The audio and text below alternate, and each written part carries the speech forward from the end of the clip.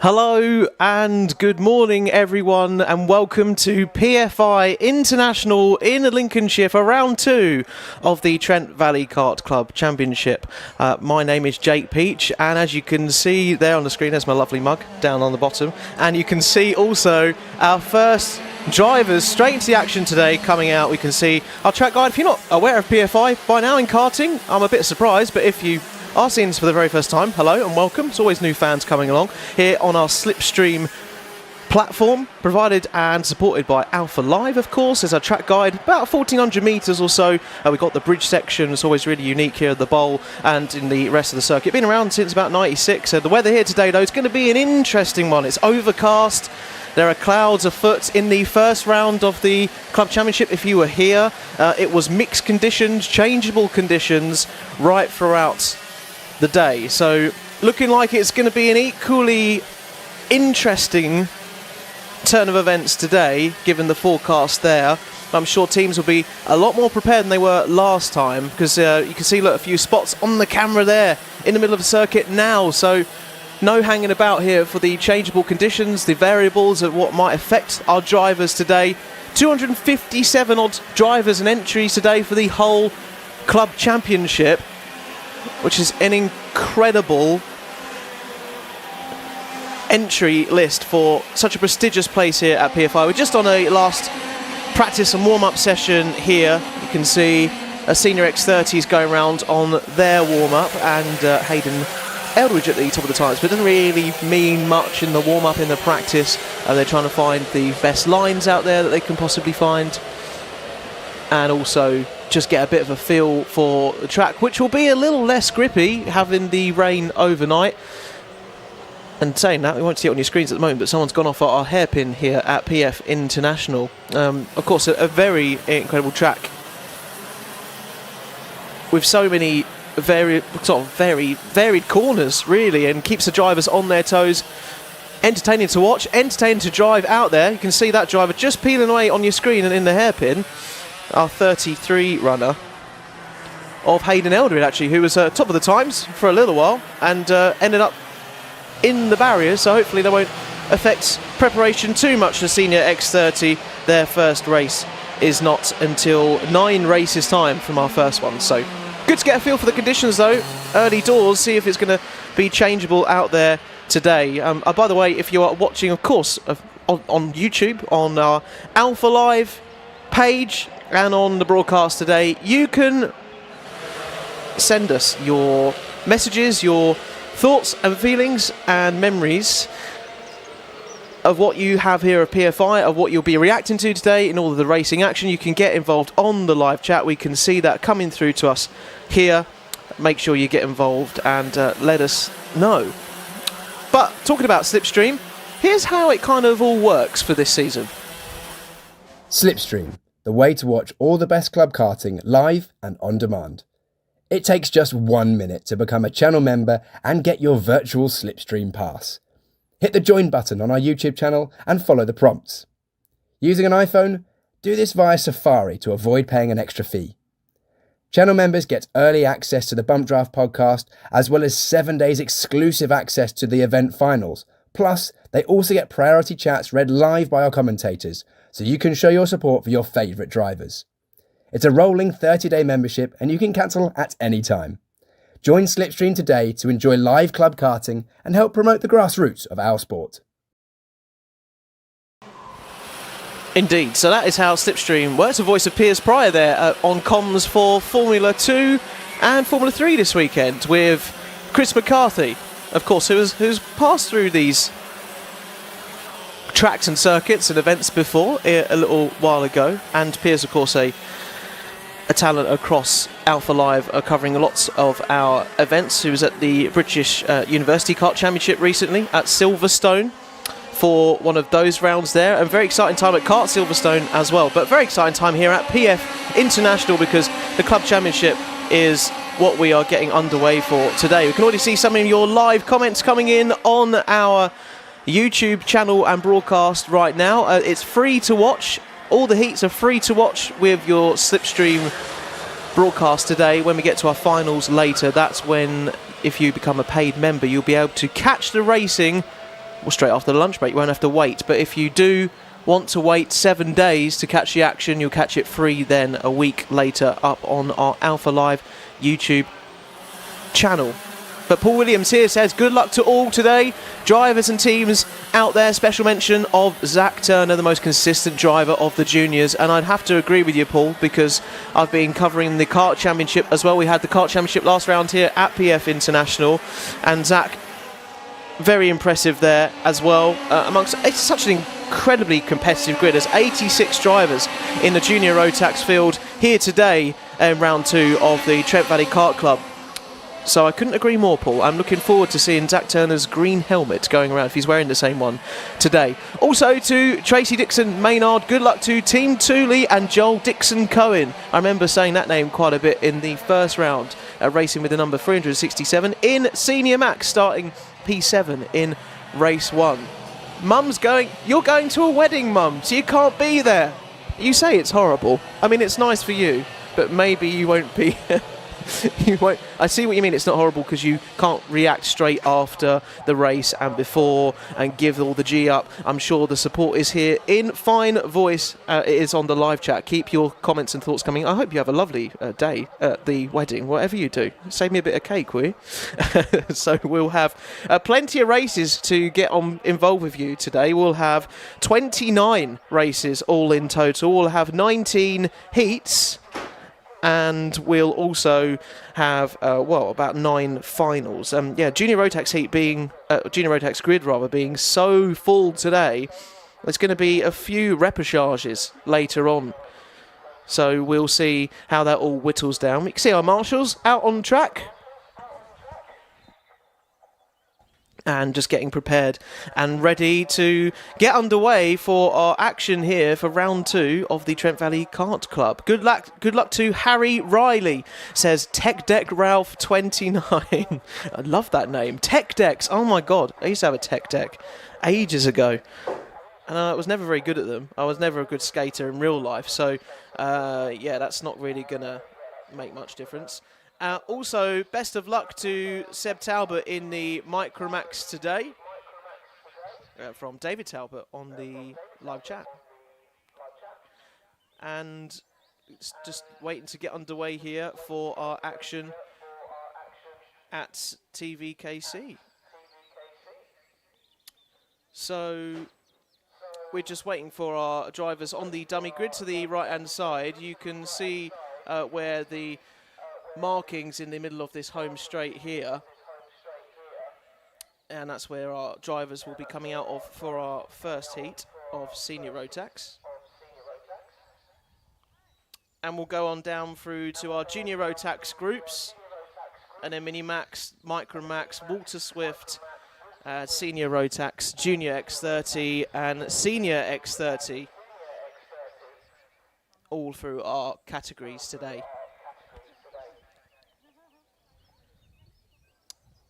But yeah, lots of drivers here, 257 of them. And hopefully you'll be shouting out your support, whether you're here at the track today or whether you will be watching live on our Alpha Live YouTube stream today. Good luck to the drivers, especially Lydia McLaughlin, who today waved goodbye to her novice plates. Huge moment then for yourself, Lydia. I believe you only started karting sort of about 3 years ago and have been working your way up through the ranks and here to PF. I know that I believe Shennington's a good track for you, so welcome to PF International once again. I'm sure not the first time for you. Let's go. 49 D Clough says Lisa Luff 6901 on the live chat, keeping your support coming in and around the paddock. But, you know, here at PF International, we've, of course, got this very prestigious club championship. But there's something that happens in August, which is, well, on the lips of everyone. And it turns out to be the 30th anniversary of Kart Masters.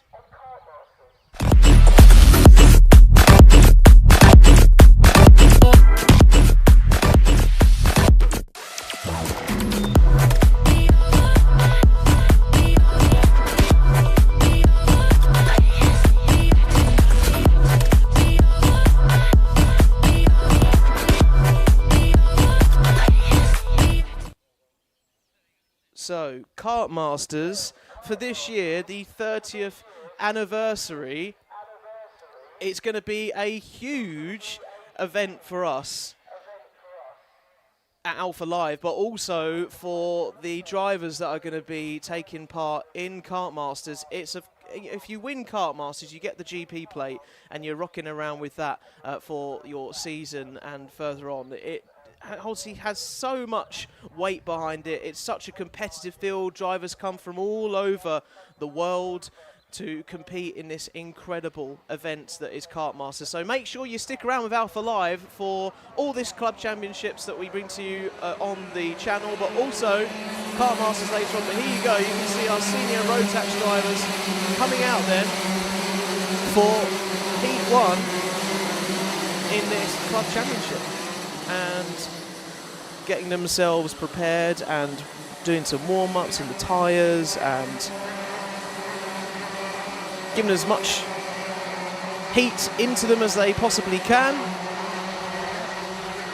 and finding their way around the circuit and probably getting a bit of a feel for it out there this morning, where it's kind of been a little bit mixed in the conditions. It's been somewhat damp, but it seems to be drying out a little bit every now and then, ebbing and flowing, but I'm sure we're going to have very mixed changeable conditions today. Let's get to your grid then for the senior rotax Heat 1. Harry Freeman is on pole position. Jared Fox-Whiteley, Lloyd Hare, Oliver Liversedge, Jack Liddy and Joel Dixon-Cohen make up the top 6. Joel's going to get some support from Mum in the live chat. Adam Wooden, Ethan Martin goes to P8.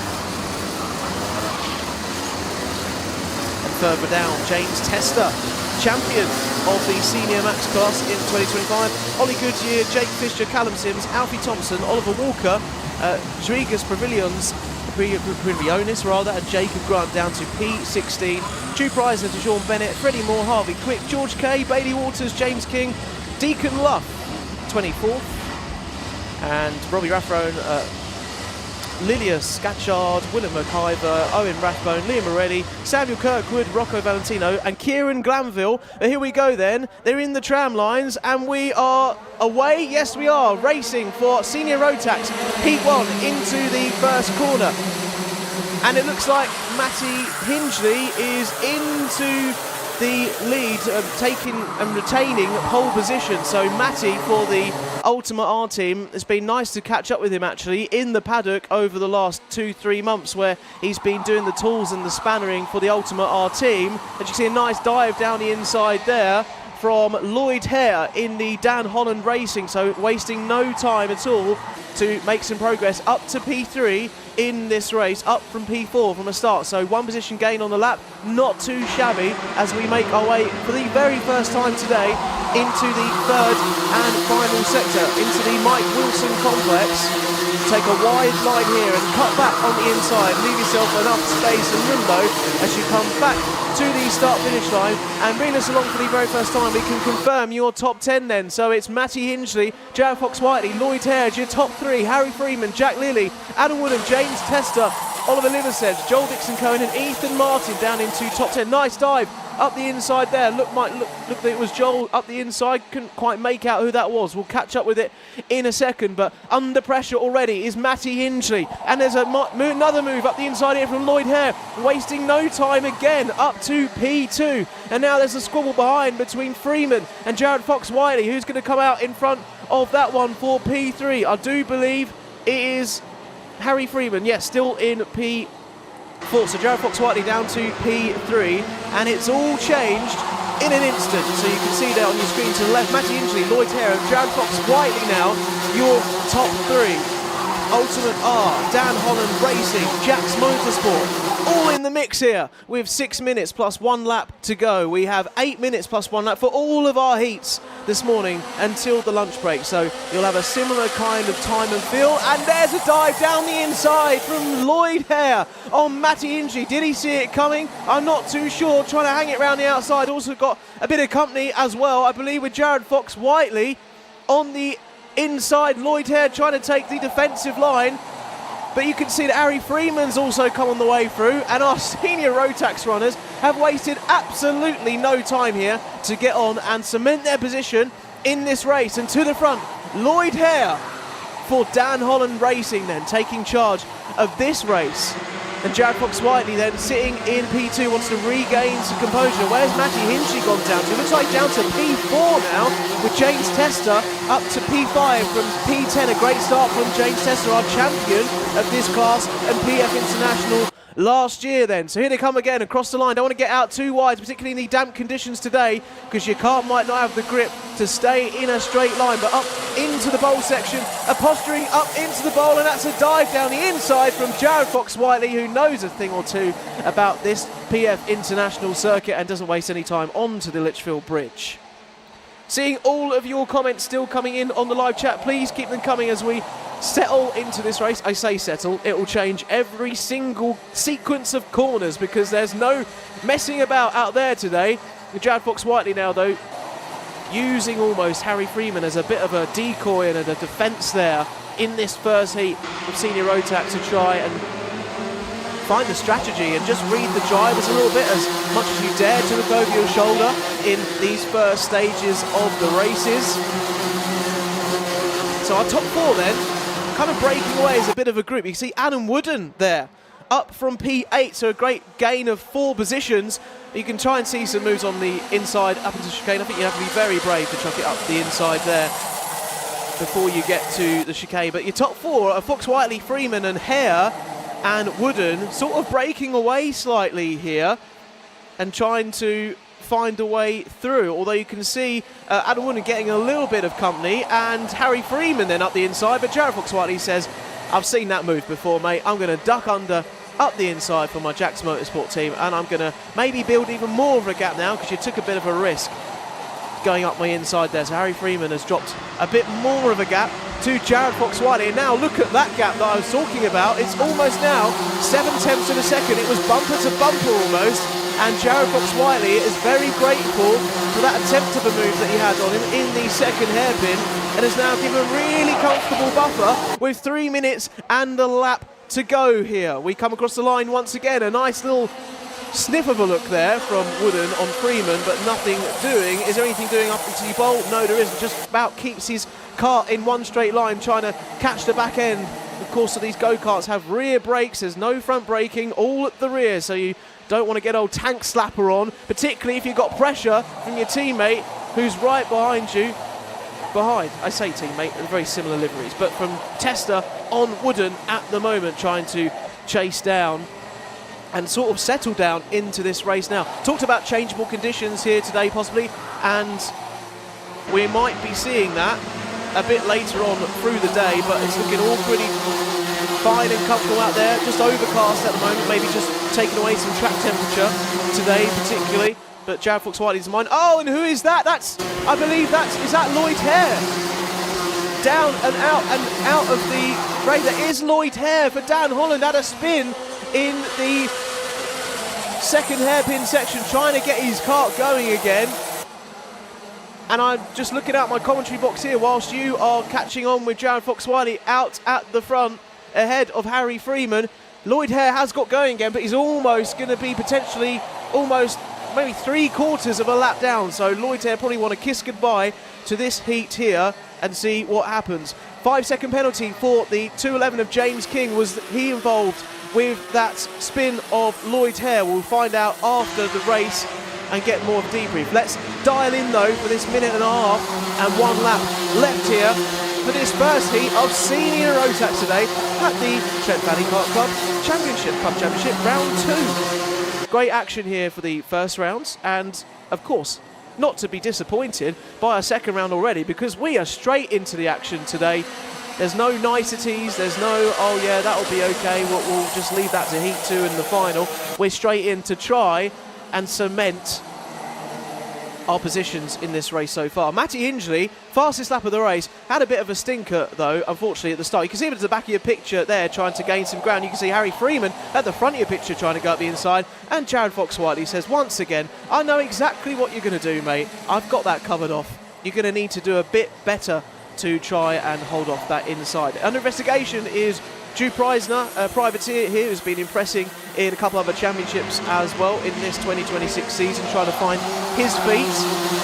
But 30 seconds on the clock. Looks like they're going to get 2 more laps here around PF International for this senior rotax race at the moment. You can see a big microphone hanging down there, but just about high enough to capture the incredible noise of these rotax machines coming through down the start-finish straight and into this chicane. And there's about a 3.5 gap between Fox Whiteley and Wooden. So when does Wooden maybe start to posture for a move that was being tried a little bit before, but Fox Whiteley just coming right back through each time?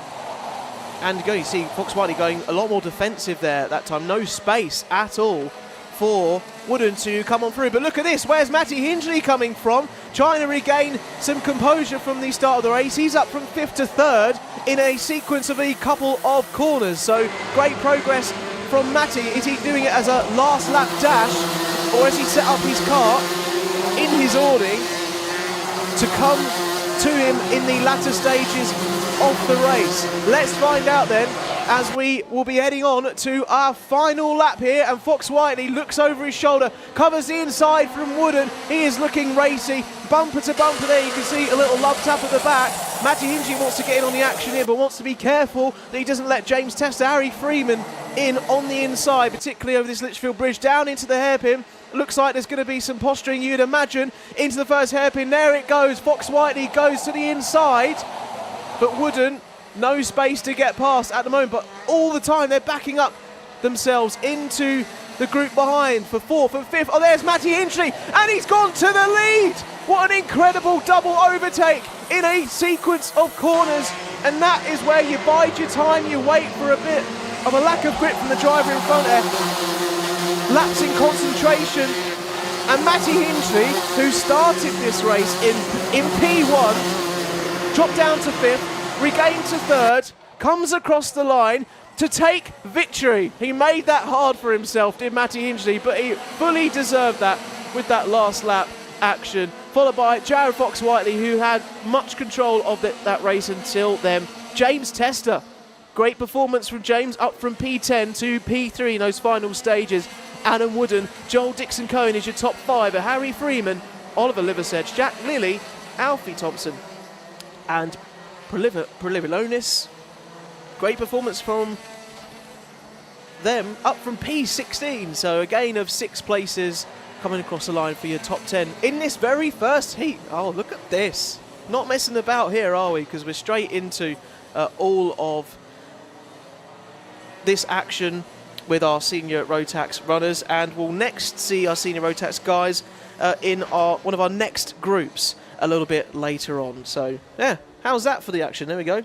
We've got David Talbot here. Lovely move to take the lead, says David. Yes, I couldn't agree more. Good luck to Freddie Moore from the team boss and Max Moore seeing today. Good luck to Zach Turner as well. Noddy Cole's racing team watching all day from home, says Mum, Carly Turner, giving the love and support all the way from the comfort of her front room, thanks to our Alpha Live YouTube channel here with us today. Brought to you by SlipStream on Alpha Live. SlipStream members, for later on you can catch the finals. But for now, for the heats, they're completely free to watch. If you become a paid member, you'll see the finals later on. But let's get into our next race of the day.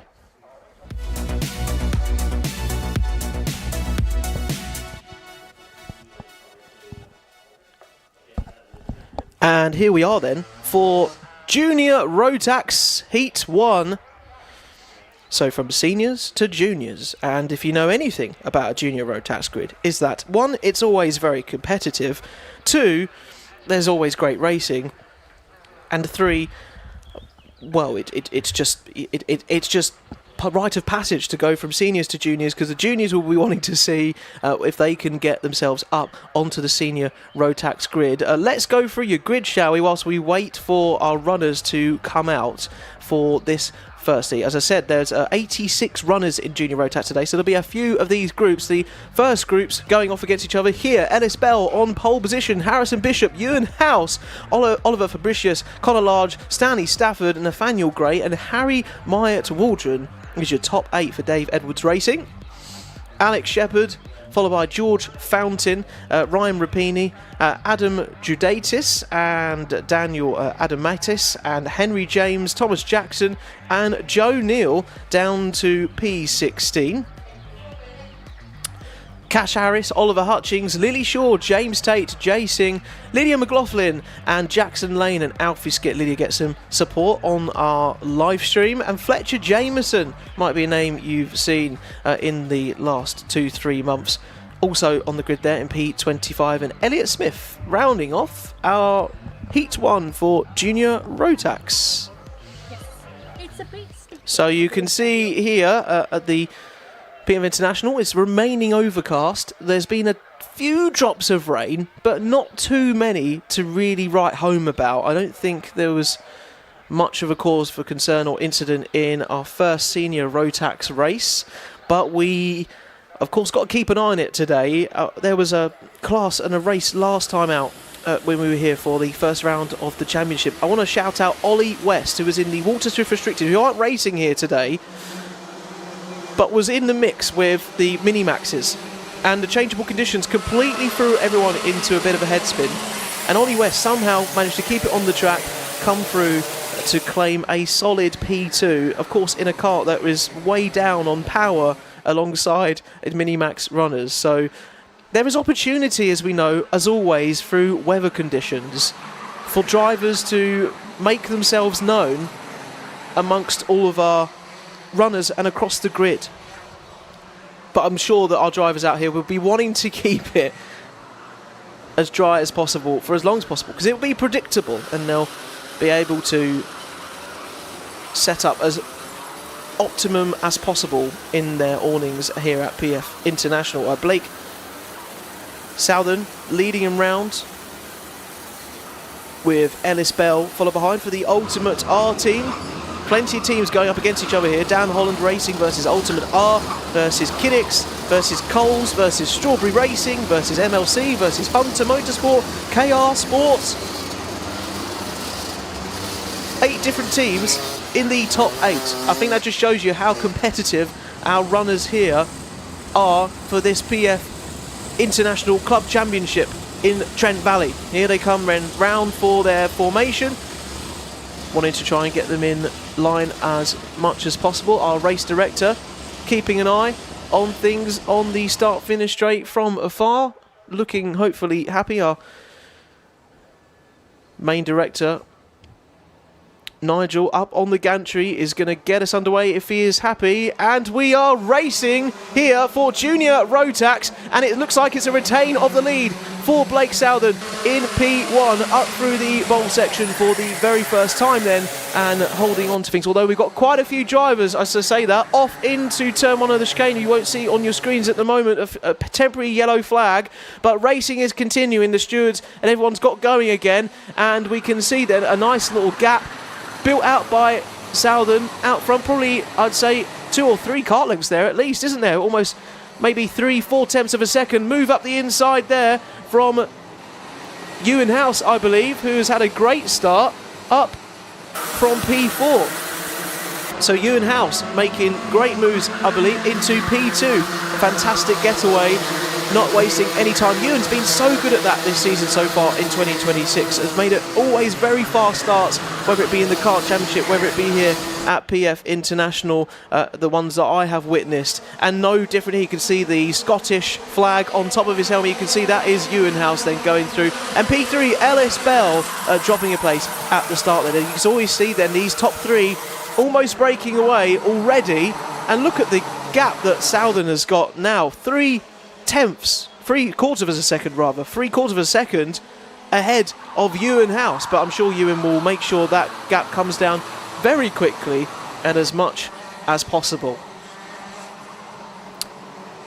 So here we are moving through our first couple of laps, and it all seems fairly processionary at the moment, and not too many reports of chaos to report at the moment, particularly in our senior Rotax race. But of course, for our first heats, some drivers at least, will be wanting to, get through and get safe and maximise the amount of points and enhance their classification for our finals later on today. And we are, of course, only 2 minutes into this race. All of our heats 8 minutes plus 1 lap, and sort of one by one at the moment. A nice sort of battle looks like going down there to sort of P9, P10 between Fountain and Shepherd. George Fountain for the Jax Motorsport team and Shepherd for Team Evolution. Fountain up 1 place, 2 places rather, from P11 at the start. And some hand signals going on already. I knew it wouldn't take very long, but you can see them being deployed with our Kidix team there. Oh, and Ewan House though.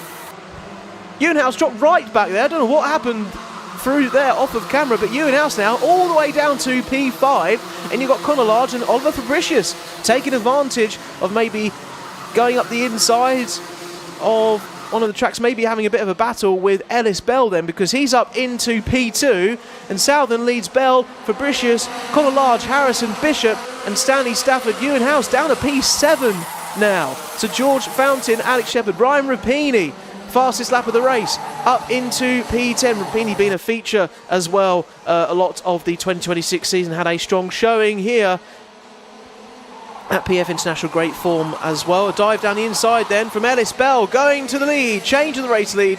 Ellis Bell in front of Blake Southern, and also trying to get up the inside once again on Ellis Bell, but getting all a bit out of shape and trying to get it stopped, to be honest. I don't feel like there's too much grip out there at the moment.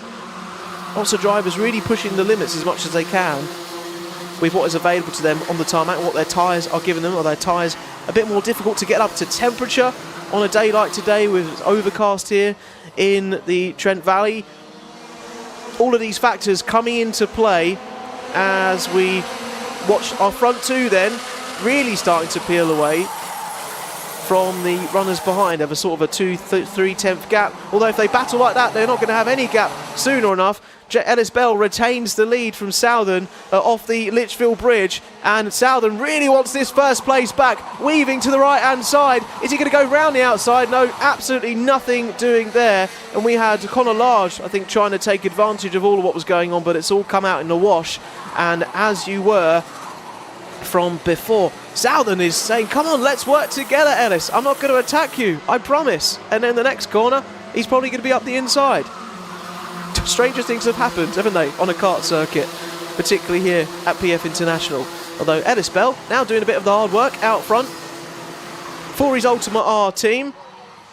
Teammates with Matty Hingley, the race winner of our senior Rotax runners. Can he bring home the bacon for Ultimate R in junior Rotax as well in this first heat? Looks like they are, now going to be working together. You can see a lot more smoother there through the first couple of corners. You can see how much of a gap they've already kind of built out in that first sector there. Back to Conor Large for the Kidix team in P3. Conor Large, by the way, great start from him for Strawberry Racing, from P6 up to P3. So on the podium in this first heat and making some great progress out there.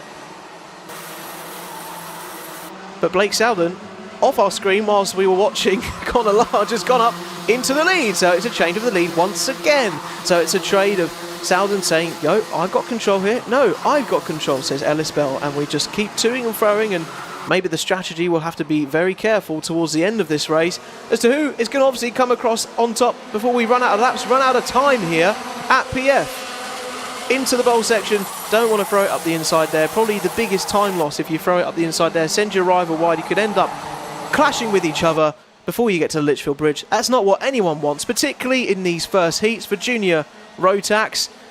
Is it what Ellis Bell wants though? Up the inside out? No, thinks better of it and stays line astern.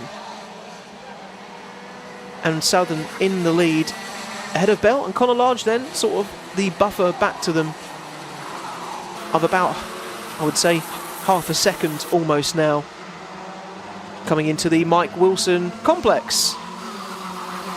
We see all of your messages still coming in on the live chat. What a great race. I'll say that again. What a great race watching. It's a mouthful, that. Ultimate R and Matty taking first place thanks to Glam Mar09E on our live chat. Good luck to Team Dave Edwards racing this weekend as well, says Gina Coleman on the live stream. Good to have your support as well, Gina and Simon. Sorry they're not here in person today, cheering on Joshua Robinson in the Junior Heat 2, which will be coming up very, very soon. But right now, we're in Junior Heat 1, and we've got 45 seconds or so left on the clock, plus 1 lap, and Ellis Bell and Blake Southern have been battling it out front. Southern in control at the moment, but they've been swapping, toing and throwing, and I wonder how long in this 30 seconds we have left, plus the additional lap, is going to last of teamwork and looking at the bigger picture. But look at Ewan House though, fastest lap of the race, coming back towards him later in this stint, dropped down to P7 earlier on in this heat and recovered onto the podium. So still 1 place up from where he started. So if Ewan House doesn't make any more progress and close that gap there, you can see now, which is sort of extended even more by a couple of tenths of a second, Ewan probably be quite happy. Oh, that's a nice move there up the inside from, I believe, Ryan Rapini into P4. So where's Rapini come from? Ryan Rapini has come all the way from P12 and now up into P4 ahead of Connor Large. Fantastic racing from Rapini. Everyone knows though that Rapini is a great talent out there, mixing the likes with all of our grid, and the same can be said for Ellis Bell, who takes his opportunity there up into the second hairpin. Southern is incensed. He wants to claim back this position coming into our third and final sector, and Ewan House is also sensing that this could be a great opportunity for him as we come through this latter section of the PF International Circuit. So we're going to go then onto our final lap, and Ellis Bell going super defensive on the start-finish straight. They're almost like they've got a bit of rope attached to them, Southern and Bell at the moment, as to the closest of them. And look at Ewan House coming back into the mix here. So you're top 3 now of anyone who could win this first heat in Junior Rotax. Gets a bit out of shape there, does Ellis Bell, onto the banking off of the Litchfield Bridge. Can Southern take advantage? Can Ewan House go around the outside? We've seen that move attempted from Ewan a few times here at PF. He knows all the strategies and where he can find a bit of time, but nothing doing there as he stays in P3. A valiant effort though from Ewan at the moment. All you can see in the background is there as well, I think that was Rapini off in the background, maybe Bishop, all getting involved and in the mix. Stafford and Connor Large down to sort of P6, P7. But here comes Ellis Bell then, leading them round the final couple of corners. And just like Matty Hinchley did in the Senior Rotax, to the line, very, very close. Just like Matty Hinchley's teammate did in the Senior Rotax. Takes the win for Ultimate R in Junior Rotax as well. Blake Southern, great racing between Southern and Bell for all that heat there. Takes second place, settles for that here, but you bet Blake will be back for the other heats. Ewan House tops off the podium, and a great net gain up from him. Fletcher Jameson, hang on a minute, Fletcher Jameson in P4, where did he come from? Wow, an incredible performance for Jax Motorsport. He was thinking where Fletcher Jameson was starting 26th on the grid today, a little bit out of place, and has just shown there why he has the pace to be competing right up at the front of the field. So that won't do any harm for his intermediate classification later on in this Junior Rotax grid today. So drive of the race there from Fletcher Jameson up, if I can do my maths, 22 places. That is quite remarkable, to be honest with you. So I'm sure there'll be plenty more talent like that on display throughout the rest of our action here at Trent Valley Kart Club today. And we're locked and loaded. We are stacked for races today. We're only 2 races in, and we're about to get onto our next Junior Rotax heat.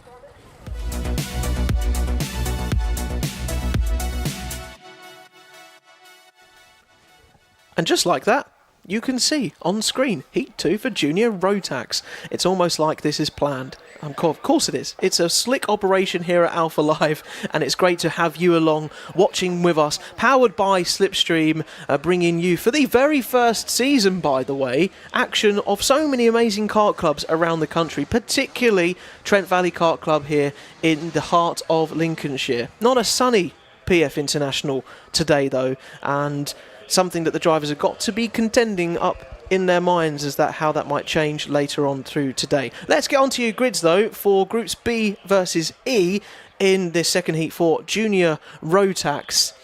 And pretty well fought, that first Junior Rotax heat, but I think a bit of conservatism coming into play. Will we see the same in this one? Harry Holland is on pole position for the Zip Factory team. Zach Turner is that name you keep hearing over and over again for Coles Racing with the PF plate starting in P2. Theo Bradshaw, Jaden Payne, Karthi Kumeta in P5, Miles Burton, Ryan White and Devin Taylor is down to P8 for your first 4 rows. Logan Howes, Ian Campbell, Max Wheatley, Liam Dooling, Jacob Aston, Jamie Riches and Max Douthwaite, followed by James Fabricius down to P16 for the MLC team. Jensen Evans, Casper McAllister, who was right up at the front for Hunter Motorsport in the kart championship here for the last round at PF International also, so Casper looking to put that track experience to good use hopefully. Oliver Peters, Harry Harvey, Ethan Guest, Ralph Rakitis and Luke Lewin, Joshua Robinson down to P24. So those are your 24 runners there. You've also got Bobby Peters, Joshua Robinson and Oscar Delanick up to P27. So 27 runners in this second heat for Junior Rotax. And loving your interaction on our live chat here for Alpha Live. Almost 200 of you watching right now. Thanks for all your support and everyone on board with us today. Good luck to Ronnie Smart in the Junior Rotax. Says Nan and Grandad in Portugal. Well, that's all right for some, isn't it? Says John Smart. Oh, I said that's all right for some, not him. I'm sure they think the same. And Dom Wilshaw says, come on, Harry Holland. You got support from Dom there, Harry. If you can hear that through your visor. I'm sure you can't because you're more concentrated on what's about to happen here for our second heat for Junior Rotax. And good luck, my cutie Teddy Cooper, says Jack Bowie. I'm not sure if you definitely mean that, but maybe I should come and double check in the paddock later on to see if you'd say that to his face. I'm sure you would. But Teddy Cooper on pole position ahead of Harry Holland for our second spot. So Teddy Cooper's actually on pole and leading us away ahead of Harry Holland. And we are underway. Are we racing? Yes, we are. Into the first turn we go.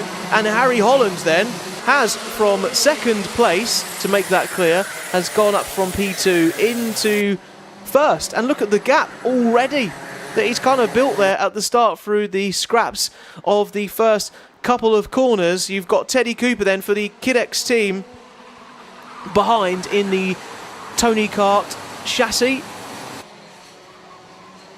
and making their way through the first couple of corners. It's a nice mix of colours, isn't it? You wouldn't miss Harry Holland out there for the Zip Factory team at the moment, but followed and hotly on the heels by Teddy Cooper chasing down. And then you've got this front three then, and look who's that behind. It's Zach Turner in the bright green helmet, who's always on the scene before too long, retaining his place from the start. These top three then, so just a change of position between our first and second runners.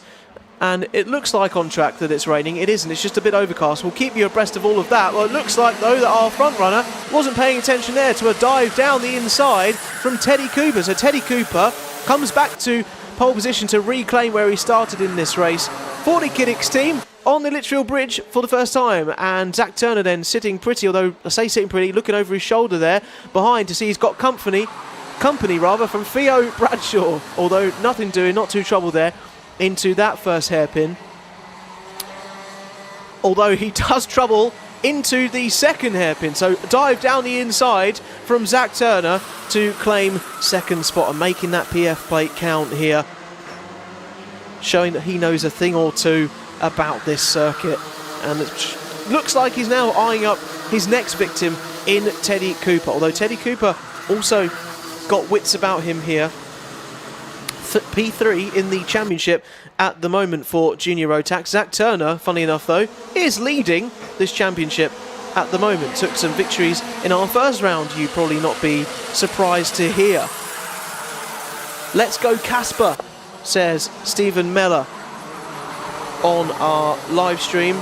Casper McAllister 19th place starting on the grid at the moment. Casper McAllister at the moment, unfortunately, had a bit of an unfortunate spin maybe at the start of the race, down in P24 right now. So looking to regain some ground from the back of the field at the moment. 5 minutes, 20 seconds and 1 lap to go for this second heat here. You can see those droplets on the camera. I assure you it's not raining right now, but it's showing you the after effects of a couple of sprinkles of rain here in what is an intriguing weather system around PF International. It just sort of play with drivers' minds and teams sometimes. How they're going to set up their karts, what tyres are they going to obviously run with. Nowhere near wet conditions at the moment, but something I'm sure that is in their armoury today for our racing. Zach Turner then trying to get hot on the heels of Teddy Cooper, and to the lead bides his time. Zach Turner, you've heard it before, you might hear it again though, because Teddy Cooper nearly came up the inside, but Zach Turner makes that move stick and up into P1. Or I say that though, Zach Turner's pretty thinking, I didn't need to cover off the inside that early, did I? Oh yes I do, I need to hug the inside and fend off Teddy Cooper. Harry Holland as well there, looking racy coming into the first hairpin. Is he going to try and duck an under on Teddy Cooper? Nothing there going on, so we remain where we are. We have Theo Bradshaw also in on the act here. It's almost now letting and developing our front 5 or 6 becoming now, rather than our front 2 or 3. And look at Zach Turner, the time he gained there through that third and final sector, whilst everyone else is busy watching over their shoulders. He's almost built a 7/10 gap. It's down to half a second now with Teddy Cooper, but between Harry Holland and Theo Bradshaw here, who's up onto the podium, it's going to look like something that they need to keep an eye on throughout the rest of this second heat of Junior Rotax.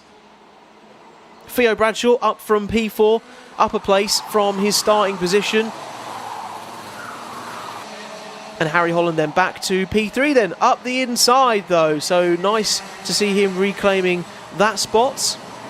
And you can see the drivers coming through are a couple of hairpin sections. Pretty technical, 90-degree rights, but got to get them right and get a great run out of the corners. Logan Howes you can see then with the pink front of the kart there, making sure we don't miss him as he goes around PF International. Logan Howes chasing down after Harry Holland then. Look at these two out front though. Looked like Zach Turner was getting away with it a little bit, but Teddy Cooper has put the pressure on, setting the fastest lap of the race round here with a 58.53, which is around about 3 or 4 attempts faster than Zach Turner right now. And I think you can see that playing out in real time here, because Teddy Cooper said he wants to work together, and looks like Zach Turner's got the message, but could have easily dived down the inside there at the first hairpin, but thinks better of it, wants to give Zach Turner a chance to build out the advantage here, build out the lead for these two to break away. Remember, it's only the first heat for our drivers currently in the grid you're seeing. And they've got to build this gap, because Harry Holland is, I would like to say, coming back at them. Zach Turner looks like he's not bunching up the grid here, but holding them back a little bit. Is that a strategy to try and push Teddy Cooper into the back of P3 and P4? It's something that Zach Turner is probably not shy to do, although probably needs to make his mind up of how it's going to happen, because Teddy Cooper tries to dive down the inside there into the bowl section over Litfield Bridge. Is it going to work? No, there's not enough grip out there, and Zach Turner lives to fight another day holding on to this position. But Zach is so good at holding on to the lead. We've seen this play out so many times, whether it's in this championship, whether it's in the national championships as well, in other campaigns this season, 2026, knows exactly where to place his car around these couple of hairpins. I say that, he nearly did it, but just about got across. Maybe heard me delayed through the intercom and the PA round our track. Just about covering off Teddy Cooper. Must be so frustrating for Teddy Cooper right now, who can probably sense Harry Holland breathing down his neck in P3. Teddy's trying to find moves up the inside, round the outside. Nothing going on there though. Looks like Teddy Cooper dropped back a bit though through those final couple of corners. And that's given Zach Turner a bit of a buffer now, 3/4 of a second buffer as we come across the start-finish line. Our third place man a second off of Zach Turner right now. So Harry Holland trying to fight and wrestle the kart there with Theo Bradshaw on the back of him as well. Nice We can see there, I think, a retaining of that place from Theo Bradshaw. Rather, up into P3, yeah, went ahead of Harry Holland. So Theo Bradshaw into P3 and taking a wider line. You can see a wide line they're trying to take. Are they trying to find a bit more grip out there in very damp conditions at PF International? Certainly looked like they took a different line to try and avoid slippery parts of the circuit. Can't see too much rain out here at the moment, but maybe a bit slippery for one reason or another. But you can see karts all over the shop trying to find their place and going very, very wide. There must be spots of rain out there at the moment because it's become treacherous for our runners. Teddy Cooper is up into the lead because Zach Turner, I think, had a bit of a tank slapper in one of the corners, and they're going a lot slower as they come across the line for our final lap then. And yeah, look, they're really wrestling the kart out there. Must be really damp spots of rain catching them out here at PF International, and gingerly almost coming through the bowl section then. It's almost like the race has been neutralised by these slow boards, but as is the conditions here at the track, as I've been talking about here in Lincolnshire, last time, the first round, we had lots of weather conditions playing havoc, and they're doing the same here. Teddy Cooper tried to swing underneath, but Zach Turner trusted that there would be grip on the inside of the track in hairpin 1 and retakes the lead ahead of Cooper. Max Wheatley has come from nowhere up into the podium position, up from 12th in this race. But look, Zach Turner can't keep it on the track. Is he going to be able to get through these final few corners and the Mike Wilson complex unscathed? There's a lot of experience behind the wheel and just waiting for the kart to grip up, using all of the steering lock he can get out of his junior rotax machine. So much so the kart is coming off the floor on one side and then trying to get it across the line. This will be a bit of a struggle to come across the line, but he'll be very happy to see the checker flag. Zach Turner takes P1 from Teddy Cooper, who was momentarily up into the lead. Who's going to make the... Oh, that was very close between Dooling and Karthik on the line there. Down for P11 for P12. But Zach Turner then taking victory with Cooper. Wheatley up, as I said, from P12. Great performance from Max Wheatley. That won't do him any harm for the classification. And Harry Holland, Oliver Peters, Theo Bradshaw, Logan Howes, Ryan White, Miles Burton and James Fabricius down to our top 10 then. Seeing all of your support coming in still. And Grandma of Jensen Skeff watching at the moment. So nice to see your support watching live in Spain. Cool, one of you's in Portugal, one of you's in Spain. I mean, you're having the time of your life, aren't you? Not too shabby out there. I mean, I don't know if it's better weather in Spain and Portugal where we're at right now, but it's going to be, I imagine, a little bit nicer than here in Lincolnshire. But yeah, Jensen Skeff, by the way, we will see a bit later on in one of our grids, but had great sportsmanship here in the kart championship round, who had some blue flags. Don't have to get out of the way for blue flags, as we know in karting, but we had lots of great sportsmanship on show for him. He got out of the way of the grid and let the front runners go through after having a bit of a spin himself in those heats. We'll see Jensen, of course, in a little while, but now let's get on to our third heat for Junior Rotax.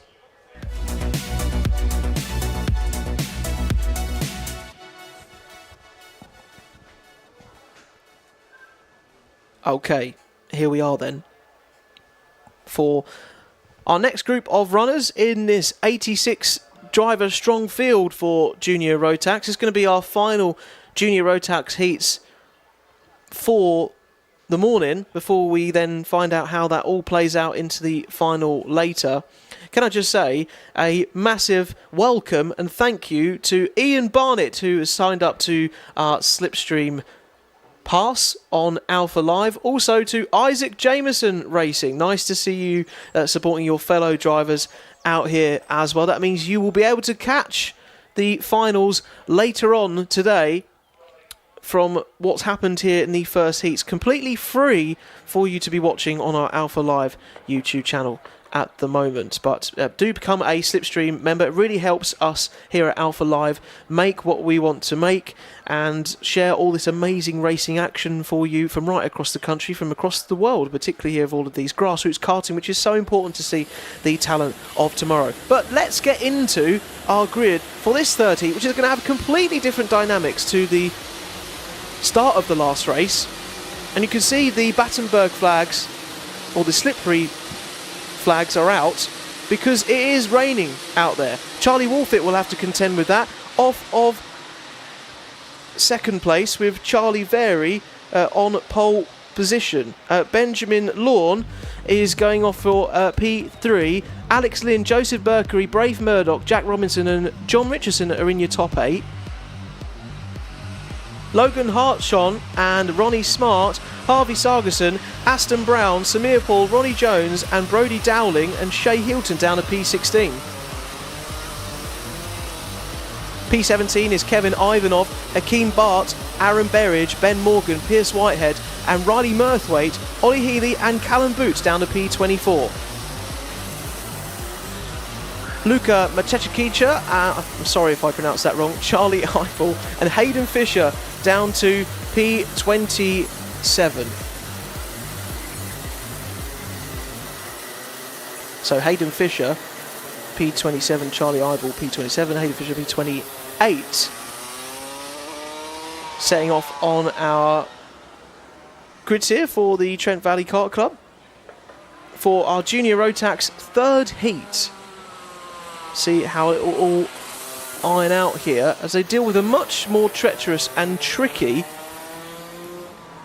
race start than their previous runners, and this will completely change the dynamics of who we're going to see going through to our finals then, because you know it's the same conditions for everyone out there right now in this heat, but different conditions from heat 1 right through to heat 3. We had a little spot of a shower. How's it going to be going into turn 1? Our race director gets our race underway, and are we racing? Yes, we are. Into turn 1 then.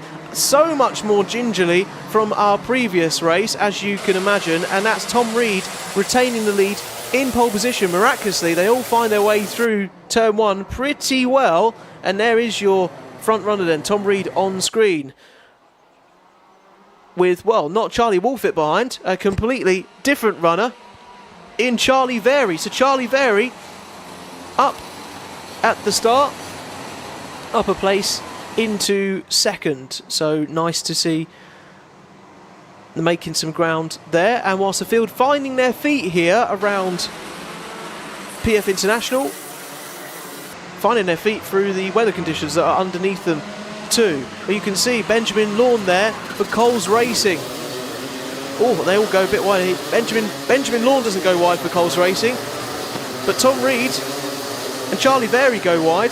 What has happened to Charlie Wolfit? I think Charlie Wolfit has been a bit out of the mix here because we can't see him on the screen at the moment, because it's Tom Reed followed by Charlie Very, Benjamin Lawn, John Richardson and Kevin Ivanov. Charlie Wolfit down to P6 from the start for Dan Holland Racing. So unfortunate to see him dropping down, but hopefully we can make a good recovery. The number 6 driver currently in P6, so doing justice to his number right now, but won't want to be doing justice to that much longer. And you can see, just as I say that, making some progress up the inside, back ahead of Kevin Ivanov, but that was John Richardson. So Charlie Wolfit even making some more progress than that. Charlie Wolfit up the inside into what looks like P4 then. So Charlie Wolfit making some further progress up the grids. Look at these two, nose to tail, dive down the inside, very brave, finding the grip all of the time and going for moves like that. It's either going to stick, of course, or it isn't, is it? And Charlie Very makes it stick. The grip is there for him on Benjamin Lawn up into P2. Look at the gap that Tom Reed has got for Thule Motorsport out there at the moment. Almost 3/4 of a second, building this nicely at these early stages of this Junior Rotax heat then. Coming over the Litchfield Bridge and with a few spectators braving it out there on the mounds and surrounds of Trent Valley.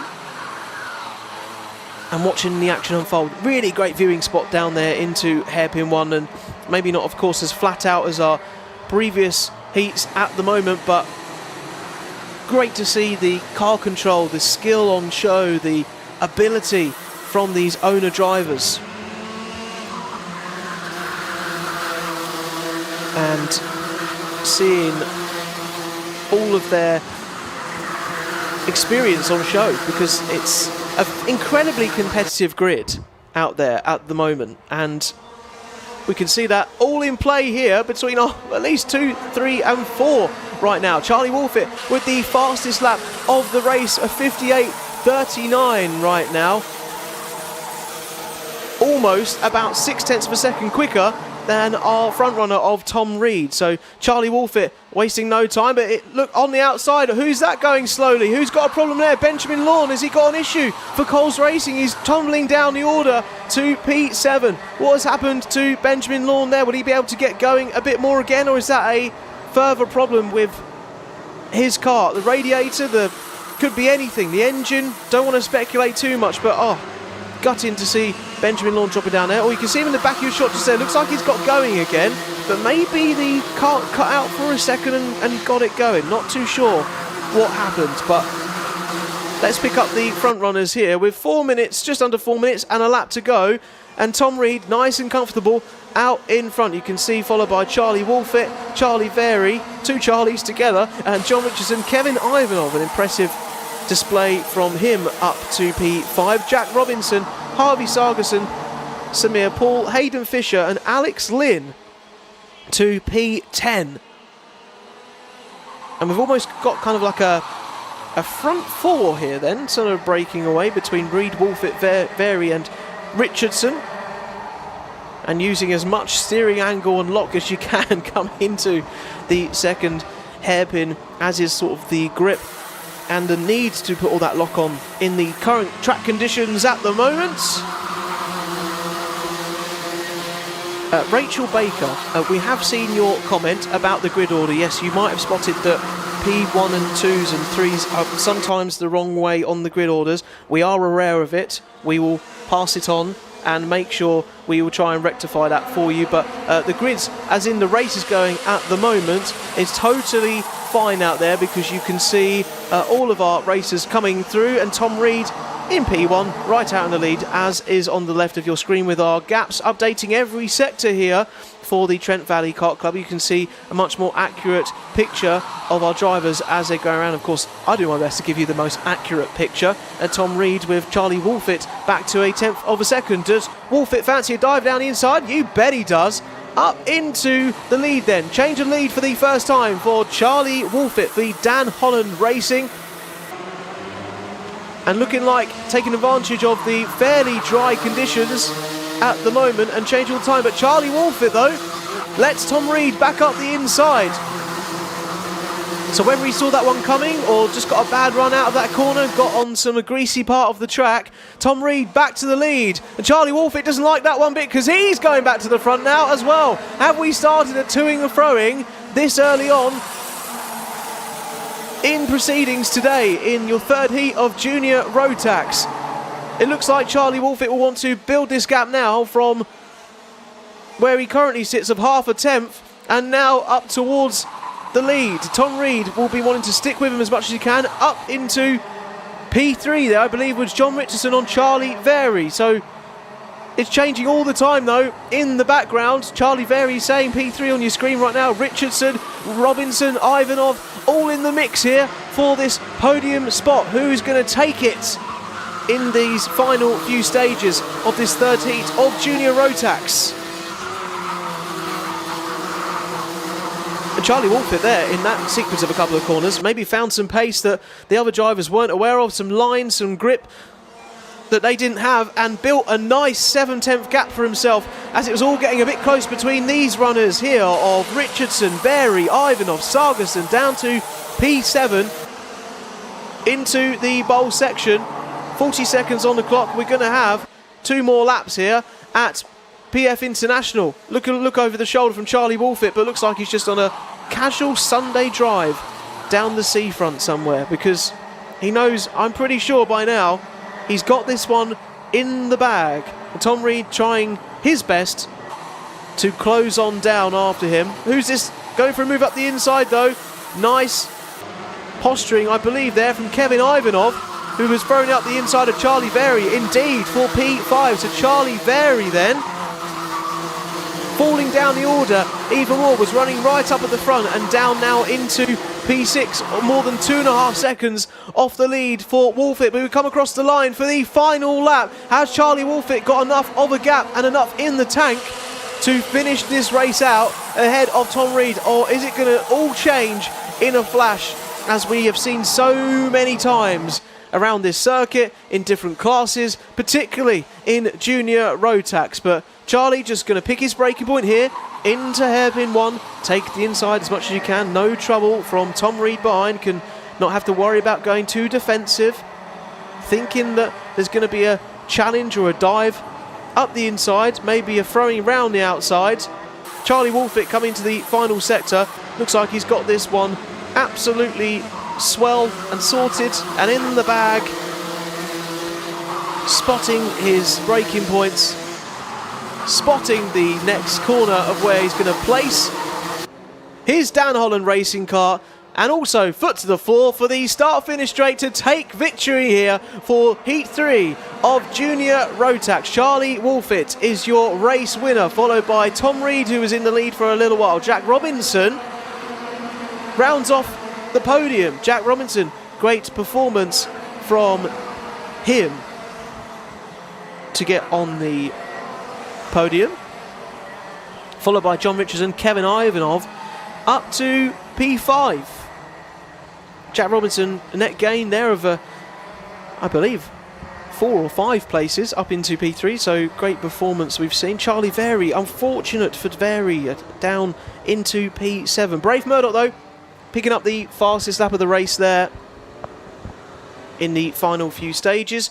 4.5 seconds off the lead. Hayden Fisher and Ronnie Smart rounds off your top 10. And Ronnie Smart was getting some support in our live chat earlier on, and great to see that coming through to help him out on track. Aaron Berridge is being watched from Australia by Phoebe Berridge, #1 fan as always. So good to see support from all over the world. You're in Portugal, you're in Spain, you're in Australia, and you're watching Alpha Live here at PF International for the second round of the Trent Valley Kart Club. Great performance from Joshua Robinson. Yes, up to P14 from the back of the grid. Well pointed out. It was a great result from Joshua Robinson as well. In the previous Junior Rotax heats. That one there taken by Charlie Wolfit. And now let's get into our next class of the day.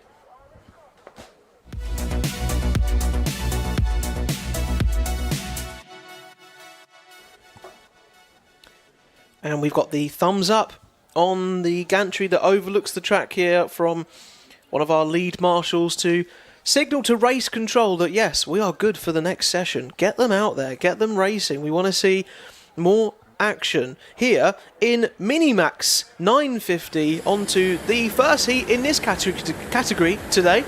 Let's get onto the grids to see how we are shaping up.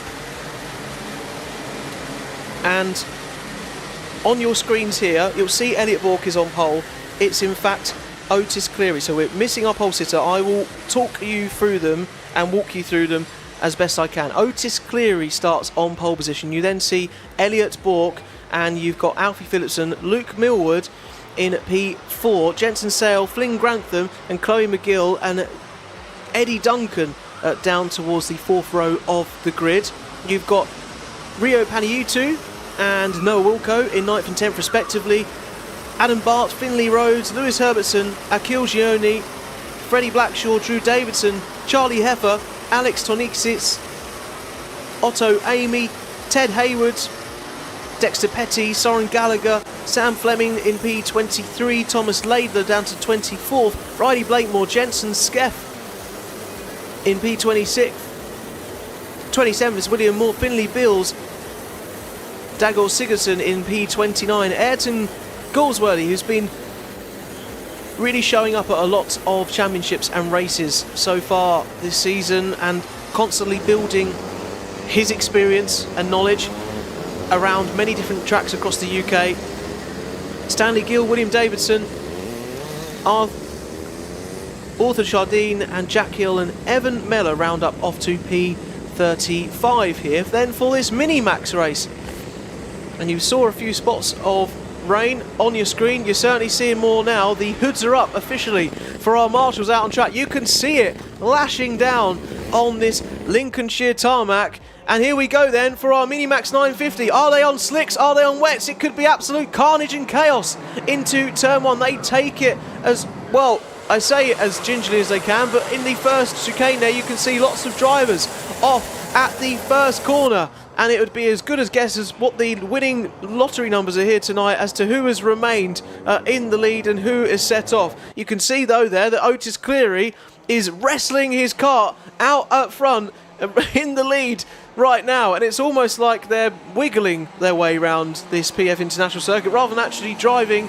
very fast. You're taking wide lines now here to try and find the grip, although we find a bit of grip on the inside there from one of our runners, from Luke Millward in the X-Kart of his. So it's all going to be, I imagine, for this first stage of the race, incredibly chaotic. We're going to have lots of change for position, I'm sure, and they'll be wanting to drive off the racing line to try and find that extra grip. Look at the tank slapper that Otis Cleary is getting in his Dan Holland racing machine. He's going so wide, he's trying to go out of our shot and off screen, but he needs to go wide to try and find all of what he can out there to see if he can retain this lead, although he's building quite a gap all the time.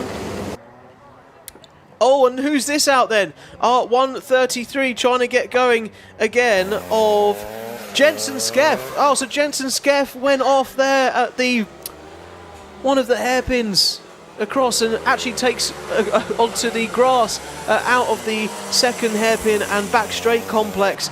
So we'll be trying to keep an eye on all of this action as much as we can. But Otis Cleary, as is with the conditions now, with a 3-second gap out there ahead of Luke Millward. You also saw our 42 William Moore alongside Jensen Skeff down to the back of the grid. So Jensen Skeff and William Moore for Ultimate R and JDR respectively down to try and recover from the grid. And who is that at the back? A spinner as well there. Otis Cleary he came into contact with right down at the back. I think that was Sigurdsson for Jack's Motorsport trying to get his kart started again. And Otis Cleary just about staying out the way in his Dan Holland racing machine. So our Minimax runners in the championship at the moment. Otis Cleary wasn't here for the first round. Oscar Kenny is leading the way, but looks like if he keeps this up, Otis Cleary might have a little bit of impact on our runners. Oh, and another driver out of this race. It's such a shame to see. That's Ted Hayward you saw there, also round the 81. Finding their feet in this race. So Dagger Sigurdsson trying to get going again, out of the race once again. Otis Cleary though here, look at this gap, look at this. It's impressive driving, it must be said, with the tricky conditions out there. I know it's a lot slower, but you can't afford to dip a tyre or anything on the outside of the track. You've got to pick your lines perfectly at the moment. Almost driving down the escape road there was Otis Cleary, but to leave the turn of his steering to the last minute to try and get the best grip and traction off the Litchfield Bridge section there. And God, look at how much he is fighting the car into the second hairpin here. And it's a constant guessing game. You're trying to find the grip out there. You know that there'll be some out there, but when do you brake? How fast do you accelerate down the straight? Do you lift and coast a little bit? Do you want to even contemplate accelerating too much? Because then you'll have it all to stop with less grip when you get to the end of the corner. But we're on board here with Otis Cleary, soaring array at the wheel, and I have to say, you could argue this is something at the moment of a masterclass in how you drive round in the wet. It's not pretty. You're obviously going to be losing a lot of time at the rear of your car, but you've just got to get round on the tyres that you've got available to you. And talking of tyres, I'm pretty sure if I'm trying to make out on screen that he is on... Is he on slicks? Looks like he's on slicks. I mean, it would describe how he would be fighting the car. But you would think that most of our drivers are out on wet. So if he's on slicks, of course, it's even more impressive display out there. But that call probably would have been made very last minute by the team, seeing if there was actually enough moisture out there on circuit to justify it. But further back here, you can see a few of our other runners. Jensen Sale down here on your screen right now in P3. Jensen Sale has been a driver that's been really impressing me in 2026. A privateer driver, stepped away from factory teams in one of the awnings in the grid, and has been doing really great things, up fighting for podiums around the country. He was here for the kart championship for PF International last time out, up at Warden Law. He really made a statement, actually took the race lead after penalties had been applied, third on the road in Sunderland. The Jensen Sale making his experience count there of all of the first few races and stages, and completely different dynamics out there right now to try and find their way around this circuit as best as they can. I don't know if there's much point saying who's got the fastest lap in really treacherous conditions like this, but I will. Otis Cleary with a 1:25.05, 2 seconds faster, more so than Luke Millward down in second place, as is to the confidence that Otis Cleary has got out there in his car at the moment. There's Luke Millward on your screen. Here comes Jensen Sale going across the Litchfield Bridge. Look at the steering rod, it's just not turning, is it, in these conditions? Elliott walked behind. Is he gaining on Jensen Sale? Jensen's probably going to be a little bit aware of that as they get closer to the conclusion of this race, but has so much to think about himself, just trying to get it round these couple of hairpins. Well, here's Otis Cleary, and that person behind isn't who's in second, because there is an 11 or second or so gap out front of the way that Otis is hustling. That's a lapped driver at the back of the grid. Cleary leads Millward, Sale, Bork, Herbertson down in P5. Soren Gallagher is in P7, was in P6. Eddie Duncan's now in P6 there, seeing you change your screen. Evan Meller, by the way, who started this race near the back of the grid, up into P8. So that is a great performance from Evan. Great driving out there in very, very tricky conditions. Riley Blakemore is P9. Dexter Petty rounds off your top 10 at the moment. But we are watching on the screen, we were with Otis Cleary. Here he is, coming down off the Litchfield Bridge, going on the inside there, taking a completely different line, then coming right back over to the outside, going as wide as you can to find the grip that's not raced on that much normally, and then coming through. They are on slicks, aren't they? They are on slicks. So this is incredible driving and car control from at least Otis Cleary out front there, because there are no grooves in those tyres from what I can see on our screens right now, unless I'm largely mistaken. No. So that's proof that the slicks are quite the challenge, of course, in wet weather conditions, because there's absolutely no grip. It's just a completely soft, plain surface. But Otis Cleary, you know, would have more grip on wet tyres, but making it clear that he doesn't need them at the moment. He's coming across the line for the final lap here, and even extends his fastest lap margin by 5 seconds to Luke Millward. So Otis Cleary looks like he's going to have this one in the bag, in case that it might completely change and spin 180. There's Stanley Gill down in P32 coming over the Litchfield Bridge, getting out the way as best he can out of Otis Cleary. Some lap traffic now then, and he's just got to concentrate then here as Cleary bringing it home in this first heat for Minimax, and picking the braking points as cleverly and smartly as he can, coming out of the second hairpin there, zigzagging across the track, going wide, sweeping back through, and coming into what is usually the most technical part of the track, even more so in these conditions. But this is going to be, although it hasn't looked pretty, it has been a masterclass in how you go racing in changeable conditions on slick tyres in a damp and greasy surface. Otis Cleary, by nearly 15 seconds, is going to take victory here at PF International. And we're going to, unfortunately, wait an eternity to see our second place runners crossing the line. That's not your second place, that's lap traffic. Now we see the second place with Luke Milwood and Jensen Sale, but a close battle between them two there. Only about 0.6 of a second separating them. So fantastic skill on show there. On the line, you saw Akil Gioni and Soren Gallagher trading places for 9th and 10th. And Akil actually securing the fastest lap there in those final few stages. So impressive driving out there. This is why some of our drivers here are the best in the country. It's an incredibly competitive grid out there. I don't need to tell you that. We've got vice champions out there of different kart clubs in Lewis Herbertson. We have seeds in the British Kart Championships of Otto Amy as well. Oh, by the way, Eddie Duncan. Where did you come? Eddie Duncan, you finished,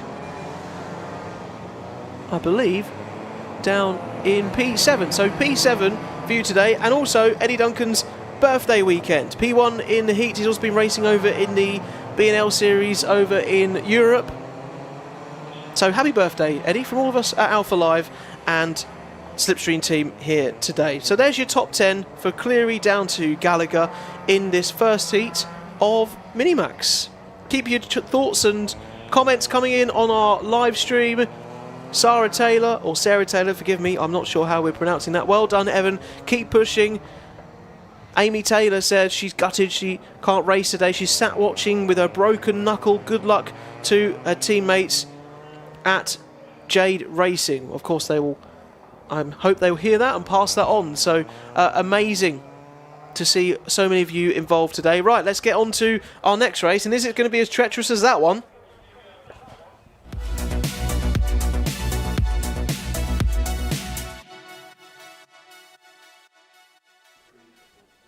Well, let's see and find out, shall we? That's the only way we will see if it's going to be as treacherous. The track conditions constantly evolving all the time, and for our kart drivers here in all of their machinery, you know, when they go up to more categories in their career, whether it's GT racing, whether it's World Endurance, if it's single-seater, wherever it might be, in British Touring Car, these kind of experiences that you just saw there from Otis Cleary, so invaluable to give them that experience, that hands-on feel for what they might feature in the races in the rest of their life and in the rest of their career. We've got one driver out on track with their kart stricken at the moment from the Minimax 950 race just before. So until that kart has been cleared away, we won't be getting underway.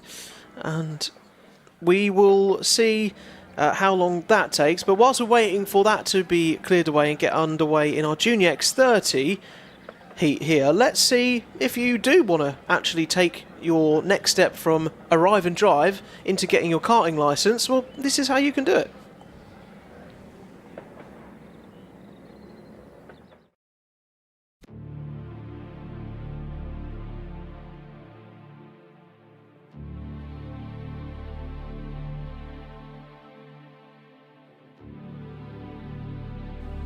And also, don't forget, we are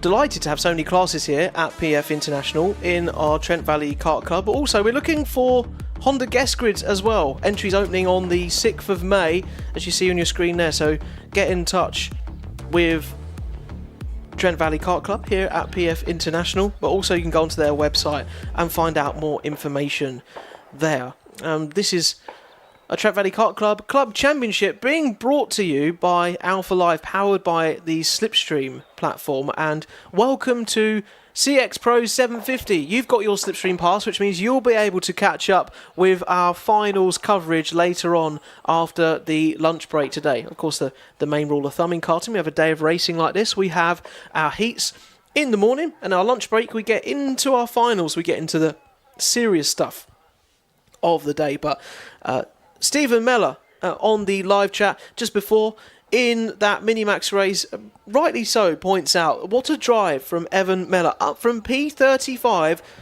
to P5, 30 places in one race. That'll do him the world of good, won't it, for the classification later. But shall we get onto some grids then for your Microax race now and into this heat? And let's run you down then from pole position. Archie Gupta, who's been getting some F1 Academy early support for their programme, will start us on pole position. Lenny Barton for Strawberry in second, and Arlo Gamble followed by Caden Hanley and Will Rainwright down to P5. Jayan Prakash,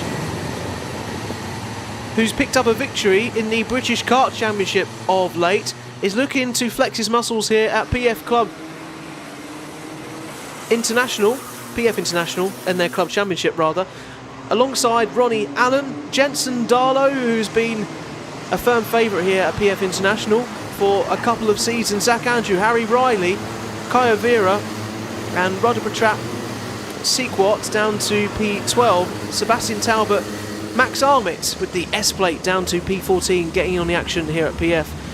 Tommy Lovejoy, Kai Suri, Jack Gould, Rafe Owen, Jensen Kelly, Milo Taylor, Lucas Seabright, Lanny Eden, Elliot Hitch, William Hatton and Anthony Ray to the back of the grid. Are we going again though? Yes, it's our first full start of the day, because I believe maybe our drivers weren't too happy about how that was forming. They were all a bit out of place, and our race director caught those hand signals there from our drivers and maybe weren't all in the right position, didn't get in position quick enough, and now go once again for another flying lap.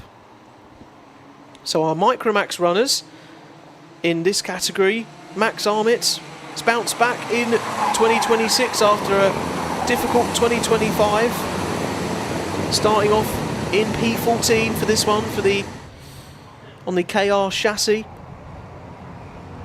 They'll make their way round on this next lap. Kai Suri as well in this grid, down in P16 for Sam Pollitt Racing. 1 year in racing in UKC as well, the Ultimate Kart Championship, getting experience there. Jayan Prakash with that very impressive victory at Warden Law in Sunderland in the British Kart Championship in a very, very competitive field, has been making great progress, has Jayan. So can he also make great progress in this race from P6 starting today? Milo Taylor as well for Ben Folland Motorsport, you will spot out along the way in this grid. Up in P20, looking to make some progress. P5 in the final of the Kart Championship most recently as well in PF. Can he make it stick here? Are we going racing here for our Microax runners? Yes, we are. And into the first corner is a change of the lead. So Lenny Barton up into the lead for Strawberry Racing, ahead of Archie Gupta and Arlo Gamble in P3. How's it all ironed out here? Caden Hanley is up into second place. Nice move there from him and a nice start on the inside, but it looks like a regain of a place here. Caden comes across to try and defend the position of Jayan Prakash, who's also now up into P2. Where did that come from in all of the action? We were talking about Jayan's success recently at the British Kart Championship, and it looks like he's not wasting any time by letting his competitors know around him that he is in fine form at the moment and needs to be kept an eye on, and has gone to the lead of the race then. So Jayan Prakash for Sam Pollitt Racing is up from P6 to P1 in just the one lap. So how's it going to finish off though? Is he going to retain this? Is he going to build the gap? The gap almost kind of up to 3-4 tenths of a second, I would say, as we come across the line. Lenny Barton then, down to P2. Caden Hanley, Jensen Darlow, who knows a thing or two about this PF International circuit. Down in P4, Will Wainwright. Down in P5, Zach Andrew, Arlo Gamble, Tommy Lovejoy, Harry Riley. And Seekawat down to P10. That's your top 10 at the moment. Tech Deck Ralph says good luck to all the drivers in this race, particularly Harry Riley as well, who started in P10. Harry Riley's gone up a place to P9. There's some moves being made from Jensen Darlow, who's now up into P2, up from P4. We said he knows a thing or two about this circuit, and he's definitely making that count here. You saw the slick tyres that were on our runners in the first race. Different in this one. You can see the grooves of these tyres. They're on wet setups, wet tyres, wet rubber, to give them a little bit more grip out there on a greasy track, I'd imagine, at the moment. It's currently, ironically, not raining like it was in the last session, but to give them a bit more stability, that's what they've ended up going for in this one. And Jane Prakash seems to like the choice of that, because he is 2.5 seconds ahead of Jensen Darlow, with Zach Andrew out in the lead, although it looks like Zach Andrew is diving down the inside into the bowl and takes P2 away. Looks like Jensen Darlow is also going to lose out to Will Wainwright. But they're all getting into a scuffle here, and you can see Zach Andrew wanting them all to work together, push ahead. So Zach Andrew into P2 now, Will Wainwright into P3, although it seems that Jensen Darlow wants to change that and wants to maybe try and duck round the outside. Is there any room for him there? No, there isn't. Jensen Darlow holds on to P3 for now, although he's got Tommy Lovejoy up on the inside for company as well. Now Tommy Lovejoy goes ahead into P4. So opportunist driving from Lovejoy there knocks Jensen Darlow down from P2 to P5 in a matter of corners. It's how it can all change here at PF International in a blink of an eye. Jane Prakash then, look out front, look at the absolute sea of time between him and Zach Andrew. Jane knows a thing or two about how to build a lead recently in 2026, and looks like he is, well, he's showing that right here, isn't he? 4 seconds gap now between the leaders of Jane Prakash and Zach Andrew in P2. Zach Andrew getting all a little bit out of shape there onto the banking as we go down towards our first hairpin near spot kid braking point. How much grip is there down there now? Looks like they're putting more and more rubber down. But Tommy Lovejoy up into second place then. So Tommy Lovejoy into third rather. Sticking in third now. So Tommy Lovejoy in third, with Wainwright all over the back, trying to make those moves stick into that Mike Wilson complex there. Looked like Tommy Lovejoy did go up into second. Yeah, so nice dive up the inside ahead of Zach Andrew. So great racing here further back from Prakash, who is out front and enjoying a great time of it. You'll probably see, I was going to say, come into your shot there at the end, as is the gap now. Another second gained on that lap in one go from Jane Prakash. Not the fastest lap at the moment from some of our runners behind, but Jane Prakash with the fastest lap, setting the pace out there with a 1:07.83. So literally, yeah, exactly a second faster than Tommy Lovejoy, as has been shown on the timers, but exactly a second to the millisecond. Jane having a really great time of it there at the moment. Here's Jensen Darlow on your screen, battling for P3 now to hold on and just keeps in front of Will Wainwright coming into this section again, who's in P4 now. So Jane Prakash followed by Lovejoy, Darlow, Wainwright, Zach Andrew, Arlo Gamble, Lenny Barton, Caden Hanley, Ronnie Allen and Harry Riley rounding off your top 10 at the moment. You can see our mechanics, supporters, family, friends giving their hand signals, push more, push less, watching from the grandstand there on the start-finish straight, trying to coax their drivers along, whether to peel back a little bit, whether to chase after, whether to be a bit more aggressive, a bit more conservative. Of course, we only are in Heat 1 for our Microax runners, but every point counts. Who's getting out wide there on the curb? Looks like Will Wainwright had a bit more banking than he banked on coming out of the Litchfield Bridge. Jensen Darlow knows that, is on the back of him right now and wants to maybe shape up the inside here, but thinks better of it, much more sensible driving and thoughts than I'm suggesting, and maybe leaving it to the 1 minute 25 plus 1 lap that we've got left in this race at the moment. You can see coming through the Mike Wilson complex there, Will Wainwright navigating the apexes.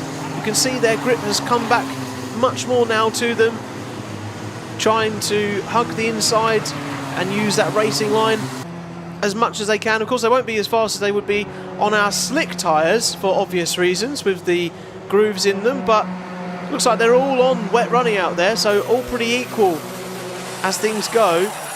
James Prakash, though, you'd think he would be on slicks, the gap that he has built out at the moment at the front, but we're on the battle here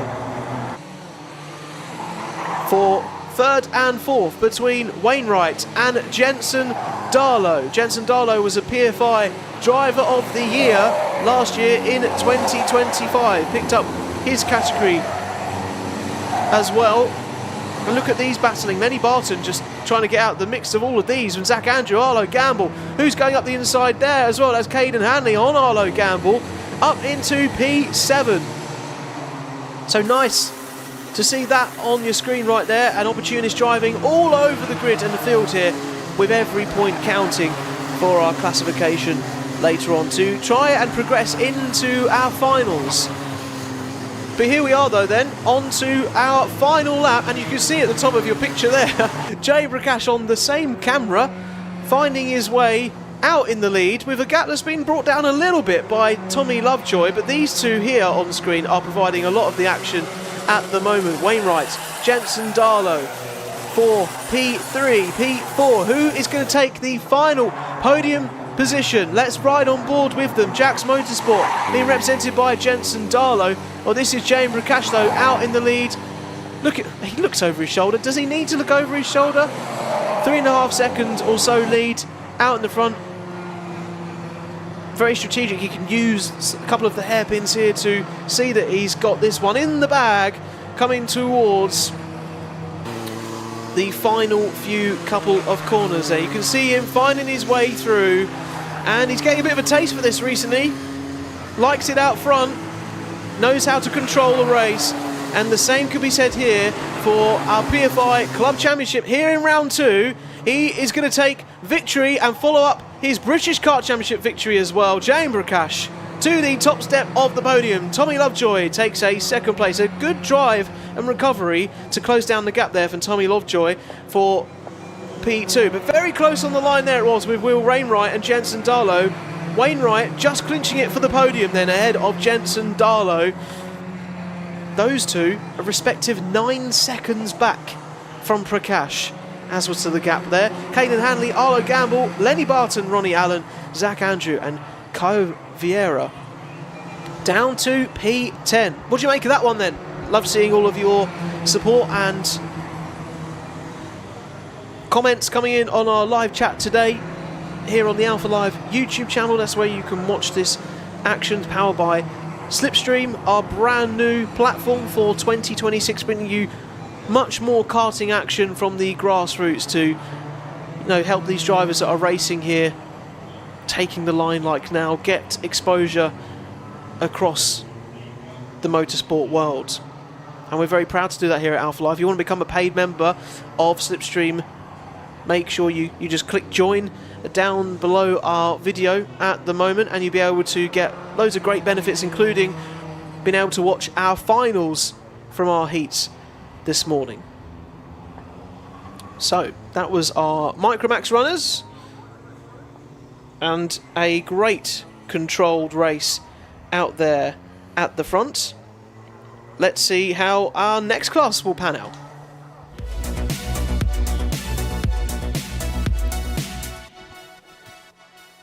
And as you say, just a bit of a shame for Archie Gupta for the MLC team, who started on pole, unfortunately went all the way down to near the back of the grid in P23. But here we are, on to our Walter Swift into grid, and it's a smaller grid than our junior rotax runners, but equally as competitive, I'm sure. We've had water swift restricted classes in our previous rounds here at Trent Valley Kart Club. Today, just the water swift inter class of 8 runners, enough drivers to warrant their own class out there on the track today, so there should be plenty of space for battles and skirmishes alike around this circuit. And I'd say it's kind of lightening up a little bit more now here at PF, but still quite overcast with our weather conditions, which have been basically on and off rain, like someone turning on and off a tap for a very short time, just to, you know, make it a bit more exciting and interesting and frivolous in terms of our drivers out there. Let's go through your grid then.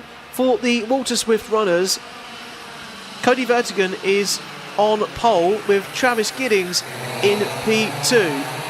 Frank Morris for S8 Racing is in P3, the number 55. Will he embody the spirit of Carlos Sainz? George Creeves in P4. Max Frisbee, Oliver Kleinfelter in P6. And Pierre Brooks and Reggie Chandler is in P8 for Hunter Motorsport.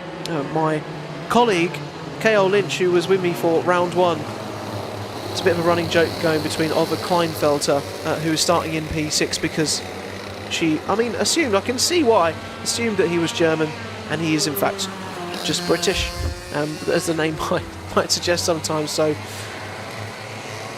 Oliver's becoming a bit of a meme for the club championship here at Trent Valley. But are we away and racing?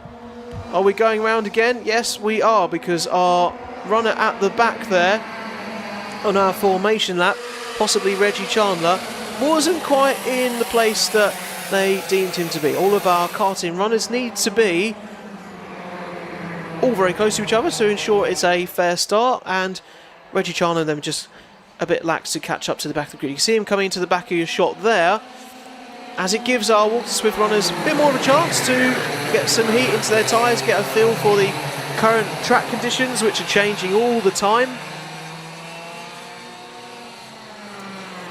And now slowing up again, our leader there of Cody effectively becomes the default pace setter and is responsible for getting everyone in shape and in line. You can see Travis Giddings there alongside too. With a rolling start, they'll be pretty side by sides, because some of the drivers behind there not too happy with what's going on. You can see the visor completely open of Frank Morris, just wanting to get as much, I say fresh air, it'd be exhausting. It wasn't just a really clear visor, it's a very clear visor. We can see the eyes and the concentration and the face of Frank Morris through his visor there as we go throughout this race. It'd be a nice glimpse to see how he's finding this racing action. Our director Dan Ashton steps off the track. Is he happy that we're going racing? Yes, he is, and we are into the first corner for our Water Swift Inters, and out front in the lead, retaining that position, is Cody Vertigan. Ahead of a change of position, Frank Morris up from third into second, so a nice dive from him and making the most of that. And now it looks like Frank Morris is trying to go to the inside, and I talked about seeing the concentration through his visor. You could see the opportunist look in his eyes as we were finding the way through to try and take up into the leads. But now he's got a bit of company on his left hand side from Reggie Chandler, who's right up into the mix already. So we're into the third and final sector, and Reggie Chandler is up into P2 right from the back of the grid. Reggie Chandler, though, must be said, also knows a thing or two about the Water Swift category, seeing as he was very high up and involved in it last time. So coming through then for the first lap, officially Cody Vertigan ahead of Reggie Chandler with 6 minutes and 40 on the clock, plus 1 lap, which is going to tick down all very fast as we make our way through. Oh, and dived on the inside was that Reggie Chandler no, that was what? It was Travis Giddens, I think, trying to find their way back up into the place they wanted to be. Had a look on Frank Morris on the Litchfield Bridge. Has now put him back into the pack of George Greaves, Frisbee, Kleinfelter, and possibly not the move that it wanted to make. Cody Vertigan signalling to Reggie Chandler, I want to work together with you. We've seen those hand signals all too often, over and over again. And Frank Morris, there you can see now with a bit of a gap, sitting in P3 with a bit of a buffer either side of him, not too much to worry about behind. A little bit of a gap to close in front to these two here. But these two out front, right close, nose to tail now, and Reggie Chandler sets the fastest lap of the race whilst chasing down after Cody Vertigan. Is there a move there? No, there's still a working together strategy. Oh, and Frank Morris just coming up on race control has got a 3-second penalty then, and Reggie Chandler, who is in the lead now. I was going to say he's in P2, he's in the lead now. He might not know it yet, but when he comes round onto the start-finish line, he's got a 5-second penalty to contend with. So the off-track action getting involved now in the race results, and Reggie Chandler's got to be aware of how that will play out in things. Possibly he's obviously got to try and build a 5-second gap out there now to see if he can claim victory here in this Walter Swift Inter category. But will Cody Vertigan be aware of the 5-second penalty as well that his competitors got in front? Will Cody sort of just breathe a bit of a sigh of release, take it a little bit easier, and be able to take his foot off the gas slightly? You wouldn't think so, but Reggie Chandler, I would imagine, is all too aware of his penalty now and trying to build a gap out front then. Very cool helmet does Reggie Chandler. It's very retro from what I can... It almost feels like he's wearing a bit of sort of... He's not a Wally, but the Disney character Wally. On his, I like the colour scheme. But unfortunately, it's not going to erase his 5-second penalty at the moment, and it's not going to shake Cody Vertigan off the backside of him at the moment in second place. Keeping him honest with a 10th-and-a-half gap as they come into this final section. They're all pretty close together here, all very similar pace at the moment with Chandler, and Vertigan now taking a little bit of a better line through that final corner, and as they come across the line, fastest lap going to Frank Morris as well. He's got to be aware of that 3-second penalty coming his way in Parc Ferme then, but the fastest lap, no doubt, at the moment, a 1:03.47, a solid 4 tenths faster at the moment than our front runner. So Frank Morris, maybe he's got the kart set up to come towards him a little bit more in these latter stages of the race. And there's probably, in Reggie's mind at the moment, he's probably thinking, there's not what I can do, I've just got to drive as fast as I can, hope for something behind between Frank Morris and Vertigan, and then that'll probably be the only way I can try and gain out front. But then all one by one now. Giddings, you can see behind, also gaining regaining a bit of composure down in P4. George Greaves down to P5. It's also in on the act, but you can see the gap between first and fifth at the moment as they come across the line is around about 2.5 seconds between the top 5. So it's not done, but it's quite a gap that Reggie Chandler has got if he wants to not fall to the back of the grid that he needs to make up. Vertigan wants this win on the road though. He might not know about the penalty, maybe he's all too aware and just wants to make that claim and lay it down, no doubt, because Reggie Chandler is holding it out on the road at the moment, but Cody Vertigan, with 2 minutes and 1 lap on the clock, is doing his best to stay on the back of him. Privateer as well is Cody Vertigan, hunting down the Hunter Motorsport of Reggie Chandler, and the livery in front of him. Oh, gets a bit wide, does Reggie Chandler out there. Doesn't want to be getting onto a part of the circuit with all the grass and the dirty stuff and the marbles out there, manages to retain the lead though somehow.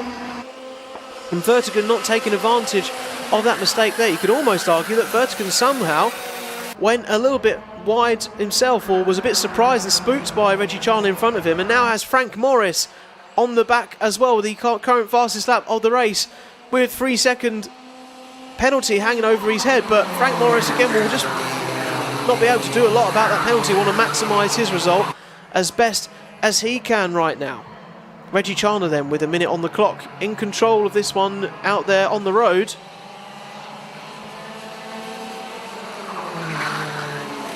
But with Frank Morris and Vertigan chasing behind then, as we are in this Mike Wilson complex here through the Fullerton S's before that.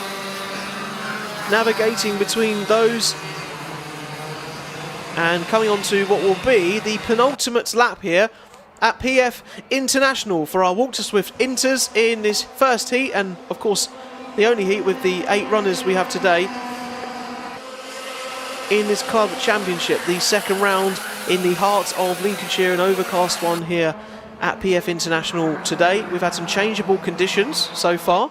It's not been bright and sunny at any point. It's a lower track temperature that they're probably working with out there. It was a bit muggy and humid as we were coming into the track. Oh, and there's that though, Cody Vertigan going down into the lead. So Cody Vertigan takes P1 on the road with Reggie Chandler behind then. And I wonder if Chandler and Morris know of their respective penalties, because now you have these two trying to scrap for the best they can on the road,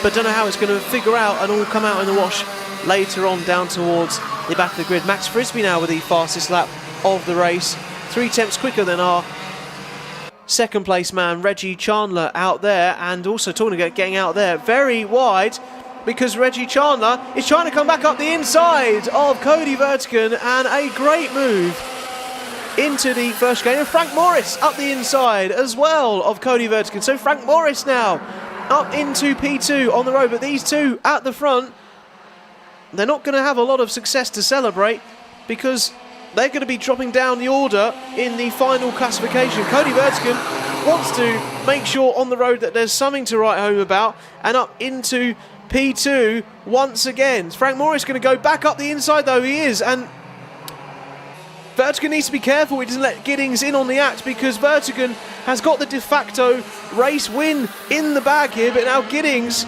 could be in on the action. So it's so crucial that Vertigan doesn't get caught up in a sandwich here and doesn't get backed off. But look at what Frank Morris is. Frank Morris trying to back into him a little bit. You wouldn't think that those strategies are at play, but the checkered flag coming across the start-finish line. Who is going to take third place and the race win? It looks like on the road, Reggie Chandler, but Cody Vertigan is going to retain and hold on to the final paying positions. On the road though, it finishes Reggie Chandler, Frank Morris in P2. Reggie Chandler with a 5-second penalty, Frank Morris with a 3-second penalty, so that would drop them down behind obviously those front runners. Travis Giddings in P4, George Greaves in P5, Max Frisbee P6, Oliver Kleinfelter in P7, and Piran Brooks unfortunately down towards the back of the field in this one, rounding off our 8 runners for this latest heat in the club championship here at PF International. Trent Valley Kart Club, known for its unique bridge section and 1,400 metres worth of tarmac for all of our drivers to navigate around here in Lincolnshire. Piran Brooks just making their way, our final runner, just making their way round the rest of the circuit here to Parc Fermé. And whilst Piran Brooks gets back to, you just see him coming to the shot there at the back of your screen. Let's get on to our next heat and back to Senior Rotax.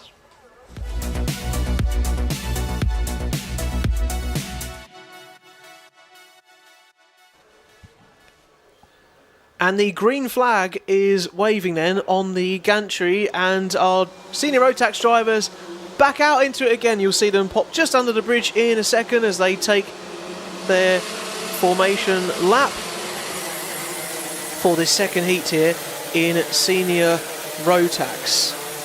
And senior rotax champion 2025 James Tester starting from P10 in this second heat. I can run you through, of course, the main grid. Starting on pole position for Coles Racing, Joshua Turnbull, followed by Harry Freeman in P2. Mikey Walker for Jackson Motorsport. Lloyd Hare, who had some great racing and action in that first heat, is in P4.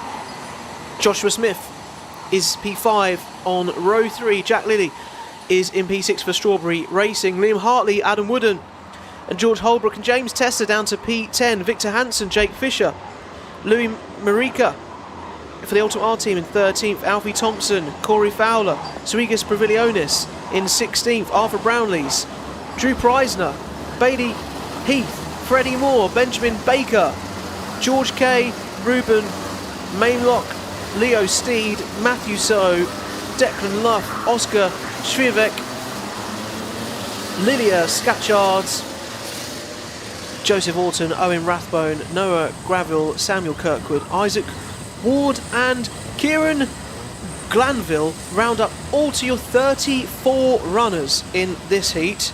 And you might think, oh, there's no Zach Turner who I saw earlier on. Well, he's not in this group. So it gives the likes of Joshua Turnbull, Lloyd Hare, Harry Freeman, possibly James Tester, to try and claim their own victory in this heat. And are we going racing here? Yes, we are. Then cover on the inside from a lot of our drivers instantly, but retaining the lead out front is Joshua Turnbull for Coles Racing, ahead of Harry Freeman and Mikey Walker, unless there's been lots of changes in that first part. Looks like, yes, Mikey Walker up into second position. So Mikey Walker in front. Maybe looks like he wants to go up the inside. Look at the defensive driving straight away. Lloyd Hare, though, trying to throw it round the outside in the 3-4-1, as you see, coming into your shot out of nowhere, not making anything stick as far as he wanted to see at that part of the track and this stage of the race. So our second senior rotax heat here, just as crucial as some of our first ones. There was a temporary yellow flag. There is a yellow flag currently in operation as we come across the start-finish line for the first time with our race leader Joshua Turnbull. Drivers just need to be careful. There's a car out of action at the moment, well out the way, up on the bank of the bowl section, just behind what you can see here in the camera, but as long as obviously all safe under yellow flag conditions, that shouldn't bother things too much. But of course, yellow flag means no overtaking, and we are back to normal racing again once they come off the Litchfield Bridge and out of that mini sector there. Joshua Turnbull and Mikey Walker, then Harry Freeman, your top three right now. Jack Lilly and Lloyd Hare down to P5. James Tester, another great start from him, up from P10 to P7. Victor Hansen down up in P8 up from 11th into P8, so a gain of 3 places there. Lloyd Hare, you just seen there on your timing screens, we just buzzed into the third sector, up into P4 now, so dropping some places on the opening stages, retaining his starting position now as we come onto the start-finish line. Joshua Turnbull with what seems a comfortable position right now, but there are 6 minutes still to go and 1 lap obviously, which means, you know, it's it's a lots to go. It's not done yet. There's that dive down the inside though there. I did believe that was a move down the inside from Harry Freeman. So Harry Freeman ahead of Mikey Walker now. Mikey Walker's in trouble with Lloyd Hare because Lloyd Hare now is up into third position. So Lloyd Hare has made some great progress in the last couple of laps, retaining his place, now improving it, up to third, onto the podium. And Mikey Walker and the rest of the runners that were on the podium have got all the work to do once again to reclaim their spot here in this senior rotax heats. Of course, much more rapid at the moment, one because of the weather conditions, because we're completely dry again on slick tyres as they come across the line, and Josh Turnbull sets the fastest lap of a 56.7 almost, which is a tenth quicker than the driver behind, Harry Freeman, at the moment in the 3.78. Yeah, different conditions to 10 with at the moment, but also completely different power, because of course these senior rotax machines are much faster than our previous younger classes because they've got all that experience underneath them now. And our fastest classes here at the Club Championship at PF International today for round 2. Nice to see some of you still becoming SlipStream members all the time. It is so great to be creating and bolstering this SlipStream family for 2026 with Alpha Live, which is bringing you more grassroots karting, more club championships, more incredible racing action as Joshua Turnbull comes across the line again, with Jack Lilly now stealing the fastest lap away from him, about a second back. Was that a dive down the inside though? There it was looked like from Lloyd Hare. Yes, Lloyd Hare up to second position. Yes, so Lloyd Hare in front of Harry Freeman is now in front. Second and third position right here, hotly contested at the moment. Joshua Turnbull though is being able to build a little bit of a gap whilst these two scrap. You see the same dynamics play over and over again, but as does the state of these races, ebbs and flows as to what they've got going on with their own battles, their own thoughts right now as they're chasing down after their own race and their objectives. You know, they might want the race win. If it's not there for them, they can get up into P2, take some solid points into the final later on for senior rotax. Then that would be obviously ideal. Don't need to kind of go for glory all the time in these heats. And as makes a radiator adjustment does Harry Freeman, Jack Lilly goes up the inside into the first chicane. So if I'm not mistaken, yeah, that's Jack Lilly up into P3 right now with the fastest lap. Great pace to show for it out there at the moment. Harry Freeman then, I'm sure he was just making some adjustments to the choke on his radiator to just let it cool a little bit and get some more performance in different places. Doesn't look like he has a problem or anything like that, but opportunist move there from Jack Lilly. Whilst Freeman was busy concentrating on the radiator to the right of him. On your screen there right now is Jack Lilly then. So a little bit of a gap developing between our first place man, first and second really. First and second just about in their own group, and then a tiny little group back to third, fourth, fifth and sixth, where you've got Lilly, Freeman, Walker, Tester down to P6. Tester up from P10 to P6 has retained that. There's a dive down the inside though from, I believe, talking of the man, could have been, James says no, it's Mikey Walker. Mikey Walker, I think, went up to the inside in that part of the track. So we'll see how that all unfolds in the remainder of this lap. You can see Josh Turnbull then coming to screen. You can see that Lloyd Hare is trying to keep him honest, is not letting him up one bit at the moment. It's Turnbull, Hare, Lilly, Freeman and Walker, your top 5 right now, with 1:20 on the clock plus 1 lap then. Fast and furious, they come across the start-finish line once again. And Lloyd Hare, is he going to try up the inside? He is! What a move into the bowl section. Lloyd Hare to the race lead for the first time. Am I talking too soon though? Because Josh Turnbull trying to throw it around the outside as much as he can. And look at this, this is what can happen at PF International. One move can change the complexion of a whole race. And now Jack Lilly is into the lead, into the first hairpin. And now a group of 2 or 3 has become a group of 7 or 8 into the inside. What a dive up the inside from Joshua Turnbull again to retake the race lead. Wow,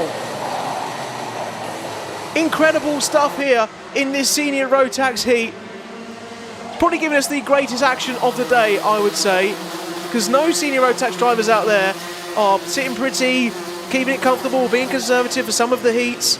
This is what you get when you're watching Alpha Live, bringing you this karting action live to your front rooms, wherever you are in the world. This is karting at its very, very best. Turnbull then into the bowl section. Who's that trying to go around the outside? Is that Lloyd Hare trying to take 2 of them? And he's only gone and done it. Lloyd Hare's taken the lead of the race. 2 in 1 round the bowl section. That is how you do it. Wow, incredible driving from Lloyd Hare. He's been looking so on it, so racy in this heat and wanting to build on the last race. Can he hold off Josh Turnbull though in that Coles Racing machine behind him? Lloyd Hare looks very composed now. He's got out in front. He's put on a bit of a show and now it's serious faces, serious game and concentration to the rest of this race, because although as magnificent as an overtake that was, he's got to try and hold on now and stay clear of the threat behind from Josh Turnbull. Then on to our final lap. Is Josh Turnbull going to... I thought he's going to try it round the outside there, into the inside for the bowl section. No, a defensive move there from Lloyd Hare, shutting the door for Turnbull, although Turnbull nearly had a look up the inside once again. Lloyd Hare comes off the bridge. Is he going to look over his shoulder? He has a little glance. He thinks he's on his right. Is he on his left? He's not too sure where Turnbull's going to throw it around at the moment. And Lloyd Hare stays and parks in the middle of the circuit there in the apex and manages to hold on to the lead. It's a great defensive driving from Lloyd Hare, but Freeman looks like he's getting in on the act of Turnbull, and it's exactly what Lloyd Hare would want to see behind. Turnbull just about staying ahead of Harry Freeman at the moment in that KR Sport car. Lloyd Hare is going to come round the final few corners, having pulled off a magnificent double overtake to take the race win in the second heat for senior Rotax. Fantastic racing out there. I would argue one of the best out front in the action that we've had so far today. But our first senior Rotax heat, our first junior Rotax heats were pretty incredible. And that there just shows you we're not messing about with the karting action we've got on display for you. Lloyd Hare wins this one ahead of Josh Turnbull, Harry Freeman, Jack Lilly, Mikey Walker. Some good battling there in the first parts of the race, down to P5, James Tester up to P6 once again. Good gain of places. George Holbrook in P7, Victor Hansen, Drew Preisner. Very impressive performance from Drew, a privateer, in this race up to P9, and Plivalonis in P10. Only in the end, because of all of the carnage at the end and the close racing, 1.8 seconds off our leader of Lloyd Hare.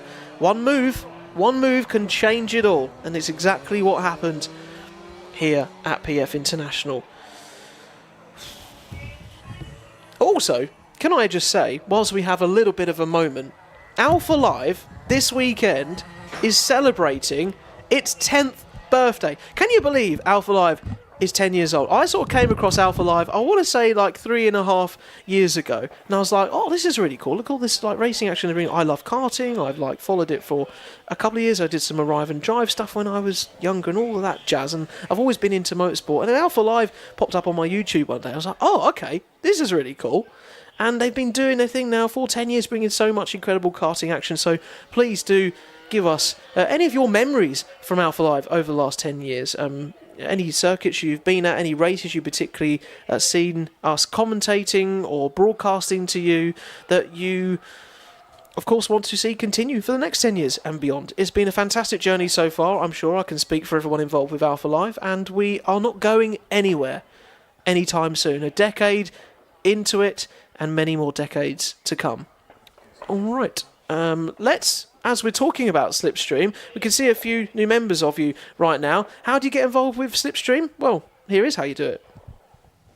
SlipStream, the way to watch all the best club karting live and on demand.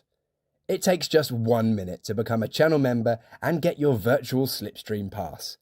Hit the join button on our YouTube channel and follow the prompts. Using an iPhone? Do this via Safari to avoid paying an extra fee. Channel members get early access to the Bump Draft podcast, as well as 7 days exclusive access to the event finals. Plus, they also get priority chats read live by our commentators, so you can show your support for your favourite drivers. It's a rolling 30-day membership, and you can cancel at any time. Join SlipStream today to enjoy live club karting and help promote the grassroots of our sport.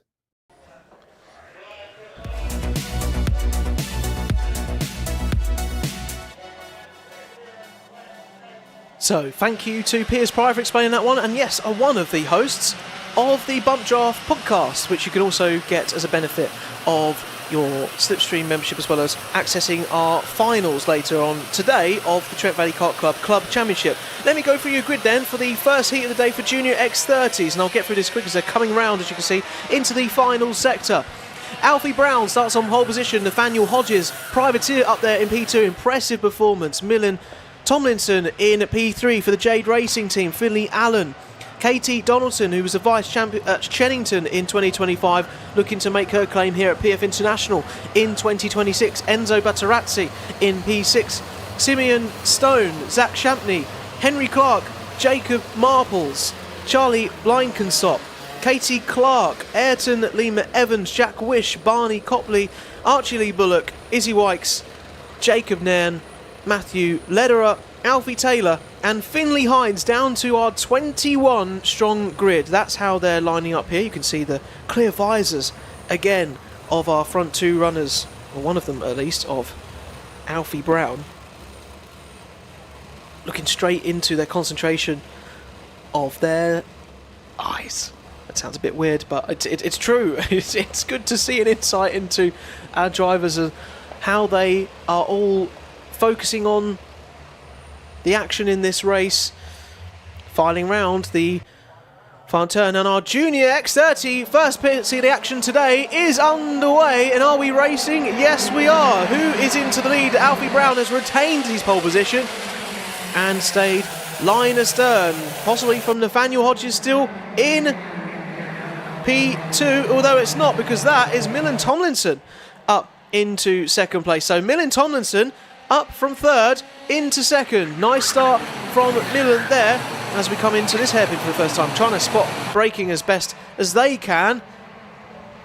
And once again into the second hairpin. So these front two, again, of one place for our second place runner.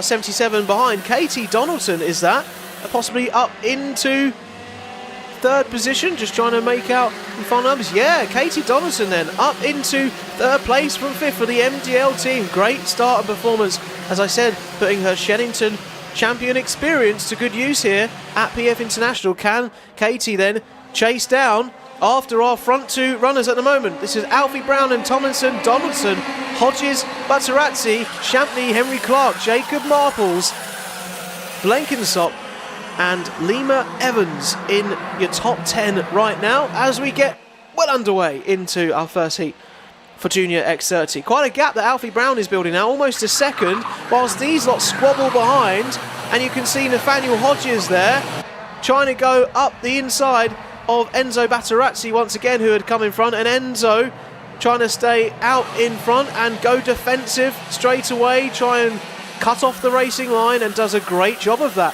Enzo Batterazzi up to P4 in front of Nathaniel Hodges then, so Enzo making a great start of a couple of places as well. And oh, did someone go off into the pits there? It all went incredibly wide, because Nathaniel Hodges, I think, just basically took P4 again.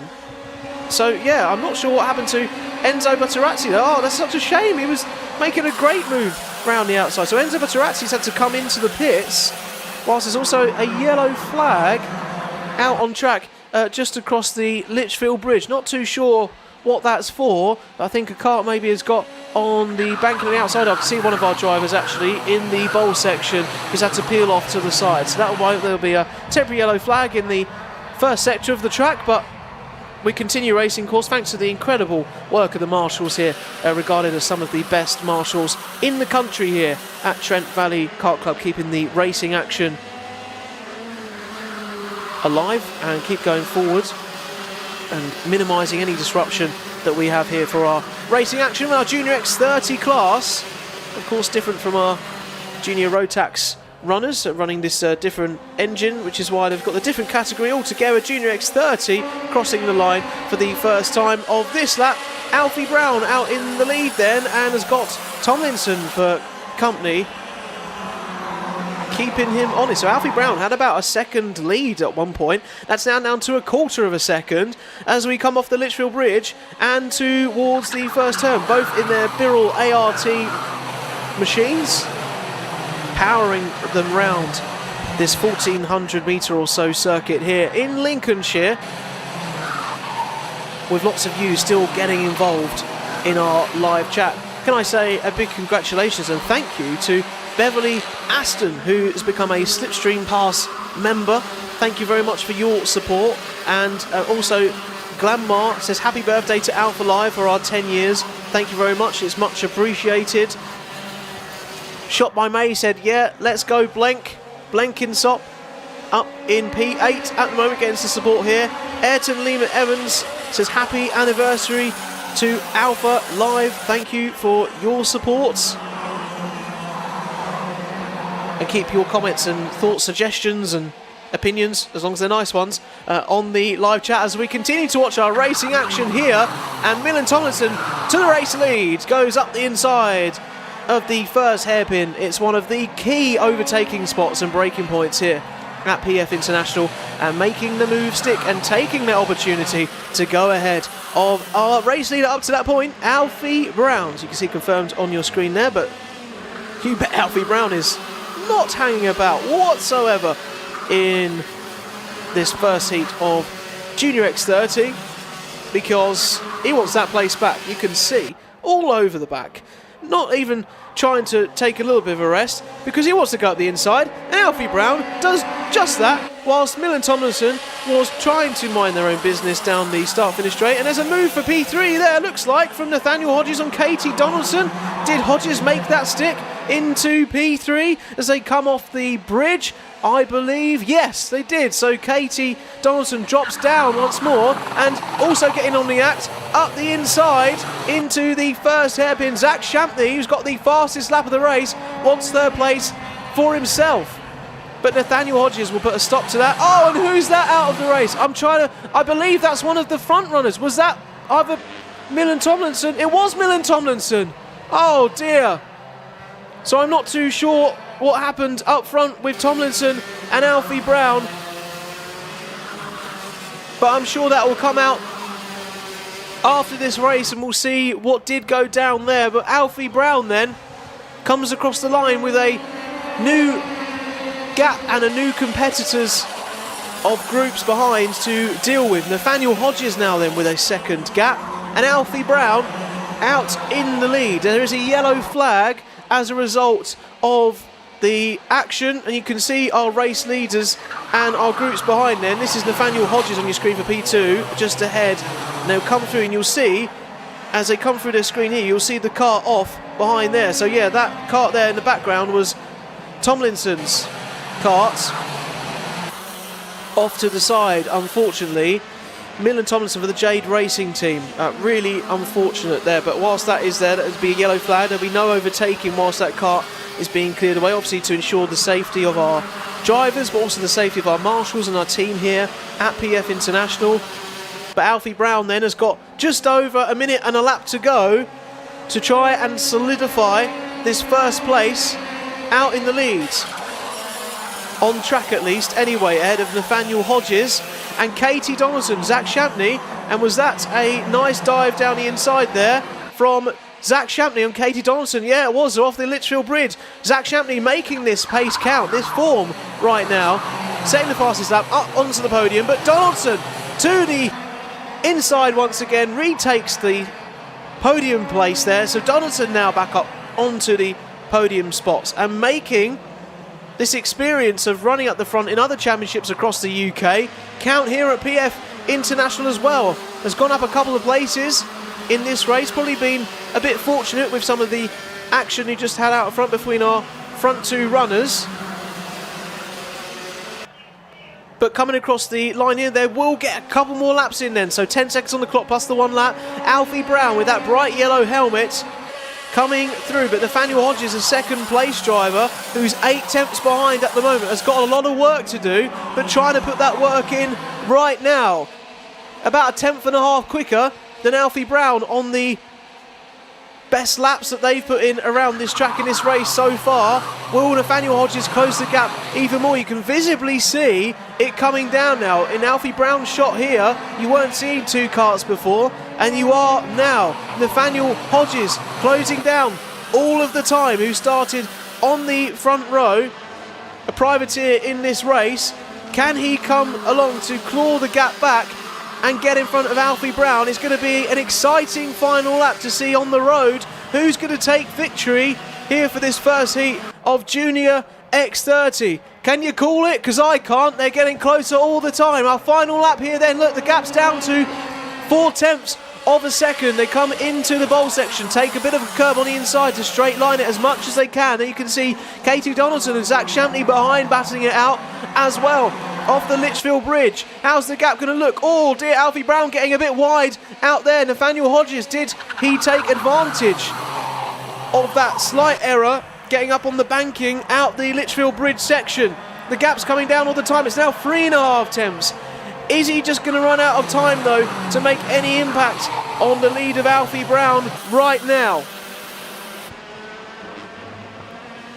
It looks like, coming to the Mike Wilson complex, it's just not going to be enough. It looks like Alfie Brown is just going to hold on. It's a quarter of a second gap. It's coming down all the time. It's probably close to a tenth of a second gap. But Alfie Brown won't mind at the moment, because he's going to come across the start-finish line to take victory here, just ahead of Nathaniel Hodges on the road. Katie Donaldson with a great podium place there in third. Zach Shampney and Henry Clark take P5, followed by Finley Allen, Jacob Marples, Blenkinsop, Ayrton Lima Evans in P9, and Katie Clark rounding off your top 10. I find this quite interesting for anyone watching, because on the live chat, Ayrton Lima Evans left a comment saying happy anniversary Alpha Live. So unless they were leaving a message whilst driving round here at PF International, I think that would be very interesting and intriguing. But I think far from it. I think thanks to the family of Lima Evans, it's great to have your support on our live chat. Let's see what happened earlier on. Now, was it a battle between our runners at the front, or was it further back? We're seeing here Katie Donaldson then has got a 5-second penalty, finishing P3 on the road, and Alfie Brown in front. So actually, because our cameras didn't catch it, was it Alfie Brown and Tomlinson come together? Well, rather, was it Katie Donaldson and Alfie Brown coming together? Well,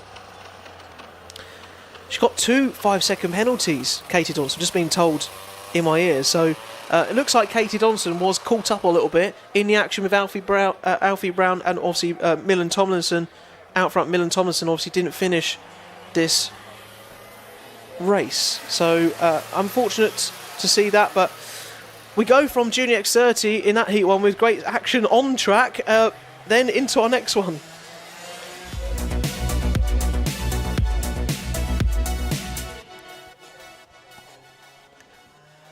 And from Junior X30, we go to Senior X30 now. So we go up a couple of gears.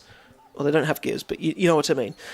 We are here at PF International on this glorious day. It's just about to approach 12 o'clock almost at midday, and getting through of our heats now, but we're 10 races in. Yeah, we're 10 races in, just trying to keep track of them all here. Senior X30s will be the first heat racing action for them of the day, and after the lunch break, when we do finish here, we'll be going into their finals. But whilst we're waiting for our drivers and our final runners to get off the track from that previous race, let's remind you about a very special anniversary, not just for Alpha Live 10th anniversary and 10th birthday this weekend, but also a 30th anniversary for one event here at PF International that you probably will know about.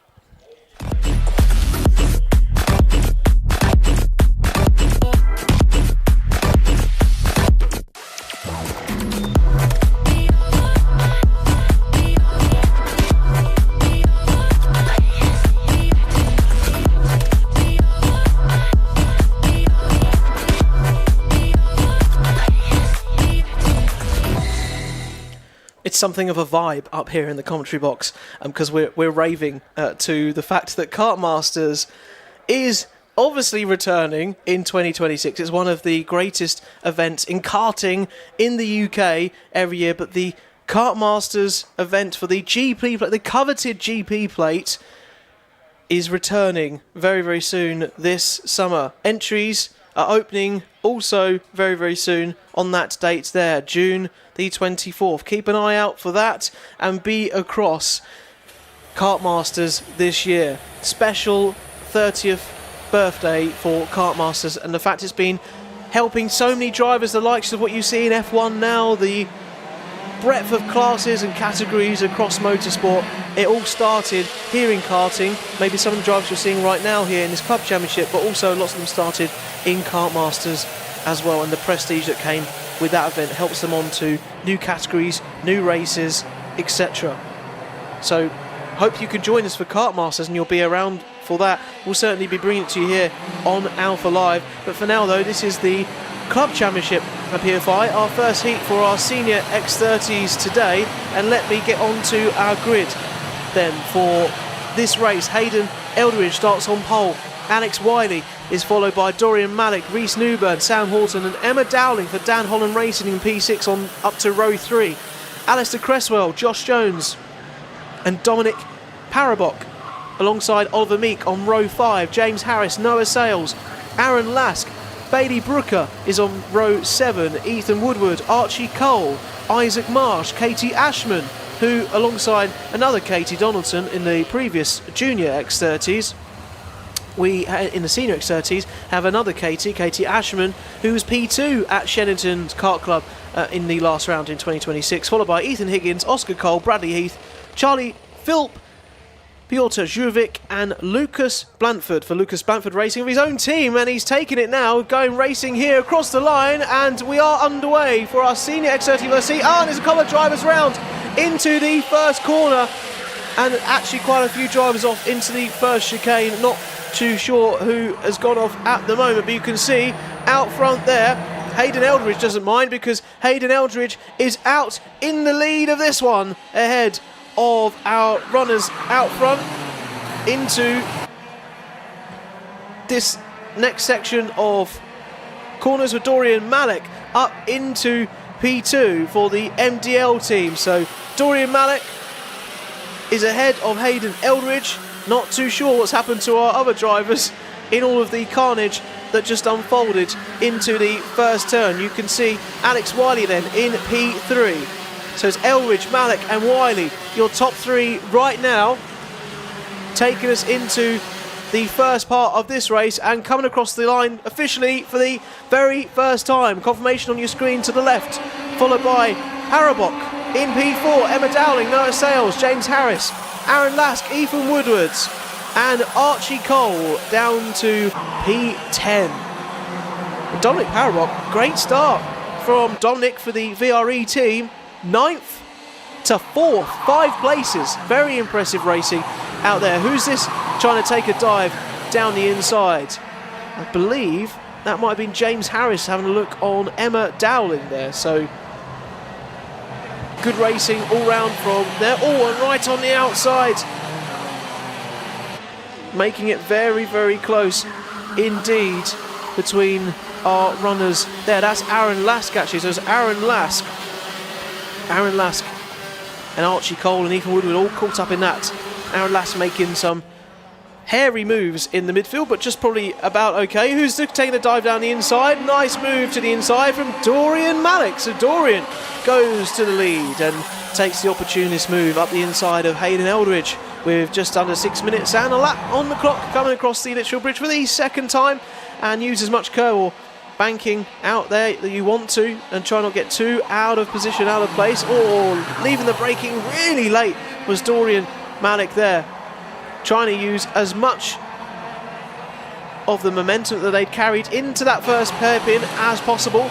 Eldridge though taking the chance maybe now to study the driving style, the behaviour, the abilities, the certain strengths, weaknesses of our new race leader and fastest lap holder Dorian Malik at the moment, who is a clear half a second quicker than Eldridge on the previous lap, which is why he holds the fastest lap at the moment. Across the line again, 5 minutes to go. The fastest lap now goes to Alex Wiley in P3. It's all bursting along the line, and nice dive down the inside there from Oliver Meek, I believe that was on Charlie Philp way back there. So that was for 13th and 14th, I believe, respectively. Good battles going on all over the field at the moment. You can see Hayden Eldridge though in P2, trying to then find a way to get back to first place, but Alex Wiley setting some great pace and form out there right now, wanting to put a stop to that, because look at this group now. It was a group of 2, it's now becoming a group of 3. Alex Wiley coming into this race all the more now and firmly part of the front runners with 4 minutes on the clock as they come round again, and getting a little bit out wide, you could say, was Dorian Malik there, but trying to use all the momentum and carry it through onto the start-finish line. Lucas Blanford at the rear of the grid has come up all the way from 24th to 9th at the moment and is setting the fastest lap, so making some amazing progress in this Senior X30 first heat of the day. Malik line astern with Eldridge, just about getting the braking right again, really wobbling at the back of the kart, braking as late as they possibly can, but Eldridge to the lead, up the inside, in front of Malik. So Eldridge, out of nowhere, feel like maybe they were just biding their time, as I said, studying the back of Dorian Malik to see where the weak spots were around this track, and Eldridge decided that that was the opportunist time to go up the inside of Dorian Malik, and Alex Wiley now knows that maybe Malik is in reach, a bit vulnerable, coming across the start-finish line once again to throw up the inside and possibly make a move when it feels right, although Dorian Malik doesn't want that to happen, because Dorian Malik has gone up into the lead. Is Eldridge still in the fight for that one? No, but that's what Alex Wiley was waiting for. Alex Wiley up the inside of Hayden Eldridge, and now Eldridge is all the way down back to P3 with Alex Wiley in P2, and now Wiley can get after the lead of this race. If there's enough of a gap to contend with and play with, almost drifting around that corner, but just about keeping enough grip in that MCL kart of Alex Wiley's.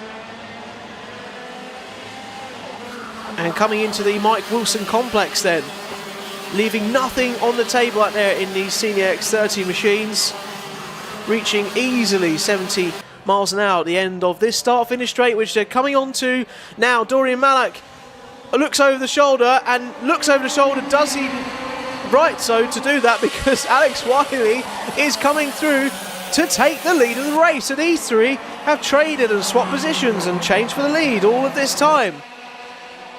And it's not letting up any more so now. Alex Wiley's kind of been afforded a little bit of a gap, because these two, Eldridge and Malik, have been watching each other over their shoulders, and Eldridge up into P2 ahead of Malik. So you don't really know how this one is going to finish at the moment, because it's toing and throwing all of the time.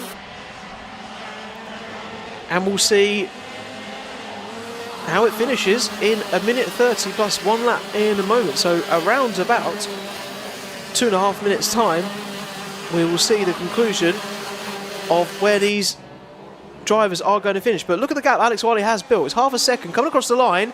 It's sustained at about half a second, so maintaining that gap, and has built an impressive couple of attempts in the last couple of sectors there to Eldridge, to Malik, up the inside there. Looked like a nice move from Dowling on Parabok, or Harris involved further back.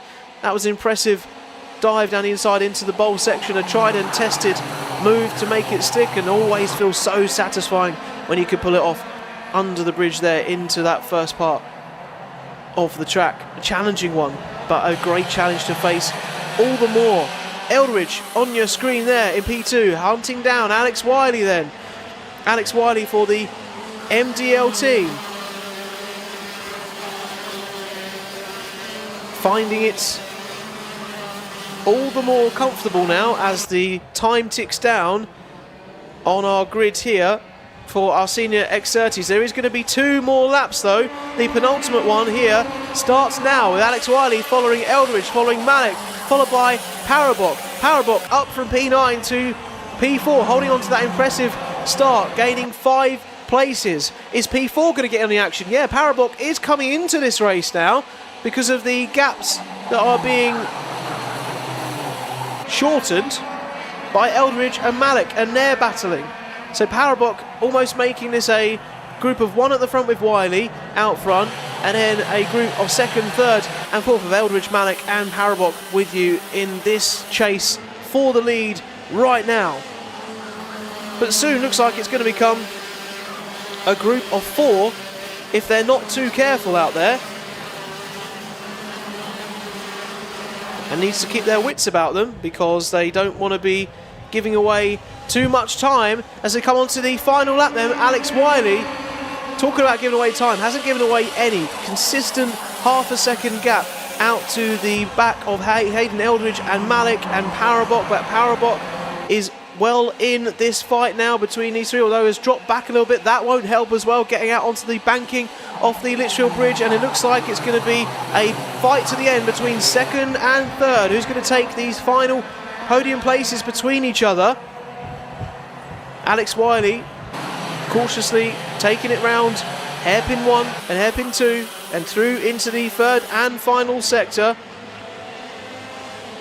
And in this first heat, looks like things are pretty settled now. They're pretty happy with where they're finishing.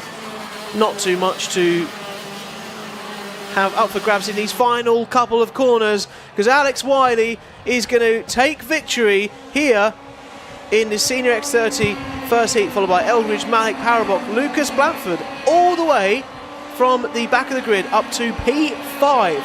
That is a performance of the race for sure.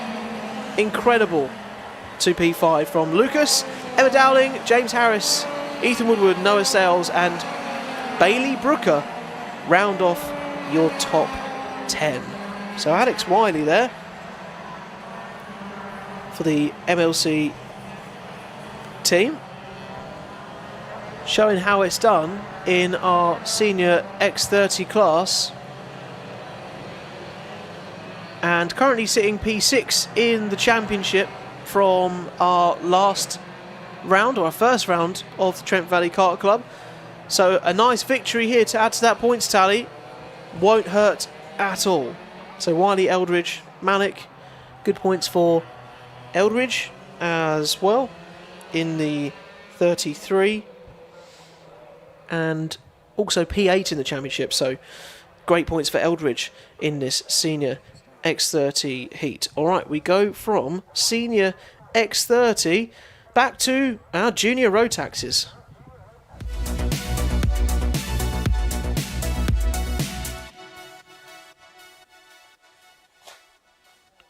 And you're probably looking at this and thinking, goodness me, Jake, Heat 4 of Junior Rotax. Are you okay? Do you like Junior Rotax? Well, I do like Junior Rotax, obviously. Everyone loves a bit of Junior Rotax.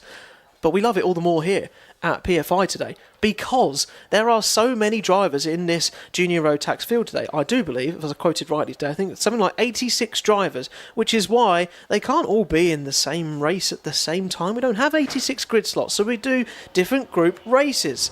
And here they come out once again for Heat 4 of Junior Rotax. And if you're interested, this is Group E versus Group F. That doesn't mean anything to you, but it just means there are different drivers facing each other at different times throughout the day, so to give a bit of a mix of competition. For this one though, very interesting to see Harry Holland. I'll go through your grid then. Harry Holland starting off for the Zip Factory team, a top novice in the past at PFI, and of course is nothing but the same now because Harry Holland up to the front for pole position in this Junior Rotax heat, followed by Ellis Bell, who had some great battles, didn't he, in the last one. Ewan House also in this one, always a threat near the front of the grid. Theo Bradshaw, followed by Karthik Kometa, Connor Large, Ryan White, Nathaniel Gray, Logan Howes, Alex Shepherd, Max Wheatley, Ryan Rapini from P12. What can he do in this race? Rapini and House and Holland. When those three are in a race of Junior Rotax, you know it's going to be a hard-fought one and a hotly contested battle if they don't run into their own issues, of course. Jacob Aston, Daniel Adam Mattis, Max Douthwaite, Thomas Jackson, Jensen Evans, Cash Harris, Oliver Peters, Lily Shaw, Ethan Guest, Jay Singh for the R1 Racing Team, Luca Lewin and Jackson Lane, Bobby Peters and Fletcher Jameson once again. Fletcher Jameson, a fantastic climb up the field last time, starting at the back of the grid, up into the top 5. Can Fletcher Jameson do it all again, or even better for Junior Rotax in this fourth heat of the day. Are we away and racing? We certainly are. We hurtle down in towards turn 1. Who's going to come out in front in the lead? Just about finding their way through was Ellis Bell for the Ultimate R team. So upper place at the start in front of Harry Holland takes the lead of this one. And they come across the Litchfield Bridge for the first time. Who's that behind Harry Holland then? Drop down to P2 and Ewan House in P3, instantly up the inside to P2, wasting no time again. Ewan House, ever the opportunist, full trust in the braking power of his Coles Racing machine. And chasing now down after the lead of this race, Harry Holland. Ewan House will be all too aware of the threat of Rapini and White and Connor Large behind and wanting to cement that first place and try and run away with it as soon as possible. But Harry Holland, Ellis Bell, who's out in the lead at the moment, of course, will have something to say about that one, that's for sure. Coming across the start-finish line then, here we go for the first time. Ellis Bell leads House, Holland, Large, Bradshaw, Cometa, Ryan White. Ewan House to the inside though, looks like he's going to be inside. Did they retain it? Looked like he'd lost the back of his car, just about held onto it. Ewan House takes the lead of this race, and like I said, is aware of the threat behind. Also, we'll have to be aware of the threat here as they go into hairpin 1 from Harry Holland. But impressive driving once again from Ewan. Knows how to go to the lead of the race. Now he just needs to retain it out there and try and see what he needs to do to stay there. Feel the strategy from behind, feel the presence and the threat from these competitors. Connor Large from P6 once again up into P3 on the podium. It's another great start from Connor Large as well in this one for the Strawberry Racing team. And equally we're wanting to be keeping an eye on these front two to see if they get caught up in each other. Look at this on the left hand side of your screen, right to the edge of the grass. There, it looked like between Cometa and White maybe, and Max Wheatley way back. Oh, and back into the lead now though comes Harry Holland. Dive to the inside of Ewan House, though Ewan House has retained that lead once again. A duck up and under from Ewan House. Wants to work together. Look at the aggressive pointing forwards. Harry Holland, he's not happy with there, going, don't be trying that this early on in the race, mate. It's 8 minutes plus 1 lap in this race. We're 5.5 minutes in, and Ewan House doesn't want to be contending with that yet. It's all psychology, it's all mind games. Of course, Harry Holland wants to be out in the lead, but looks like they do need to build a bit of a gap if they want it to be comfortable, because we've got this front four here breaking away of House, Holland, Large and Ellis Bell out front. And I'm sure they'd be quite happy to see if that would become a bit better for them out front. Here we go then, coming across the line, it's House by Holland. Is Holland going to shape a move up the inside? They are bumper to bumper into the bowl section. Nothing doing there. It's become almost 2 groups of 2 now between House and Holland, Large and Bell in 3rd and 4th place at the moment. I said before the start of the race, thanks for Motorsport Magpie for being here, by the way. 86 kart grids sounds fun. When I said there's 86 runners in a junior rotax grid, it would be fun. I'm not too sure if it's a good idea or not. There's probably too many drivers to keep an eye on for the stewards, but you know, maybe one day, you know, things will change. A charity race, maybe 86 of them. I'm not sure that's physically possible, but I'm sure it would be good fun. Happy anniversary all, says Dennis on the live chat. See you back soon for the Supercar Challenge and the MX5 Cup at Zolder. Yes, we of course love being at those events as well. Great to have your support, Dennis, today on the Alpha Live YouTube page. Glanmar says, Glanmar, not Grandma, but it is a Grandma. Yeah, you get what I mean. Glanmar says, good luck to Ellis Bell and Ultimate R in this heat. And the good luck from Glanmar is propelling him into P3 at the moment. You can see in your picture behind these two out front, Ewan House, Harry Holland, nose to tail as they come through that first hairpin there. Ewan House has been putting in some great performances so far this season. Another one keeping my eye on in the kart championship is right up in the mix of the likes of Zach Turner and Rapini and all of those drivers in this field in 2026, and making sure that he is going to be talked about even more so in this Junior Rotax heats at the moment. All right, Ewan House coming into this first corner, maintaining the lead ahead. And holding off Harry Holland at the moment.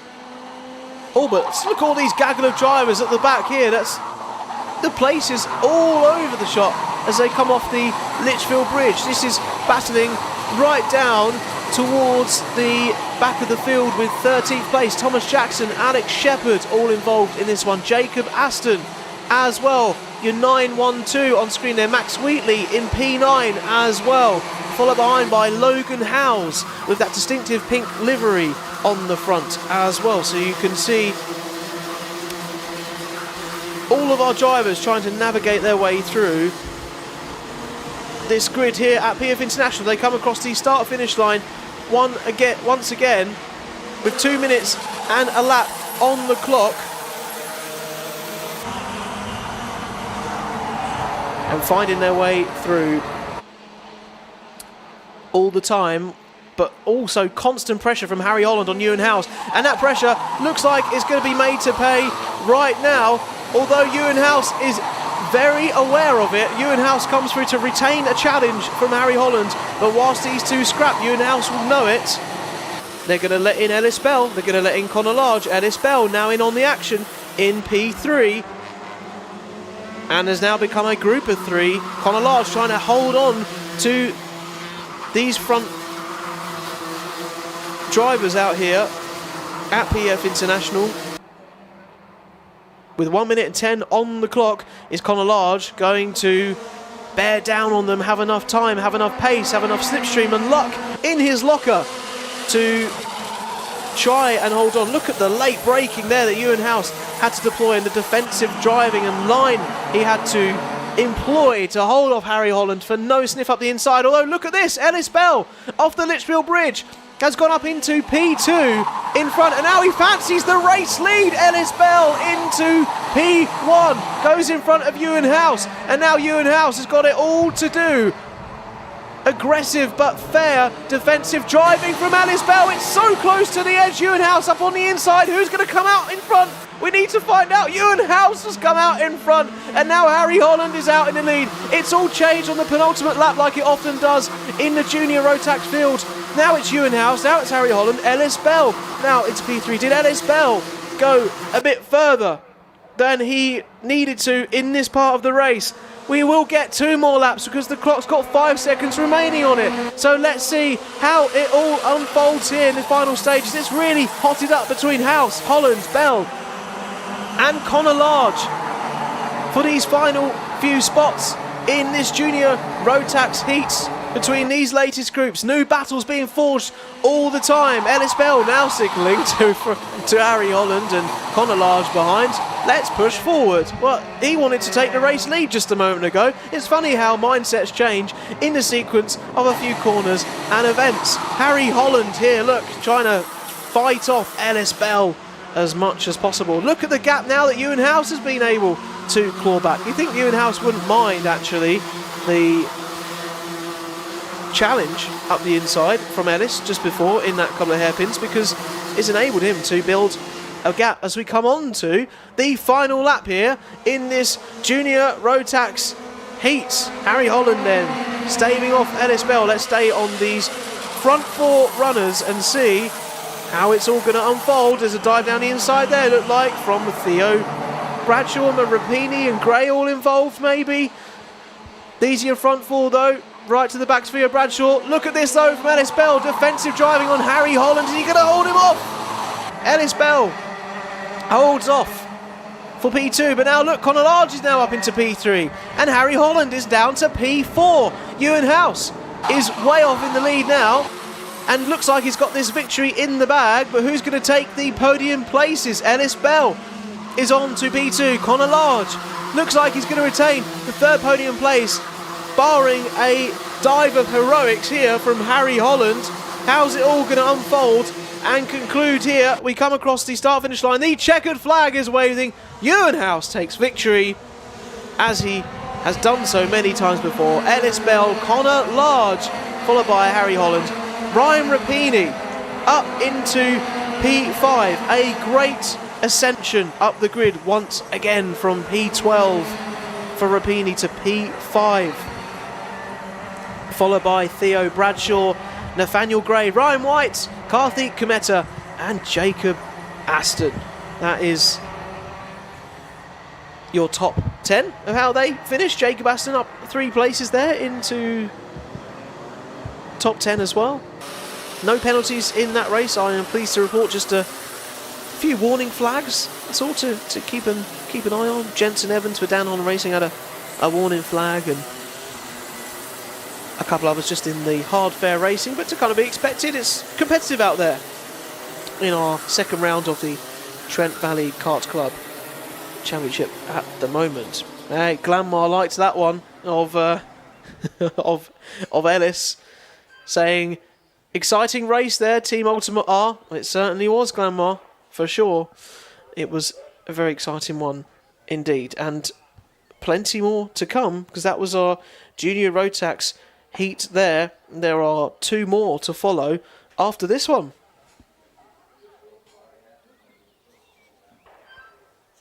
So we'll get on to those grids in a second and see our drivers finding their way out. The green flag is waving, and our action continues. More of our heats cracking on, using plenty of time to try and find some heat in the tyres. Race 12 of the day. We're well into the action here. They come at you thick and fast.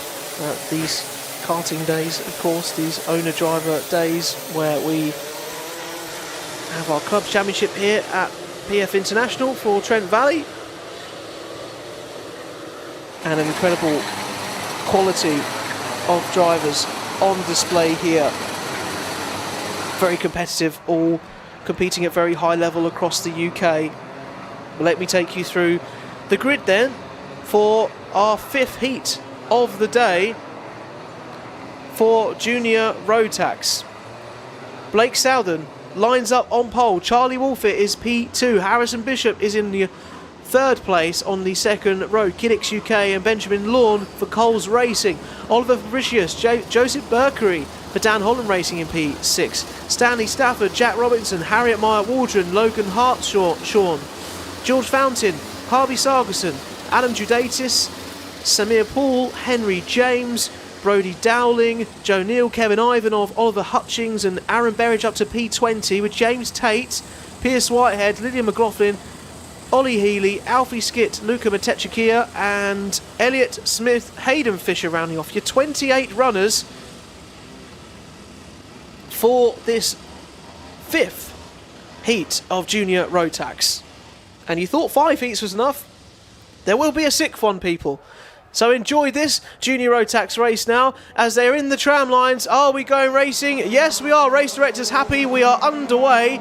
And out in front, retaining pole position, is Blake Southern into the front of the lead and holding on to that hard-earned pole position. Who's that behind? Of Harrison Bishop up into P2. So again for Harrison Bishop up there. And behind you can see the Dan Holland Racing livery of Charlie Wolfett in P3 then. So it's Southern, Bishop and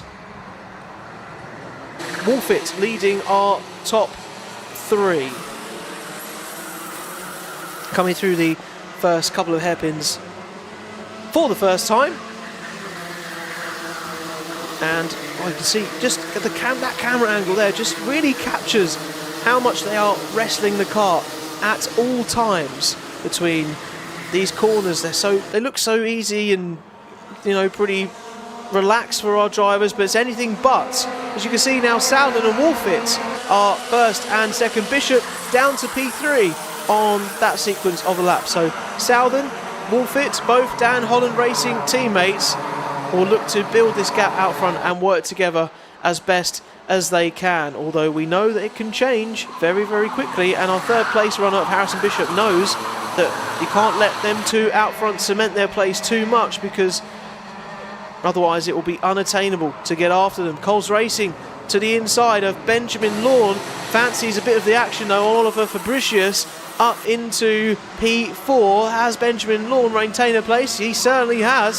So ahead of Oliver Fabricius now. 1.5 seconds off the lead is Benjamin Lawn, with a bit of work to do now to then catch up to these two at the front, who are cementing into this race very early on and wanting to maintain. But I've seen many battles across the season between Fusion Motorsport teammates, Coles Racing teammates. You can see a change in the lead there for Charlie Wolfett. All very orderly and up the inside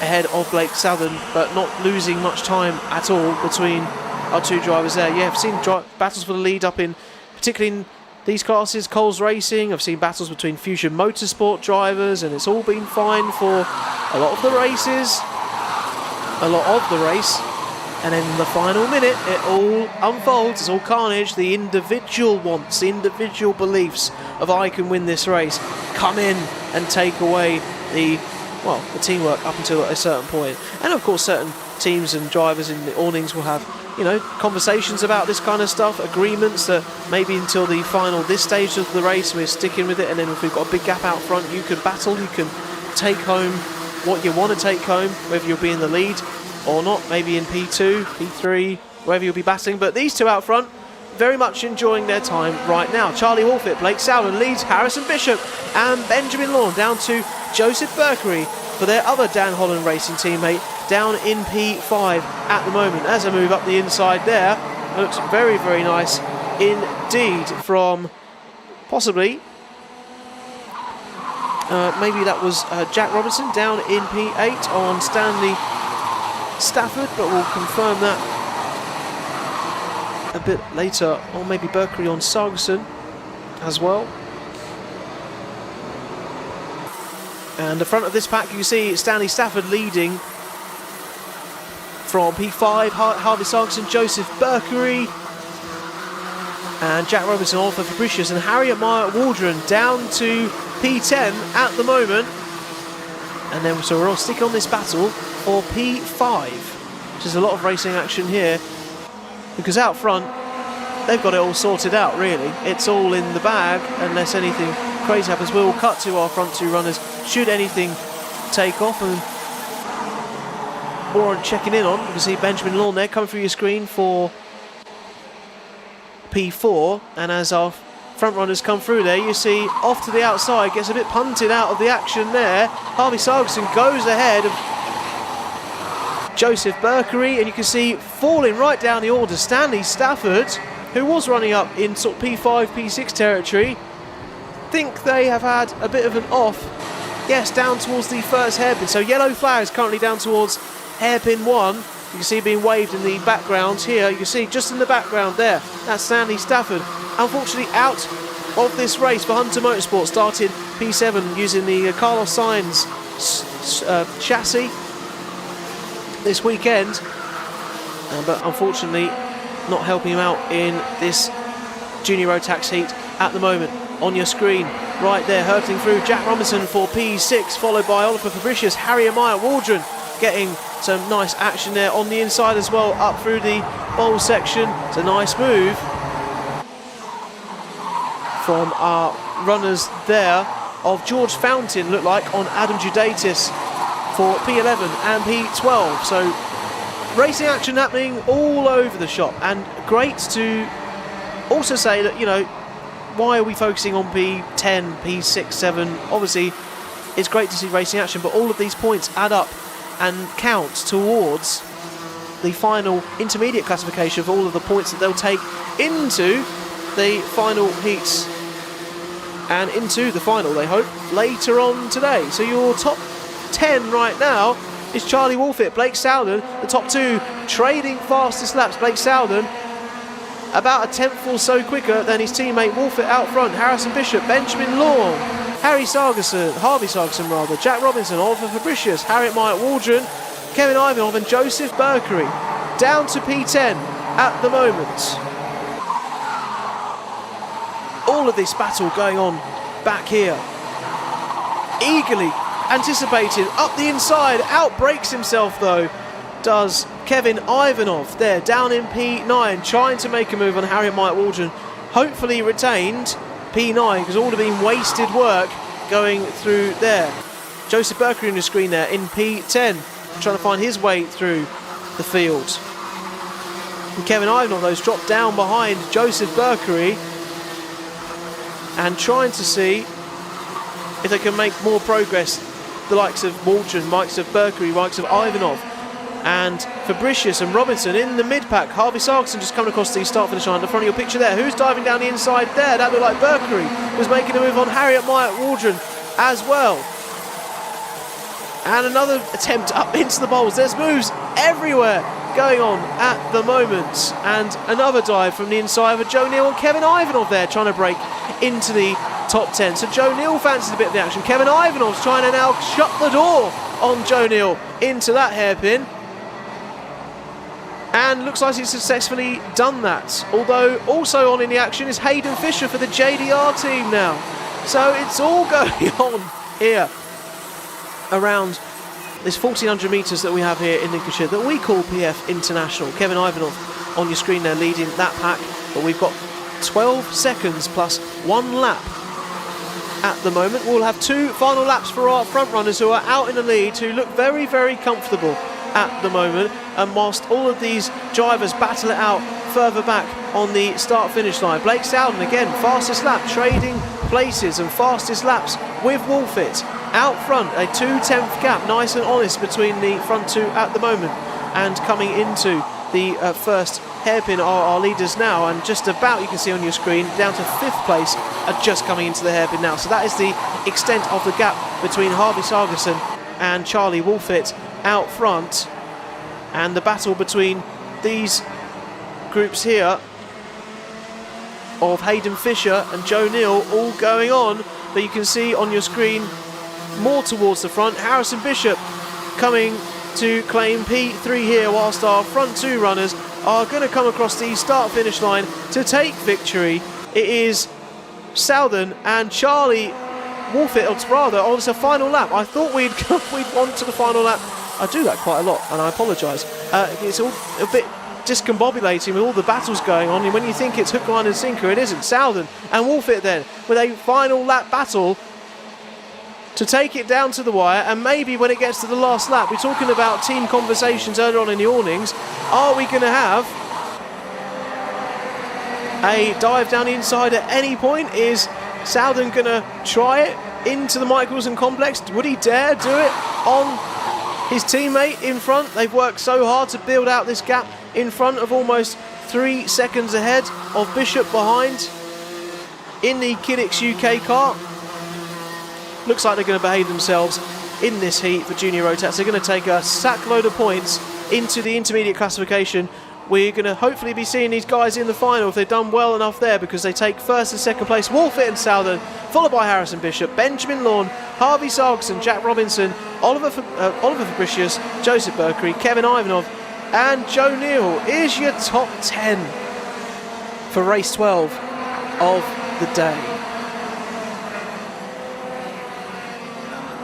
So, incredible battling going on once again around this PF International circus. I'm disappointed to shake heads coming across the start-finish line there of Alfie Skit, Oliver Hutchings down for Dave Edwards Racing, trying their best to find some way up the field, but unfortunately not happening as the way that they wanted. Can see one of the mechanics of the other teams trying to bring their trolley onto the cart once all of the runners have gone through into Parc Ferme. One of the stricken carts out earlier out in this session of Stanley Stafford and for Hunter Motorsport, who was running pretty well up in sort of P6 and P7 places. But that's it for our Junior Rotax Heat 5. But there is one more before we leave Junior Rotax.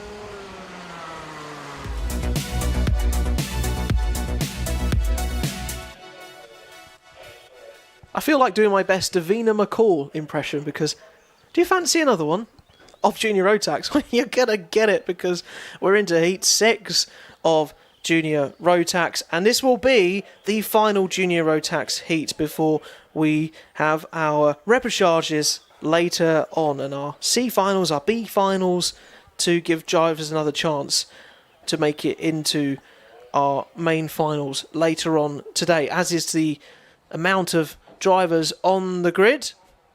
And let's get on to looking through some of your grid for this heat between groups B and C in race 13 of the day for junior rotax, whilst we have Stanley Stafford's cleared off the racetrack here at PF International. I can take you to the grid. Teddy Cooper for the Kiddix UK team starts on pole for this one, with Tom Reed for 2D Motorsport in second.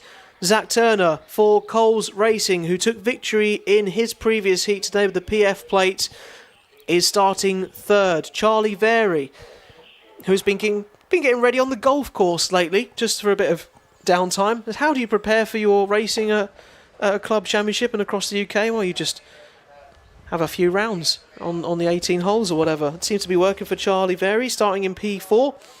Jaden Payne in P5 for R1 Racing with the Lando Norris chassis. Kart Republic chassis with Alex Lynn and Sam Pollitt racing in P6. Miles Burton and Brafe Murdoch make up row 4.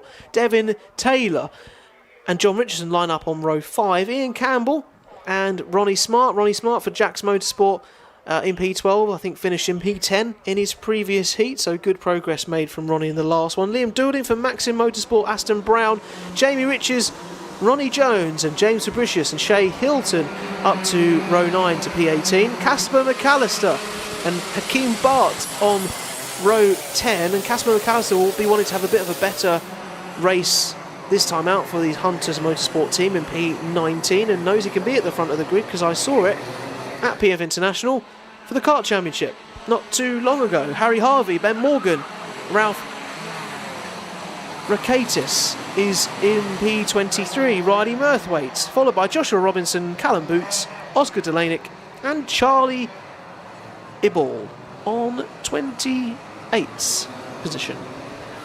So 28 runners again in this final junior rotax heat of the day, and you can breathe a junior rotax sigh of relief when we get there. Stephen Mellor says, "Come on, Casper," and has put the Ghostbusters ghost of Casper in the live chat as well. I like what you're doing there, Stephen.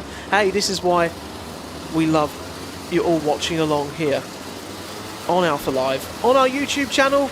Don't forget, if you're watching along right now, you can become a SlipStream member to get loads of great benefits and more Alpha Live in your life, and also to catch the finals after this one. It's free to be viewing right now for our heats here in our morning session, but once we go into the afternoon, if you're a SlipStream member, you'll be able to catch the action into the afternoon. Otherwise, you can wait 7 days for coverage of our finals and see how they went down. But of course, you want to be seeing it today, don't you? And that's the benefit of having a SlipStream pass, to see all of this racing action. We're in the tram lines, we're going racing, and Teddy Cooper leads us away from pole position, and behind him is trying to find up the inside was Charlie Vary, but I think battled out of that one and was a bit forced out of that one because it wasn't quite happening the way they wanted. Look at this though, second and third place all in the action. Charlie Vary battling out front, trying to hold on to second place. There's a bit of argy-bargy going on there. Brafe Murdoch somehow up into P3. A great start from Brafe Murdoch for the Ultimate R team from the fourth row of the grid. Everyone getting a bit caught out there in the first stages of that race. People trying to find their braking spots, not sure the concertina effect happening, you know, people losing their own momentum at their own time, whether that was going to happen, but doing their best to try and stay out of harm's way, of course, and focus on their own race. Teddy Cooper then is going to lead us across the line for the first time. Kiddix UK leading the way ahead of Charlie Vary in your second place car, chased by Brafe Murdoch, who's made a fantastic start from the Ultimate Art team and wanting to make, I'm sure, good headway as soon as he can. Brafe Murdoch as well has been a driver that's had a bit of a roller coaster of fortune. Some races he can be up here and have a great start and have a great opportunity.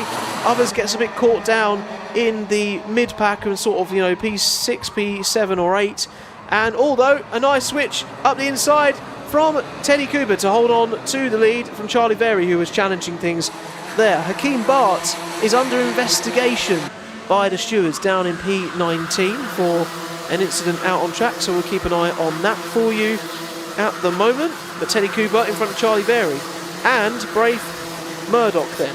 Yeah, once he gets to the front like this and Brave's in the mix, anything can happen, and has got all the tools and skills at his disposal to make these two drivers ahead of him think about what their next move is going to be. But look at this now, group of 5 between our front runners, of which it was looking like that Charlie Berry and Cooper and Murdoch were breaking away. It's now come back towards them, and Cooper maybe is holding up the drivers here, because Brave Murdoch is up into P2. You've now got Tom Reed up into P3, but it looks like it's changing all the time here as we come into the second hairpin. Nice move round the outside. John Richardson, lovely driving there to take full advantage of the scraps going on in front of them. But Teddy Cooper, for now, leads the way of these front 3.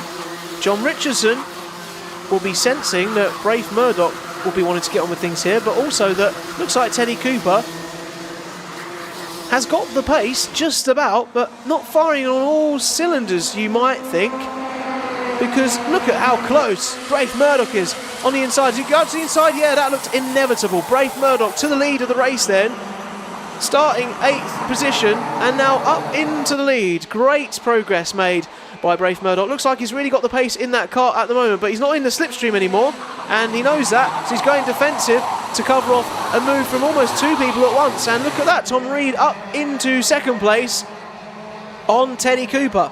So maybe Teddy Cooper's car set up to come towards him later on in the race, but doesn't look like it's going to give him the pace that he wants at the moment. Being hounded from behind as well a little bit, falling down the order all the time. Charlie Berry, who was up in the mix as well, there's down to P6 throughout all of that at the moment. Brave Murdoch now then leading the charge ahead of Tom Reed and Teddy Cooper. I said Brave Murdoch, if he's got the chance, he will definitely take it, although he will have a challenge from behind because Tom Reed is up the inside and wants to put a stop to that. For Thule Motorsport leading the way then. Devin Taylor then flashing on your screen with the fastest lap of the race with a 58.21, which is easily half a second quicker than our leader Brave Murdoch at the moment out front. But it's contending with all of this because Tom Reed was out in the lead and still is now ahead of Murdoch. And Teddy Cooper in on the action. Who's that trying to go around the outside and be cheeky and pick up 3 places in one, which isn't going to quite work as how they plan. Alex Lynn is not going to have it all the way that he wants. Alex Lynn starting in P6, up into P4 though, so a great amount of progress being made there, you could say, at the start of this race. Reed leads Murdoch and Cooper trying to hold on to these front 2 races at the moment and positions out front. Glanmore says go Brave, great driving, keep going for the Ultimate R team. I feel like the Ultimate R mascots are definitely in the live chat on Alpha Live at the moment, broadcasting this to you live from PF International in Lincolnshire. To the lead is Brave Murdoch in front. Oh no, Teddy, when did that? No, it is Brave Murdoch out in front still. So are all getting all up in each other's bumpers there a little bit. And Brave just minding his own business behind. There was Tom Reed and Cooper and Lynn and Berry almost getting in all of the action, but hopefully just finding their way through. Riley Murthwaite has got a warning flag to be careful of down in P23, so those battles back there. But we have 2 minutes on the clock, plus 1 lap as they cross the line exactly.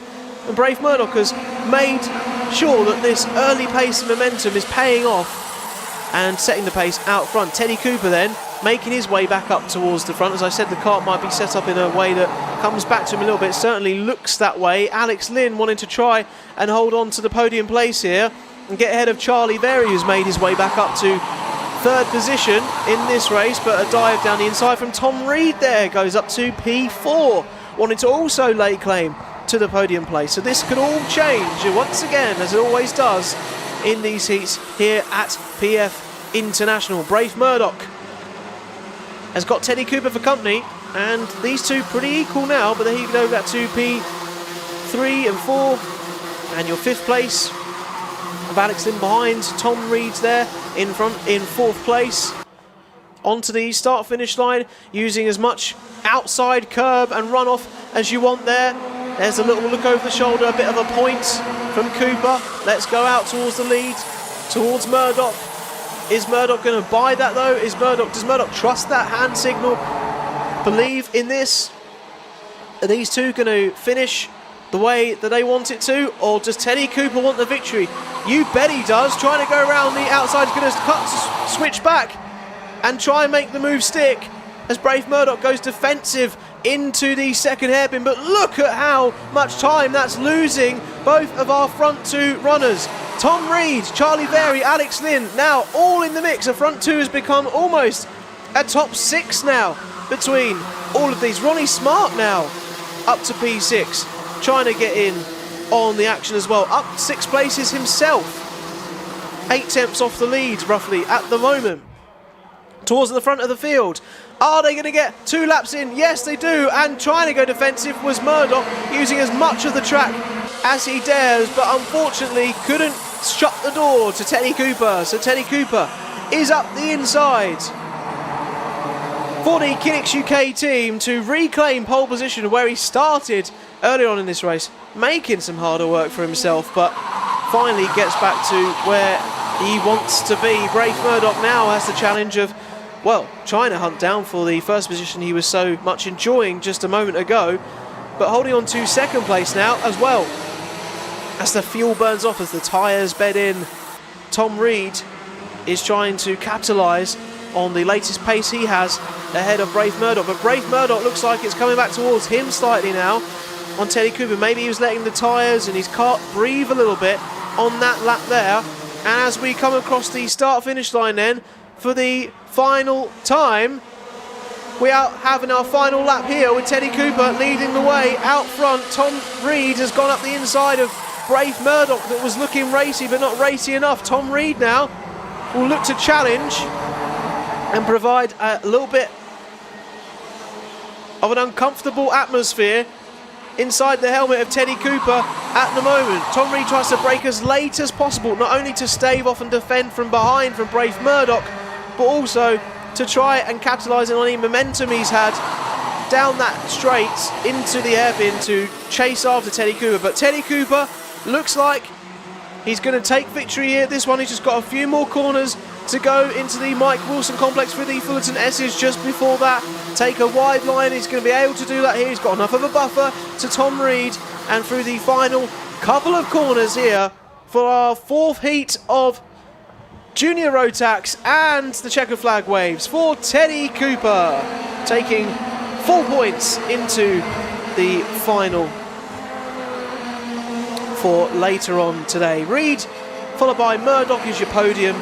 We also have Alex Lynn, Ronnie Smart, a great position for him up to P5, up from P12. Fabricius, Very, unfortunately not so great race for Very in the end there, down to P7. Riches, Jamie Riches, Shea Hilton and Devin Taylor down to P10. So that's all our junior Rotax running until the final this afternoon. And make sure you keep your comments and love coming in on the live chat. And from Junior Rotax, of all of those heats now, we've still got some more to go. This is Minimax next.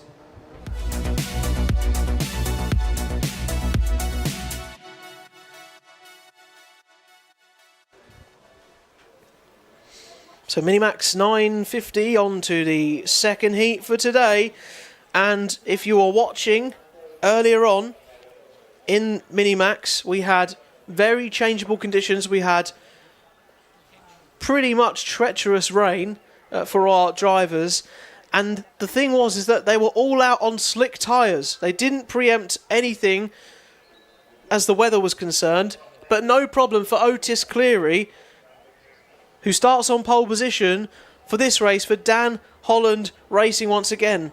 And it was something of an absolute whitewash in the first heat because Otis Cleary won by 15 seconds back to P2. So just showing you the talent that Otis Cleary has got out there on display, and I'm sure even if he's in P2, P3 in this race, we'll see what happens in dry conditions. He's definitely going to be up there for our final later on in Minimax this afternoon. Let's go for your grid then. Otis Cleary, Elliot Bourke, Alfie Phillipson and Luke Millward round off your top two rows. Jensen Sale is also one to keep an eye on, with Flynn Grantham, Eddie Duncan for Strawberry Racing and Chloe McGill as well. Noah Wilco, Rio Paniutu and Adam Bart, Finley Rhodes and Lewis Herbertson and Akil Gioni in P14. Freddie Blackshaw, Drew Davidson, Charlie Heffer, Alex Tonikis in P18. Otto Amy is in P19. Ted Hayward's in 20th, Dexter Petty followed by Soren Gallagher, Sam Fleming, Thomas Laidler, Riley Blakemore, Jensen Skeffington in P26, William Moore, Ayrton Goldsworthy, Dagur Sigurdsson, Stanley Gill, William Davison, Arthur Shadeen, Jack Hill and Evan Meller, who had an absolute mega drive in the last race, up 30 places to P5. Can Evan Meller do it again? Can Otis Cleary do it again? How will it unfold for this heat of Minimax? And we are away, and Otis Cleary makes sure that that inside line is covered off. Any challenge and threat from behind is not going to be challenged at all, because Otis Cleary retains the lead as they come round this corner that we call the bowl and over onto the Litchfield Bridge for the first time. Jensen Sale, though, you can see an incredible start from Jensen Sale, up from P5 into second already, wanting to make life much more difficult for Otis Cleary in this race in dry conditions. And I think it's not going to be as straightforward for Otis Cleary in these first few corners that we've seen so far. Although, as we know, anything can happen. There's your 57 on screen there of Eddie Duncan as well, up from P7 into third place. So nice to see that progress being made there. The leader of that pack you're seeing on your screen, Alfie Phillipson, has gone down the order a little bit to P4 now. So they come across the line for the first official time, and Otis Cleary leads Jensen Sale by half a second, with Eddie Duncan about another 7/10 back to Alfie Phillipson. Chloe McGill in P5 and P6 Elliot Bourke. Luke Millward, unfortunate start for him, down from 4th into 7th. Flynn Grantham, Noah Wilco and Adam Bart in P10. Glanmar says, here we go, Jensen Skeff and Ultimate R. The Ultimate R mascots are back again, but the Jensen Skeff, of course, cheerleaders are here in fine voice, because Jensen has got to try and find his way from P26 up through the grid. It's a nice dive down the inside there on your screen. Lovely move into the Mike Wilson complex from Elliot Bourke up the inside of Chloe McGill then. So Elliot going to be up to P5 ahead of Chloe. As you can see, that confirmed. And Luke Millward up a place as well in that X-Kart there. You can see going through on your screen right now into P6. Nice dive up the inside there as well into the bowl section on the brakes, and using the door widely open there to take advantage. Look at this though, the front two. Otis Cleary, I said, wouldn't have it all his own way in this race. Let's stick on the battle for these two, because it's looking pretty juicy out front. Jensen Sale is the main protagonist on Otis Cleary's case at the moment. Otis Cleary in his Dan Holland Racing machine versus Jensen Sale in his Pantano chassis behind, but also a privateer in his own guise as well. All over the back of Otis Cleary. So 5 minutes to go, plus 1 lap. Otis thought, maybe he was being realistic, thinking that he wasn't going to have it all his own way, maybe enjoy the same kind of gap as they did last time. But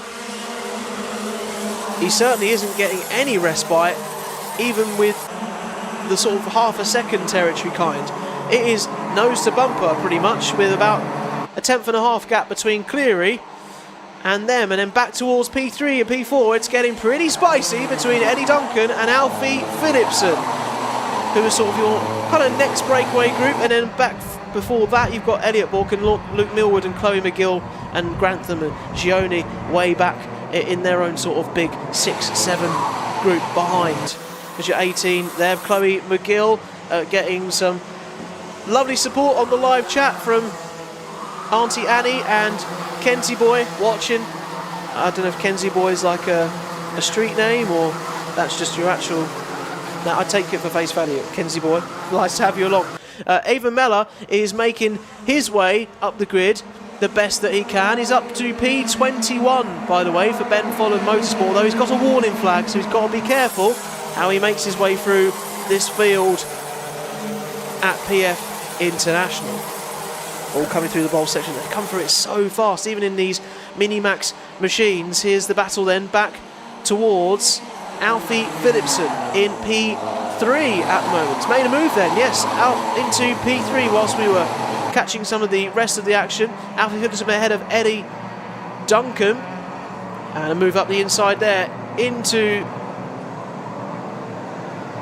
the second hairpin from Luke Millward and Elliot Bork up into P8 now. So great battling between those two as well in the midfield. In 26 there, Flynn Grantham there trying to get past Chloe McGill in front there, but staying firm and stubborn is Chloe McGill in P5, who's now got a bit of a gap in front towards Eddie Duncan in P4. But look at these two, they are absolutely nose to tail, nothing to choose between them. Otis Cleary and Jensen Sale with what is turning into a fascinating battle out front here between Mind and Matter. Otis Cleary not taking the chance to look over his shoulder. Looks like they are working together for now to keep building this gap of around about 2.5 seconds back to Alfie Phillipson and Eddie Duncan at the moment in the next group. But you bet Jensen Sale will be opportunist if he senses a gap. He's going to take it up the inside and lay claim to that first place. We're into the third and final sector once again of this PF International Circuit. Jensen Sale, who's had a really great showing at the start of 2026. And I do talk about him a little bit here when I'm commentating, but it's just someone that stood out, particularly in my first round of the kart championship in Sunderland at Warden Law. Was right up there in the mix of, a lot of factory teams as well. I know he's running the Pantano team, but as a privateer himself, stepping out from a main team last time out and really impressing in 2026. Up in the mix here with Otis Cleary. And Jensen Sale has been up in most of the grids as well in other championships so far this year too. So praise where praise is deserved, but also Otis Cleary deserves a lot of praise too, because in the first race with those changeable conditions, he was driving that kart you see that he's leading in right now completely differently. It was more like squirreling his way around this PF International Circuit to try and find the grip in the wet weather conditions on his very slick and smooth tyres in the wet weather, and he did so brilliantly. Didn't go off once, maintained composure, built that 15-second gap out front,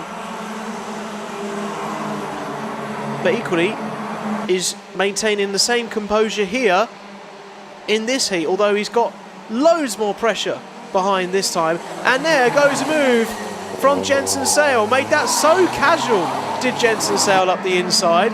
You were thinking he might go for it, but didn't want to make it too obvious to Otis Cleary out front. But now Jensen Sale has laid down his marker, his intentions of what he, of course, wants in this race, and that's like any racing driver, is to go and win the thing out front.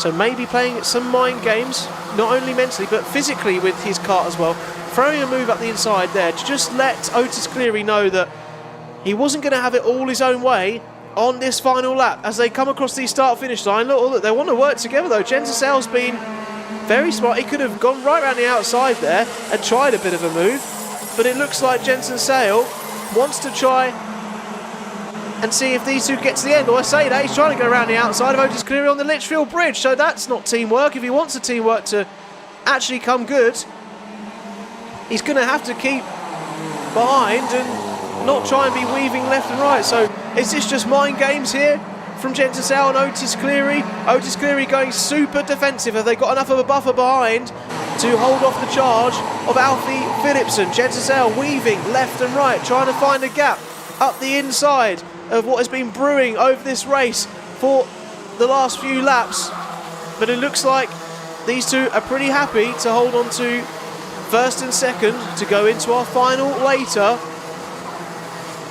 and be in a prime position to do the damage later on. Gentisau, is he going to take it on the start-finish line? Oh, that's so close.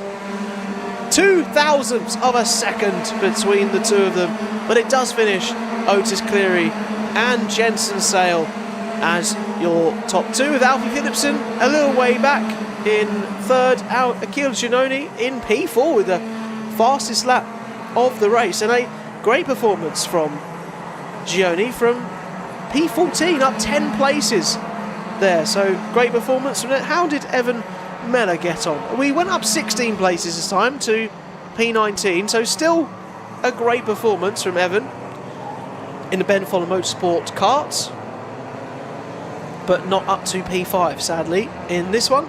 P5 goes to Eddie Duncan. Lynn Grantham followed that. Luke Mill would be disappointed possibly starting in P4 down to P7. Chloe McGill maintains her place for Sampolit Racing in P8. Elliot Bork and Rio Paniutu rounds off your top 10.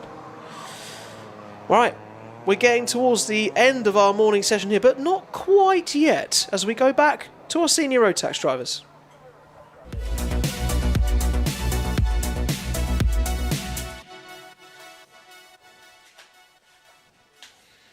And on to our third heat of the day for senior rotax. Not as many groups or as many drivers in our junior rotax field, that is fair to be shared. But before we get into our racing action, and you're probably looking at some of our senior rotax runners, or you're looking at our racers going round here at PF International Day, you think you fancy someone that you want to get your official licence? Well, this is how you do it.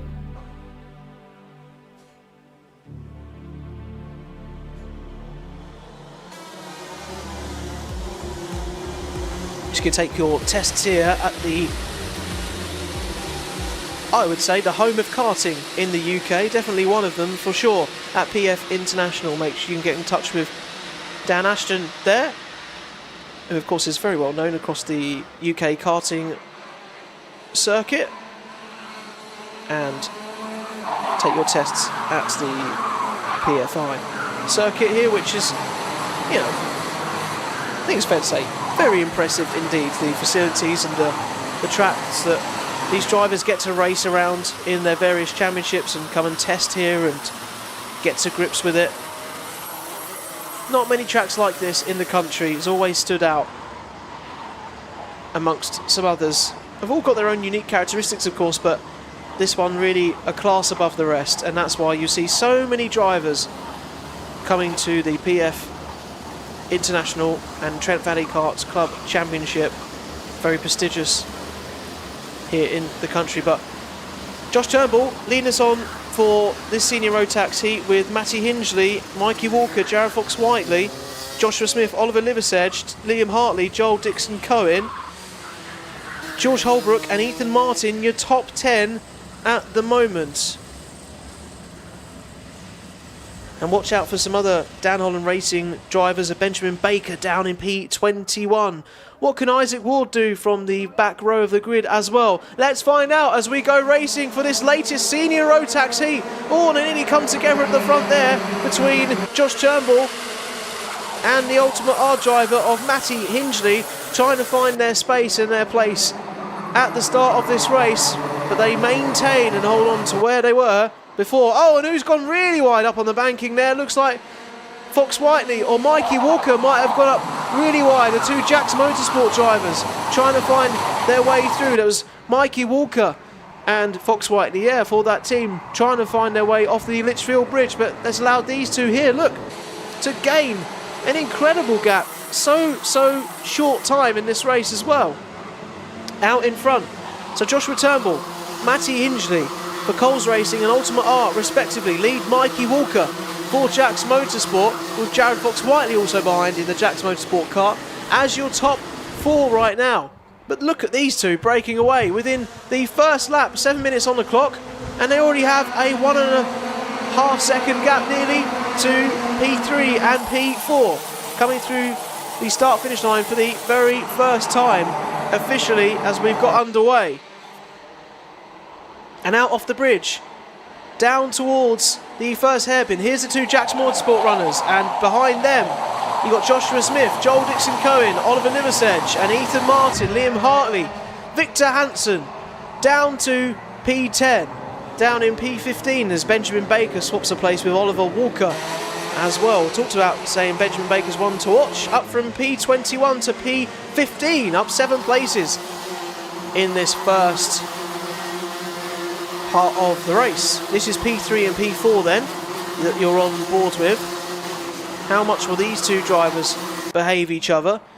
Jared Fox-Whiteley and Mikey Walker, you'll be seeing on screen, slightly annoyingly have very similar numbers of the number 23 and the number 232 on your screen, so we'll do our best to keep a mix between these two. But look at these two out front, battling and skirmishing already. Is there going to be any moves up into the hairpin on the inside? Doesn't look like it.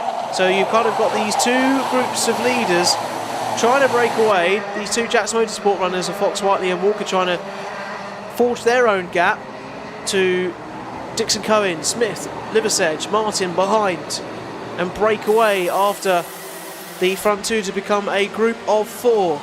Keep your thoughts coming in and support on the live chat as well. You can see all of your support on our Alpha Live YouTube page and our YouTube channel, of course, where we're broadcasting you right now. Powered by SlipStream, new for 2026, bring you coverage of the Trent Valley Kart Club for the very first time. And what a great choice it's turned out to be, I think. Welcome to Emma Guest as well, our latest SlipStream past member. Thank you for signing up to us. It means you catch the finals of our championship round here today at PF International. These two out front, nice and calm, nice and comfortable. But Matty Hingley making sure he's nice and close to Joshua Turnbull, his rival out front. Glanmar says good luck to Matty in the Ultimate R. She is still watching. She's still the Ultimate R mascot here. She hasn't gone away from supporting other drivers in the Ultimate R team. She's here for the long haul, watching on our live page. And here we are then with 4 minutes on the clock plus 1 lap, and Joshua Turnbull staying out in front there, holding on to a lead where he wants to try and stave off from Matty Hingley, who took the victory in the last senior rotax heat, and looking to hold on to it here once again. But some nice moves going on down there in P4, P5. Joshua Smith involved with some battles of Mikey Walker, Dixon-Cohen. You can see Joel Dixon-Cohen up to P5 then in front of Oliver Liversedge and Joshua Smith and Ethan Martin. And Jax Motorsport then. Oh, and who's that out? I think that looks like the car of Bailey Walters, yeah, for Team Evolution. So not too sure if that was a result of some racing action or whether he did that all of himself. But unfortunate for Bailey Walters, who started P24. And I hasten to say, unfortunately, he might end up further down towards where he was starting there. Matty Hingley, very happy then behind at the moment to just be sitting where he is with 2 minutes 40 on the clock with Joshua Turnbull there. Matty Hingley putting down his tools for this race anyway, from helping out the rest of his Ultimate R drivers in the younger categories that I Met him at the very first round of the kart championship. Very passionate about helping all the younger drivers, but of course wants a bit of a piece of the cake for himself. Why wouldn't you? When you got the opportunity to compete in such an incredible class of a field around an incredible track at PF International and be battling with the likes of Turnbull, Fox Whiteley, Mikey Walker out front of the Jax Motorsport team in the awnings. You can see the battle a bit further back there. That's the number 15 of Joshua Smith. Down now into P8, has dropped back a little bit. Leading this pack, Oliver Liversedge down towards P6 now. And Dixon Cohen out in front of P5, leading this latest group. Who's going to have a little bit of a dive down the inside? Oh yes, beautiful from Joshua Smith on the inside of Liam Hartley. Sorry, I sounded like Churchill the dog then. Not deliberate, but it just sort of came out. It's the way it goes sometimes when you're commentating and it's a constant stream of consciousness coming out of my mouth. Joshua Smith there for the Kidex UK team,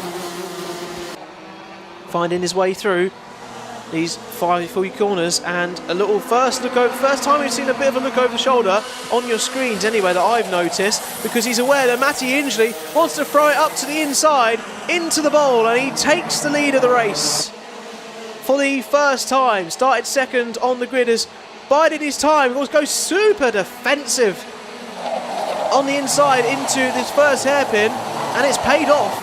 But it's also looks like it hasn't worked out or ever so well for Turnbull, not just in P1, but also the fact he's now got Fox Whiteley and Walker of Jax Motorsport hounding him all over the back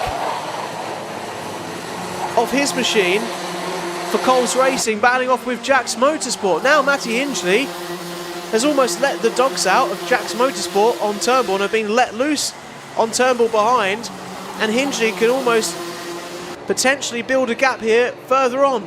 And that's a number 50 car. Who's dragging it out of the way? That's our race director Dan Ashton, the number 50. Sad to see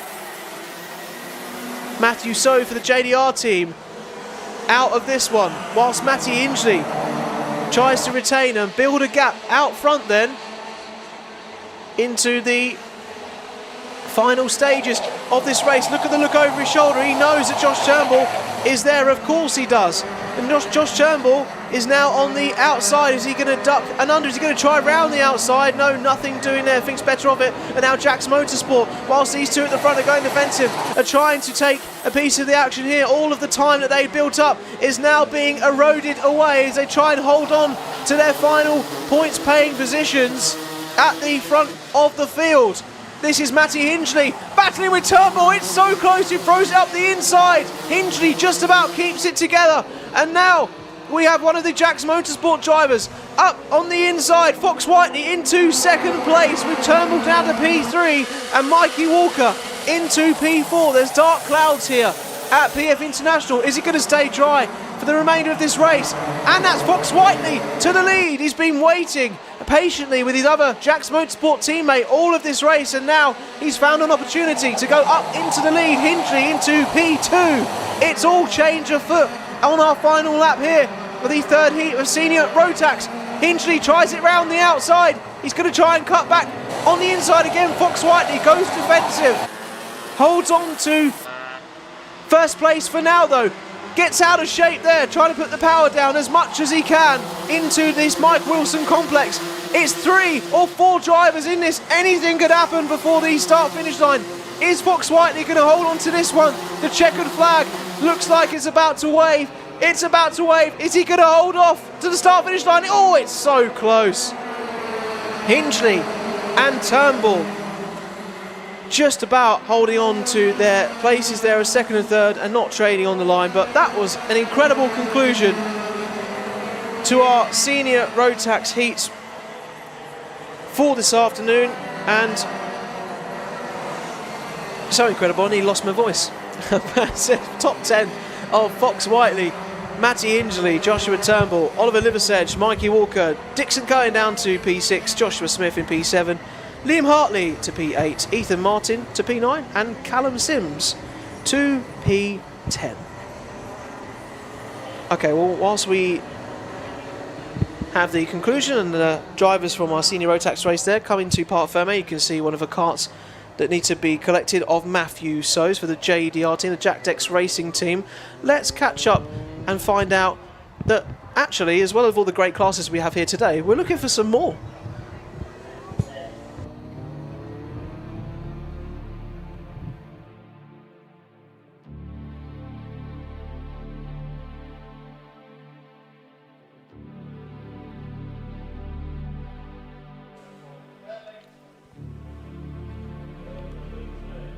So we're looking for some Honda guest grids on those dates.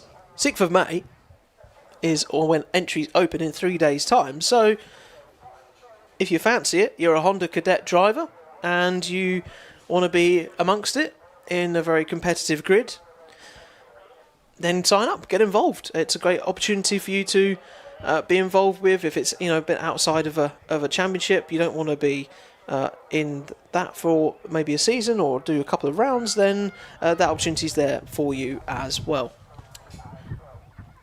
Big thank you to everyone getting involved on the live chat. So many of you still here and enjoying the action today. And we go from senior rotax then into our Microaxes.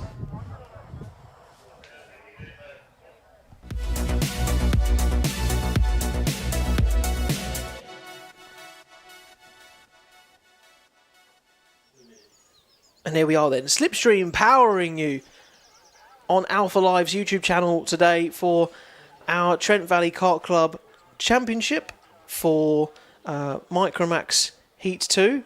We've got Matthew Sodo still making his way off of the grid from our previous race, of which it was an enthralling, exciting one. A great race by everyone there. But whilst we wait for that, let's have a look at this. SlipStream, the way to watch all the best club karting live and on demand. It takes just 1 minute to become a channel member and get your virtual SlipStream pass. Hit the join button on our YouTube channel and follow the prompts. Using an iPhone? Do this via Safari to avoid paying an extra fee. Channel members get early access to the Bump Draft podcast, as well as 7 days exclusive access to the event finals. Plus, they also get priority chats read live by our commentators, so you can show your support for your favourite drivers. It's a rolling 30-day membership and you can cancel at any time. Join SlipStream today to enjoy live club karting and help promote the grassroots of our sport.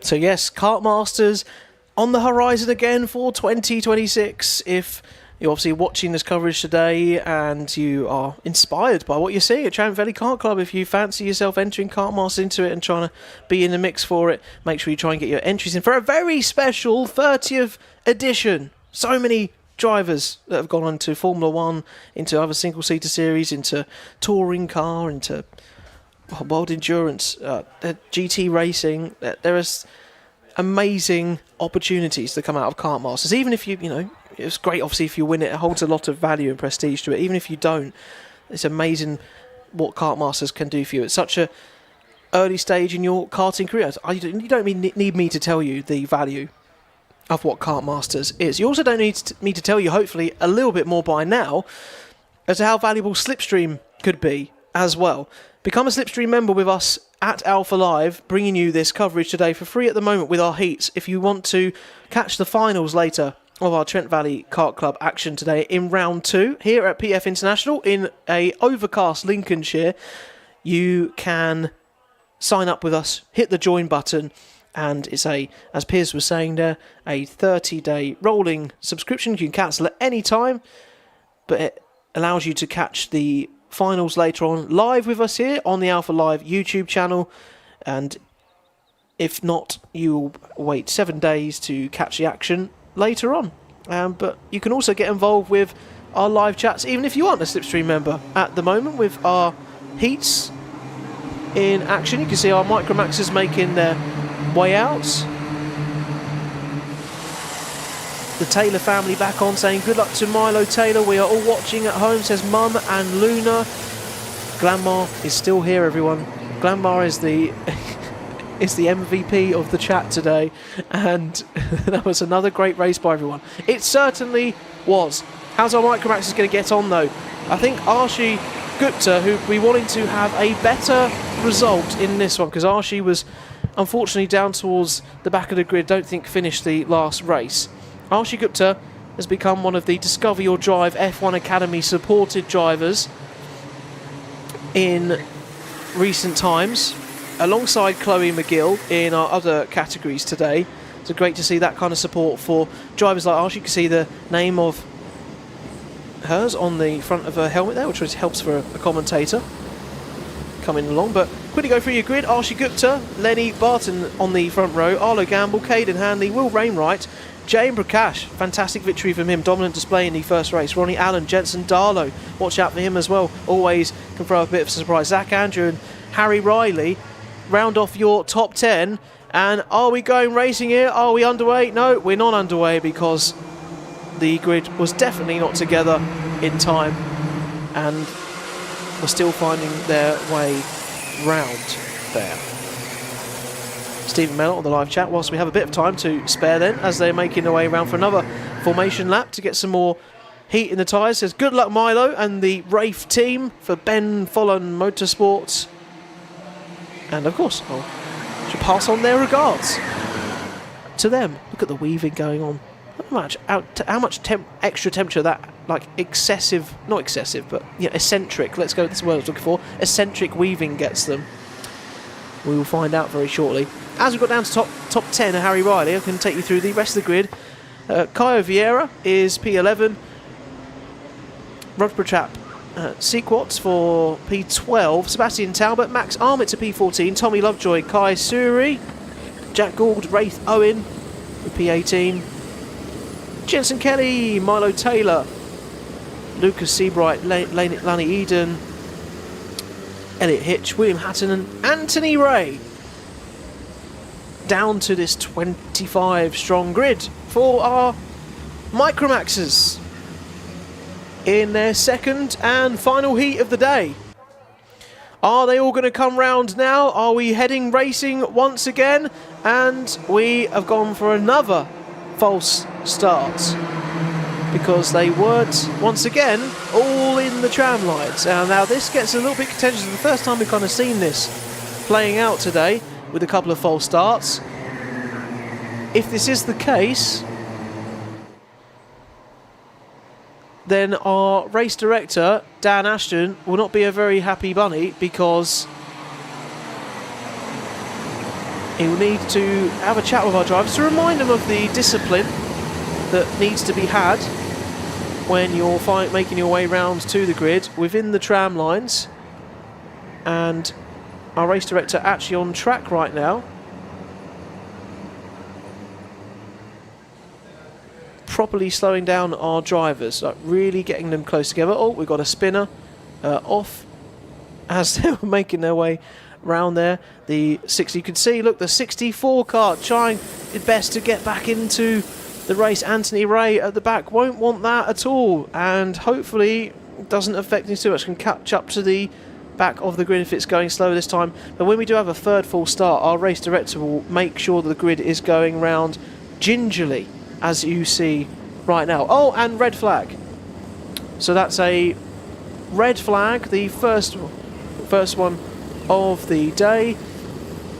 They're going to come round to the start of the grid, and I would hazard a guess that the red flag here, I'm not in the stewards room or race control, but I would hazard a guess that the red flag is because of the race start procedures, and our race director just wants to have a quick reminder and a quick chat with our drivers as to how we get going and starting racing. And this does happen sometimes, but our front two drivers can possibly be put to the back of the grid if our race director is not happy with the way that our racers are going through the tram lines. But you can see, look, Dan Asher at the back there, just on your screen, in the glasses, in the middle of the track with the bright fluorescent headphones on at the moment.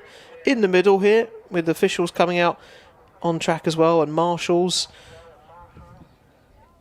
just getting our drivers to slow down and take them through and remind them of what's needed here. So Archie Gupta, you can see on the front row that's where Dan Ashton is right now, to the left hand side. The number 45.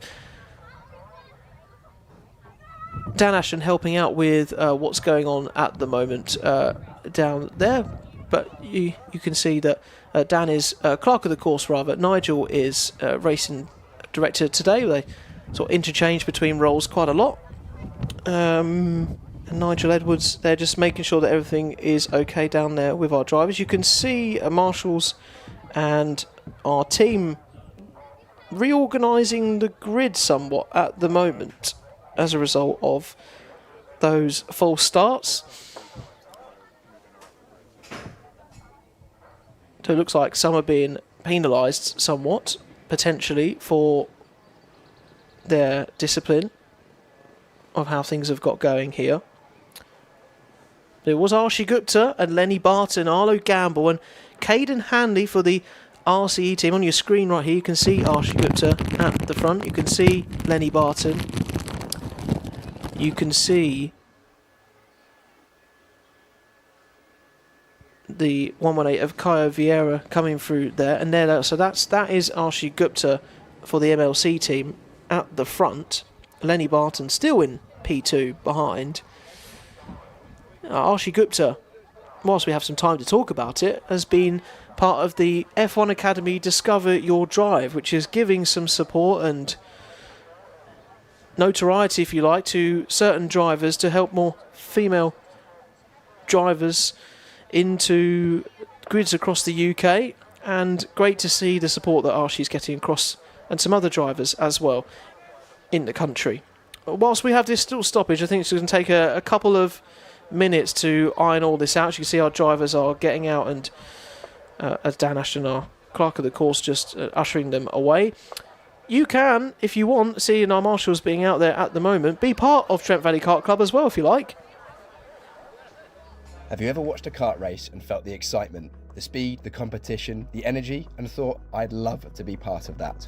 Well, here's your chance. Our kart race meetings are powered not just by drivers and teams, but by an incredible group of volunteers who make every race day possible. Without them, the racing simply wouldn't happen. Whether you're a motorsport fan, a parent of a driver, someone looking for experience, or you just enjoy being part of a team, we'd love to have you join us. What can volunteers do? There's a role for everyone. Track marshals, right at the heart of the action, ensuring safety on circuit. Grid and pit lane assistance, helping line up karts and keep the race meetings running smoothly. Scrutineering support, assisting with safety checks. Race control and administration, supporting timing, paperwork and organisation. Event setup and pack down crew. The team that makes it all happen behind the scenes. No prior experience? No problem. We provide training, support and mentoring. All you need is enthusiasm and reliability. Why volunteer? Be part of the thrilling world of kart racing. Learn new skills and gain valuable experience. Meet like-minded people and make great friends. Get close to the action in a safe and structured environment. Support grassroots motorsport and young drivers chasing their dreams. Many top racing drivers started their journey in karting. Our volunteers are part of that story. What's the commitment? You can volunteer for a single event or become a regular member of our team. We run regular race meetings throughout the year, and every event needs dedicated people like you. Even a few days a year makes a huge difference. If you'd like to get involved with Trent Valley Kart Club, please speak to us today in the Race Control Office or contact us at claire@tvkc.co.uk. Come and be part of the team that makes race day possible. Because when the lights go out and the race begins, it's not just the drivers who make it happen, it's all of us. Thank you, and we hope to welcome you trackside soon.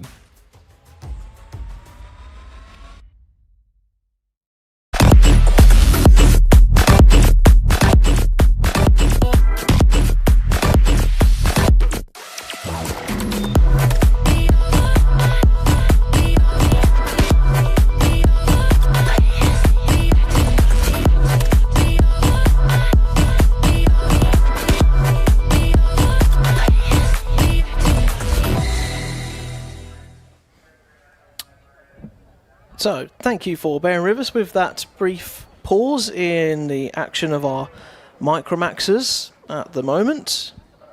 And Kart Masters, very, very exciting to be having its 30th edition. Are you going to be here? You haven't put, maybe in the chat, if you're going to be here for Kart Masters, let us know if you're thinking of coming down or if you're going to be watching the action with us, what you're most looking forward to in this 30th edition. Do you have any Kart Masters memories, seeing as we are here at PF International? Would love to know. Make sure you drop a comment in our live chat today. Alright, so our Microax, you just saw there, it was red flagged, that race, because we had the first false start, and then they put out the slow boards, and then the clerk of the course today, Dan Ashton, needed to remind the drivers that when the slow board procedure is out, they don't come round again and form 2 by 2. When the slow board procedure is out, like it will be for the start of this one now, they have to follow single file. So, you know, lots of these drivers maybe not gone through the process all too much before, but just reminding them of how it should be done in this slow board procedure when we have a couple of false starts like that. And fairly strict on the false start procedure here this weekend at PF International. Some championships they give 3 false starts. They're sticking to 2 here.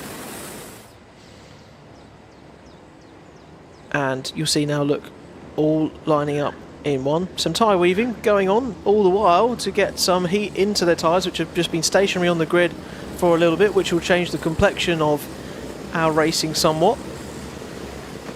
But Archie Gupta leading around on pole position with Lenny Barton and Arlo Gamble and Caden Hanley in P4 in the RCE outfit.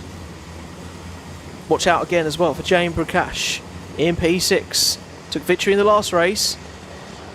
We're going with the slow board and we have gone green, single file. We are underway and up the inside. What a move into the first turn there on Archie Gupta.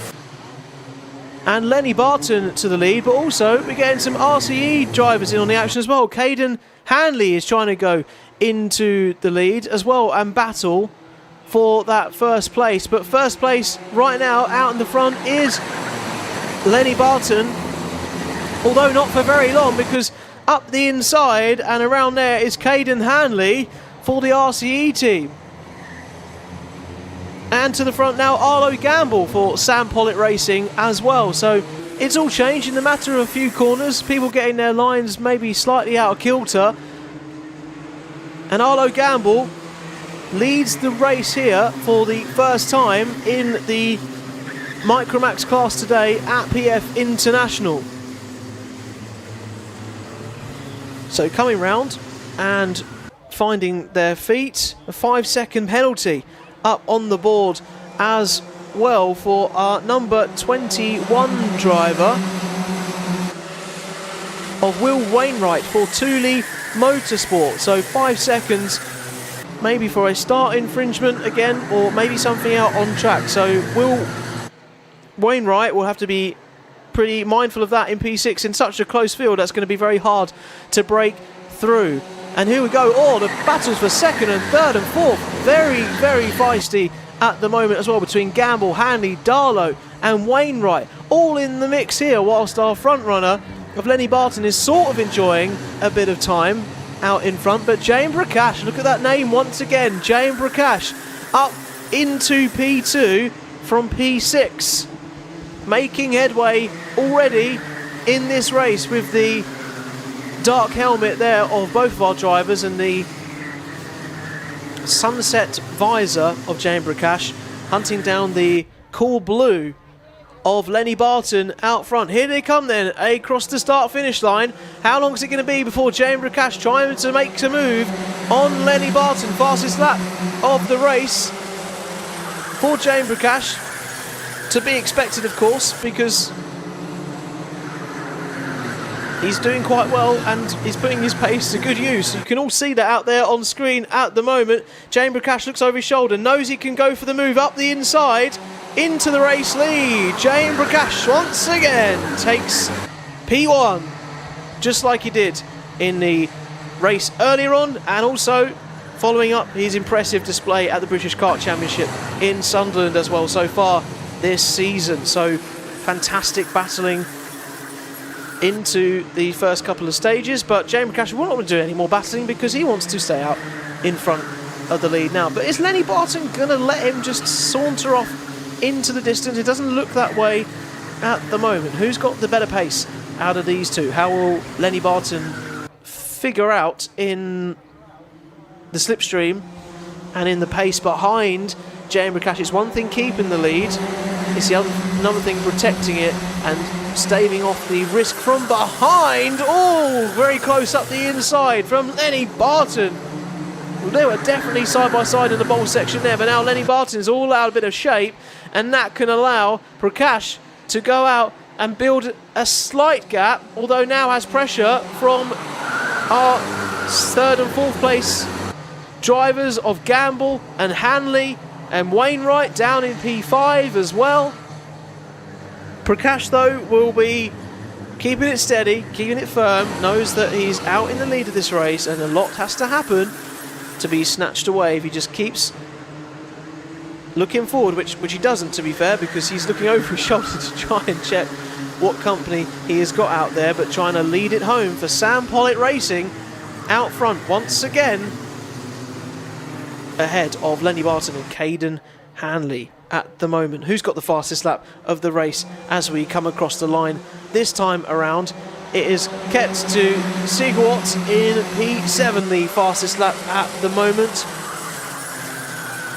Sigwart for the MLC team with a 105.4, 4 tenths quicker than our front runner Prakash at the moment, not having it all of his own way, although what's happened to Prakash there, because there isn't Prakash at the front anymore. That's Caden Hanley at the front now, and Lenny Barton out front also with Arlo Gamble. Prakash has gone all the way down to P5. Will Wainwright is also up into P4 on the road as well, so it's all changed. Prakash has now got it all to do again and was looking comfortable for him out front.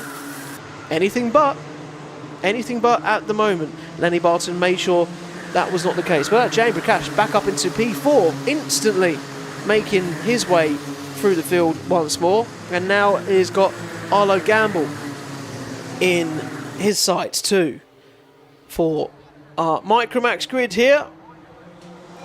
Arlo Gamble sitting in P3 at the moment, maybe for not very long. We'll find out. Has been racing in the B&L series, has taken victory in some of the races in Europe, so has got plenty of experience to be up against the likes of Hanley, Prakash, Barton in this field as well.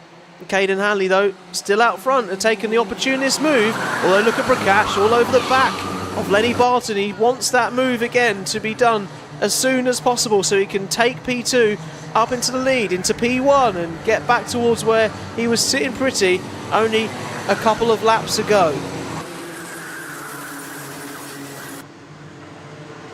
Elliot Hitch, you'll see as well out there doing his best to try and climb up from his 20th place he's currently sitting at the moment, up 3 places from the start for the RCE team. He's raced 12 out of 16 weekends in 2026 so far, so he's not really rested too much. He's been out on track and trying to make that experience pay. Look at this for a move though, round the outside is Lenny Barton trying to size one up there, nothing doing. There's a lot to ask of a move at that point of the track. As Caden Hanley though has a minute left on the clock, plus 1 lap, and look at this, Jensen Darlow out of nowhere, the fastest lap of the race, up into P3, been making that steady progress, and is now ahead of James Prakash, who is not having it all of his own way in this race. Look at Prakash, he's now down to P5. It was looking so comfortable out in the lead, and not so anymore, starting to look all the more comfortable for Caden Hanley. For his RCE team, coming through the Fullerton S's and towards the Mike Wilson complex here, Lenny Barton looks pretty satisfied with the pace he has at the moment. But Jensen Darlow's got to be careful of beaming down behind. Also someone who knows a thing or two about this PF International circuit. Arlo Gamble as well in P4, wanting to try and make a move. But look at this up front, our top two, Barton, Hanley going super defensive on the tight line onto the inside. Is anyone to throw it up the inside? That is a nice move, I think, up the inside from Prakash. Think he made some headway around the outside, did he? No, he's still in P5. It looked like it was a nice move, but didn't quite come off. And these two scrapping, Caden Hanley, and now Lenny Barton gets a better run out of the second hairpin. And will he go to the lead of the race, or has Hanley got the inside line? Hanley maintains it just about onto the lead, and Darlow and Prakash there battling between who's going to come out in front into the Mike Wilson complex. It is Prakash, and Prakash ahead of Darlow to P4. The recovery continues for Jayan. Is the recovery going to be enough though to go back towards the front and retain the lead whilst you're stuck up in the dirty air and the concertina of all of the carts in front of you? We're coming on to our final lap for this Microax heat here with Caden Hanley, I'd like to say in control, but just holding on for dear life as Lenny Barton looks like he was going to size and move up the inside there. He doesn't. Hanley holds on. And as you were once again off the Litchfield Bridge with Arlo Gamble holding on to the podium at the moment, but Jane Prakash wants to try and put a stop to that. Tries to size and move up the inside. Oh, Jane Prakash comes together with Arlo Gamble. And not what you want to see, but close racing between all of them, and it's completely changed again. Look at this, Lenny Barton's out front and has gone to the lead in front of Caden Hanley. Is Arlo Gamble still in P3? Oh, who's gone off there? I think that was Lenny Barton, went over the grass. Jensen Darlow up the inside into P2. Lenny Barton now on the road has taken the lead in the final few corners. Is Jensen Darlow going to be able to do anything off the back straight, or is he going to take P2? It is P2, and Jensen Darlow takes the fastest lap with Lenny Barton making the most of what happened there and the chaos that ensued in the final few laps, which gives us Barton, Darlow and Hanley as your top three there. Archie Gupta with a great recovery from the other points in that race to finish P4. Jane Prakash down in P5. We'll be disappointed with trying to go up the inside there and make that move stick in the hairpin, but didn't come out the way that he wanted. Arlo Gamble, Zach Andrew, Seager Watts in P8, Harry Riley and Will Wainwright is in P10, although I do believe earlier I mentioned that Wainwright had a penalty to come, so we will see how that unfolds. Number 24 of Jack Gould, JDR Racing, is also under investigation by the stewards. And just a warning flag for Caden Hartley for the RCE team will hold on to that third place. But looking forward to more of your thoughts and suggestions in our live chat here for our club championship at PFI, and I'm sure we'll leave the stewards to understand and comprehend how all of that played out on track. But we are whittling down through our heats and on back to the Water Swift.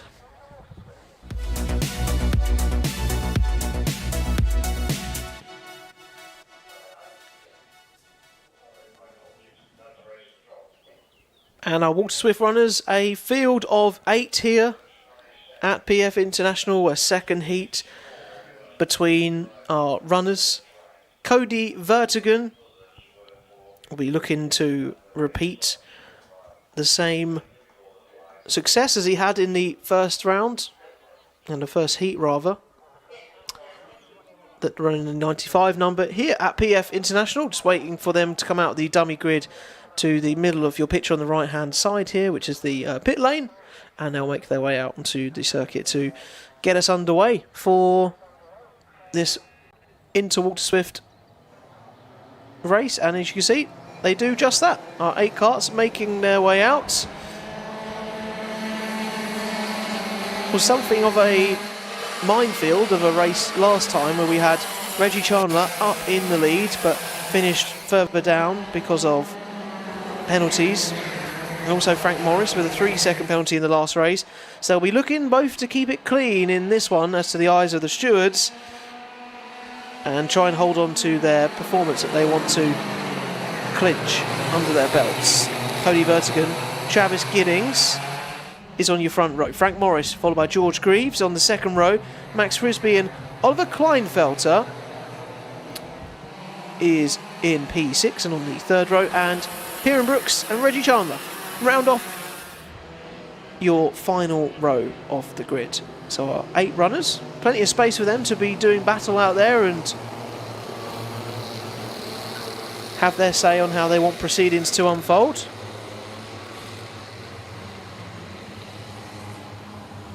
And Susan on the live chat, go Travis Giddings, Walter Swift are intense power. I don't know if that's just like a call to G up our Walter Swift interfield rather, sorry, and we are underway into the first corner, and it looks like that support for Giddings has paid off on the live chat because he has gone to the lead of this second heat of the Walter Swift class and cementing that now in front of what looks like George Greaves in second place, and then Frank Morris behind in P3 in the bright green, wanting to take P2 off of Greaves though, up the inside in that 55 kart, and does just that. Frank Morris into P2 with that clear visor. You can see all of the concentration and the vision of where he's looking to spot his braking points ahead of the corner and tracking down towards the apex that he wants to hit every single time, so keep an eye on the visor of Frank Morris, who's just sitting behind Giddings here in this all blue, sea blue livery and kart, and out in control then at the start of this Walter Swift heat. Getting out a bit wide there was our runner in fifth of Reggie Chandler, who's already made some great progress up from the back of the grid to P5 already, so give it time, give it a couple of laps, and who knows where Reggie Chandler could be in the mix fairly soon. Giddings then at the top of your field right here with Frank Morris looking to just bring it in the race easily and gently, bring in the tyres, bring in the concentration, and quite happy out front, line astern, as to build a solid cemented gap out here. But the field is so close, there's not too much of a spread at the moment, particularly in a class like this, and Vertigan making sure that's the case as well in that 55 kart. Reggie Chandler up to P4 now, making some progress up through the field. It's not going to be long. Watch out, Chandler's about. Here he comes. And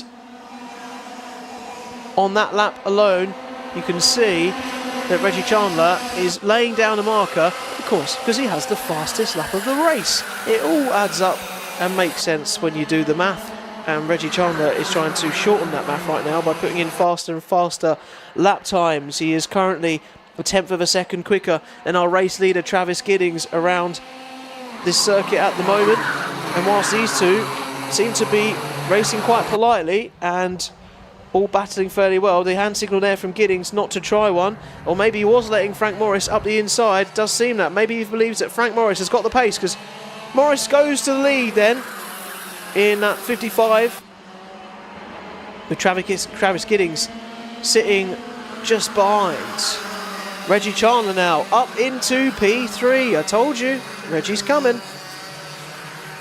And how long is it going to be before Reggie puts a proper charge and fight into these first and second places? Giddings fancies a dive down the inside again though to retake P1, and look how that's allowed Reggie Chandler to be in the mix all the more here in this top three. But now you've got our top 5 runners of Greaves, Vertigan, Chandler, Giddings, Morris all in this group here, and nothing to choose between them at the moment. This is probably going to look very different in a couple of laps time, particularly if Reggie Chandler goes up the inside, tries to challenge on Frank Morris for P2. Sticks in P3 for now though. Not as easy as you'd think. Frank Morris to the inside again as well on Giddings, so a trading of first and second places. This is not going to help their cause if they want to keep Chandler off the back of their case at the moment, and all of these 5 drivers together could be anyone's race right now. Giddings takes a tight line into the first part of the Mike Wilson complex. You then go out wide to then take a better apex and a better line through the rest and sequence of those corners and get a good run as much as you can out onto the start-finish line with 3.5 minutes then on the clock. And Reggie Chandler has made his way up into P2 in all of that. Is he going to try for the lead at the moment? No, he's not thinking about it quite just yet with the time left on the clock. But he's going to have a lot of company whilst he tries to do it, because Frank Morris will be wanting to be on the back again for sure. Reggie Chandler is staying right line astern with Giddings right now. Although, does he fancy a dive up to the inside here? Is the door open? No, the door in his mind is not open. It's not worth even contemplating doing something about that right now. 3 minutes on the clock left then. Giddings, Chandler, Morris, Vertigan, Greaves, Kleinfelter, Frisbee and Piram Brooks to the back of the field. And these top 5 covered by about a second and a quarter at the moment. Slightly less than that, particularly when our front 2 are breaking away now. You can see them peeling away from Frank Morris with the faster pace at the moment. And Giddings with Chandler. Is Chandler going to dive down to the inside? No, Giddings responding to Chandler's pace out there, setting his fastest lap of the race. Half a tenth quicker than Chandler behind. Nothing to choose between them. Although if he runs wide like that, Giddings is going to invite Chandler up the inside, off of the top of the Litchfield Bridge. But thankfully, Giddings finds the pace, finds a good run off of that corner, and will look to go, I was going to think defensive, but definitely looks like those two are working together somewhat, maybe unintentionally at the moment, to further build this gap out front. It's almost a 7/10 gap, more so, 3/4 of a second gap back to Frank Morris, building all the time so that these two can have a last lap scrap if they want to, and have the space to do it so they don't have any company from behind. Minute and a half on the clock then, watching this on Alpha Live, powered by SlipStream, brand new platform for this year, bringing you live coverage of the Trent Valley Kart Club as well as many other kart clubs across the country, which has been so positive for grassroots karting to put all of these names on the map and for you to watch some incredible action on our Alpha Live YouTube channel as well. If you want to become a SlipStream member and get exclusive benefits, our Bump Draft podcast you get first listens and watches of, and also views of the finals later on this afternoon. You can sign up right now hitting that join button, and also then you will be recognised in our live chat as well as a premium member of ours and a proud supporter of Alpha Live. Travis Giddings then in charge with 50 seconds on the clock plus the lap, with Reggie Chandler and Frank Morris peeling away from them all the time now, really struggling to stick onto the back of these two. These two have really set the marker and have set the pace over the last couple of laps, eking out their gap all the more. And 30 seconds now plus 1 lap. We're going to have 2 more laps. There's a warning flag for Travis Giddings being given by race control, so maybe that's for the defensive manoeuvres, the way he's approaching turns, or maybe the way he's taking corners and curbs. He's got to be very careful about the runoff and how much of the track he uses and track limits and all of those kind of things if he wants to stay out in front here of Reggie Chandler. It's much closer between these two in this race. Looks like Giddings got a much better run off of that hairpin there. Just Chandler getting slightly wide of his competitor of that one.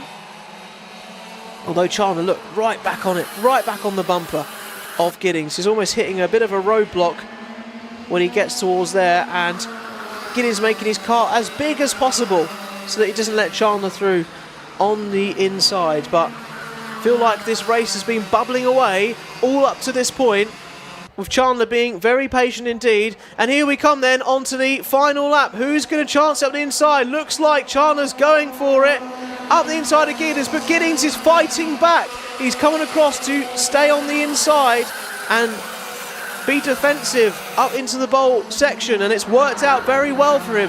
Has to keep all of his car in the straight line now. He has to be so careful about the defensive moves he makes. Chandler tries to go to the inside, but Giddings shuts the door into the first hairpin, goes very tight to the apex, makes Reggie Chandler do the hard work, makes him go round the outside, hugs the apex once again. Can Chandler find a way up the inside or round the outside? Chandler is on the outside of Giddings. Who's going to reach the corner first? It's Giddings at just about on the brakes, makes it in time, although Chandler looks like he's now on the inside. He's so close into the Mike Wilson complex, and now Chandler has forced the issue, gone up the inside with a matter of a couple of corners. He's left it late, but boy has he been patient and learnt the lessons of his last race. Chandler takes victory in the second heat of this Water Swift Interclass, and that is what you call a finish to a race. Strategy involved, mental mind games. That's what you want to be seeing. Fair but hard racing here in these club championships, and Trent Valley Kart Club, one of the most respected and high quality ones in the country. It's that warning flag, thankfully, for Travis Giddings. No further action, nothing more on that. So avoided any further repercussions on that. But we are going to be getting into our penultimate heat for the afternoon. But before we do that, I've been banging on about SlipStream. If you want to become a member, this is how you do it. SlipStream, the way to watch all the best club karting live and on demand. It takes just 1 minute to become a channel member and get your virtual SlipStream pass. Hit the join button on our YouTube channel and follow the prompts. Using an iPhone? Do this via Safari to avoid paying an extra fee. Channel members get early access to the Bump Draft podcast, as well as 7 days exclusive access to the event finals. Plus, they also get priority chats read live by our commentators, so you can show your support for your favourite drivers. It's a rolling 30-day membership, and you can cancel at any time. Join SlipStream today to enjoy live club karting and help promote the grassroots of our sport.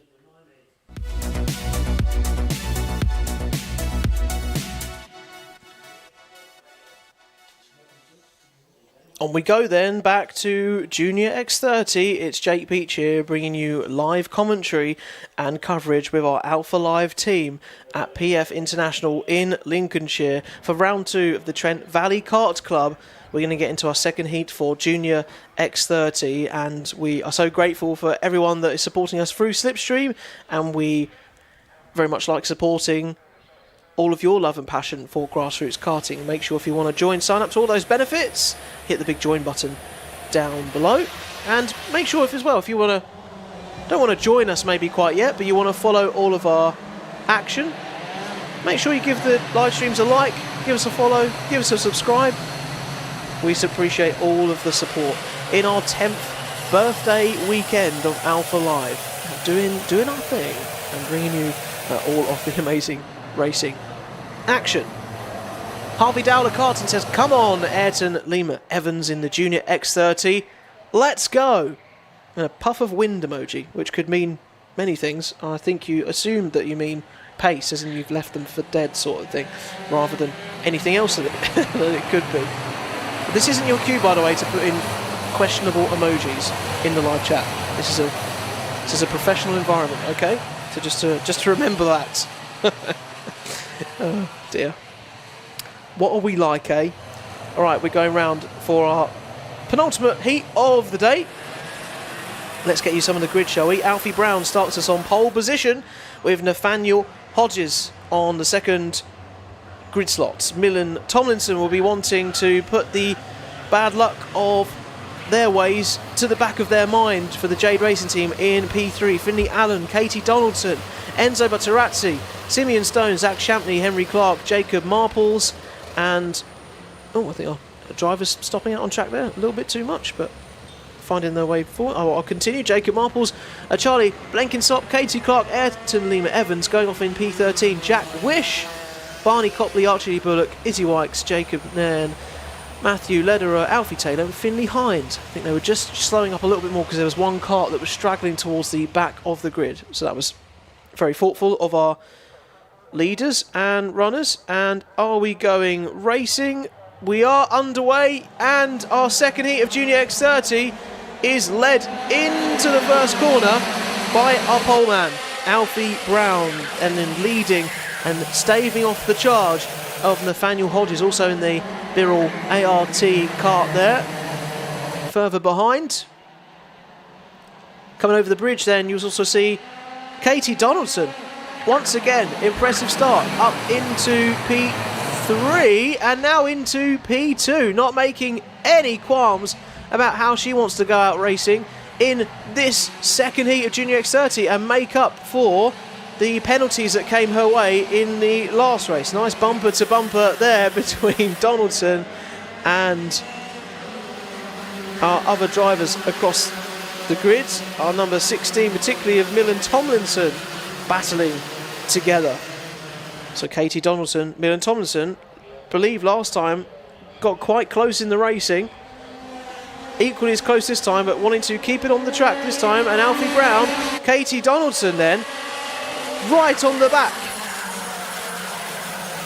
of Millen, with Millen Tomlinson on the back of her. Nathaniel Hodges, Enzo Battarazzi, Zach Shampney, Jacob Marples, Finley Allen and Simeon Stone, followed by Henry Clark, is your top 10 right now. And look at the gap that Alfie Brown is enjoying as well. Millen Tomlinson making the pace pay there in front of Katie Donaldson between second and third. They want to be careful. They don't want to let Alfie Brown develop a bit of a lead out in front and drive off into the distance before they can enact any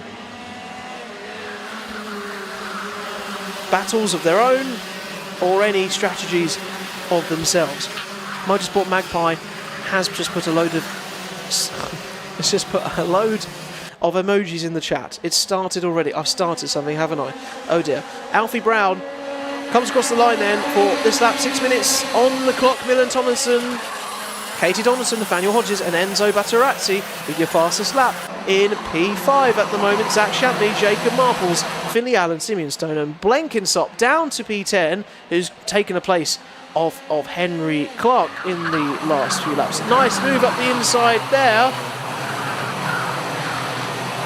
from our 93 runner Nathaniel Hodges on Enzo, taking that place and making it count. On screen right now you've got Battarazzi and Shampney batting it out, whilst Hodges has enjoyed the fruits of his labour and out up into fourth place, chasing after Katie Donaldson and Millen Tomlinson, an 8/10 gap now back to Alfie Brown with 5 minutes on the clock and the lap that we add on at the extra as well, and you can visibly see that there coming across the start finish line now. Millen Tomlinson though making a case that they want to chase on down after Alfie Brown with the fastest lap of the race. Currently sitting at a 57.8, half a tenth quicker than Alfie Brown. Out front at the moment is Millen, so strong pace from Millen. Katie Donaldson keeping Millen Tomlinson honest as well in this race. We wanted to be very mindful of how the last race turned out for both of them. Great sequence of corners, the left-right here between the hairpins and into the Fullerton S's, and all of the corners and sequence of turns around this track, testing some of the best drivers in the country of their abilities to be out front and find tenths of a second in places that their other competitors aren't, and of course ultimately leading the way. Nathaniel Hodges takes the fastest lap of the race, crown off of Millen Tomlinson now, second behind the lead, but wanting to close that down, a 57.38, 3/10 quicker than our second place. So Nathaniel Hodges is on a charge at the moment in this section of the race, trying to get as much steering angle there on your screen was Millen Tomlinson, that the axle makes the kart come out at the back as to the amount of steering lock they're putting in to their Junior X30 machines. You just got to then use your body weight to balance out the rest of the rest of the kart, so that you don't end up, well, it'd be very hard to flip it, but it's possible. I've seen it happen before, but we don't want anything of the kind in the rest of this race. And look at this now in 5th place. Enzo Batarazzi now takes the pace as the fuel comes out of these karts, down to a 57.1 for our runners. Oh, seeing a technical flag just pop up actually a few minutes ago. Completely just seen this now. Ayrton Lima Evans, unfortunate to not see. Oh! And on our screen there, Milan Tomlinson getting up and involved again with Katie Donaldson for the 2nd race in a row. Coming together. Is there any damage to their karts as they were trying to find their way through and overtake and make it all work and go in the direction they wanted to go? Unfortunately, the direction they went was off the circuit. Not the ideal situation, which Katie Donaldson now finds herself down in P5. Milan Tomlinson's down in P7, so they've just hurt their own race more than anyone else. So now you've got Nathaniel Hodges, Batarazzi, Zach Champney in P3 and P4 at the moment. As they come off the bridge, you can see Alfie Brown enjoying somewhat of a gap, but it's coming down all the time with Batarazzi now up in P2, but fighting all the time as well with Nathaniel Hodges. Gets a great run off that hairpin. Will he duck and under on his rival in front? No, Enzo maintains 2nd place and wants to chase after Alfie Brown now. 1.5 minutes and plus 1 lap on the clock at the moment. Oh, very, very out of shape there was Enzo Batarazzi, getting the power down into the Fullerton S's and just about fends off Nathaniel Hodges. Almost scared him off, it looked like, with the tank slapper he got into the Fullerton S's. Alfie Brown, half a second gap between him and Enzo, but Enzo is on a mission, on a charge, being pushed along quite literally by Nathaniel Hodges in 3rd place. Zach Champney also on the scene as well, just under a second off the lead between the 3 drivers that are in front of him right now off the Litchfield Bridge. So coming through and finding their way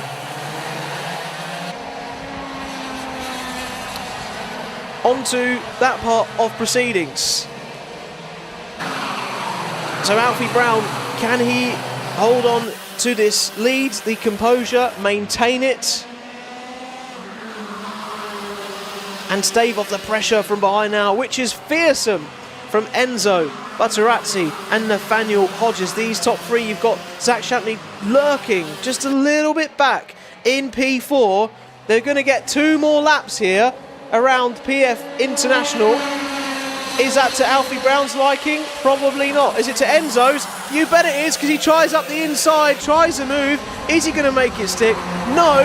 The Nathaniel Hodges out is going to come on through Enzo Batarazzi, and that is the trade-off you make here. If you're going to go for a move, you need to be so sure of yourself that it's going to come off, because Nathaniel Hodges has now taken P2, parks it on the apex, and stops Enzo Batarazzi coming through. Nathaniel Hodges now pointing out into the lead after Alfie Brown, saying, you need to work together with me, mate. I need to track him down. I need to close down the gap to Brown out front if we're going to have any chance of getting the result that we both want in this race. How's it all going to unfold in our final lap of action here in the heart of Lincolnshire for this Junior X30 second heat of the day? Final lap comes out for Alfie Brown, leading across the line. Nathaniel Hodges, 0.2 of a second back. Fastest lap of the race at the moment is in the hands of Nathaniel Hodges, who is setting the pace out there in P2. And now to Enzo Batarazzi in P3 as well. Nothing to choose between these front 3 right now, and even front 4. It could be anyone's race. What's going to happen in this final few corners of this PF International circuit? Alfie Brown being as stubborn as he might to hold off the charge, the might of Nathaniel Hodges. Is he going to look up the inside? Oh, they're so close defending there from Alfie Brown. Really shut the door as best he could. Just about on the edge of probably getting in front of Nathaniel Hodges, and it looks like that defence is going to come off good, because he takes victory here for the Junior X30 second heat of the day and holds off all of that pressure from behind and managed to soak it all up with Alfie Brown. An impressive display ahead of Hodges, Batarazzi, Champney And Donaldson with a disappointing 5th place. Once again, 5-second penalty, by the way, for Henry Clark in P6 finishing on the road. So that will affect his final standings. Blenkinsop in P7, Marples in P8, Simeon Stone in P9, and Finley Allen in P10. Look at where Millen Tomlinson finished as well. Unfortunate turn of events for Millen in P11, 12 seconds off the lead at the end of that one. So Millen Tomlinson, Katie Donaldson once again in racing action. And unfortunately quite negative for both of their results. But Donaldson still up in P5. Donaldson will, I'm sure with Millen Tomlinson, have something to say about it in the final as well. So one of our final runners just making their way around, Matthew Lederer, who finished down towards the back of the field, just coming towards Parc Ferme. And what I believe to be our last heat of the day.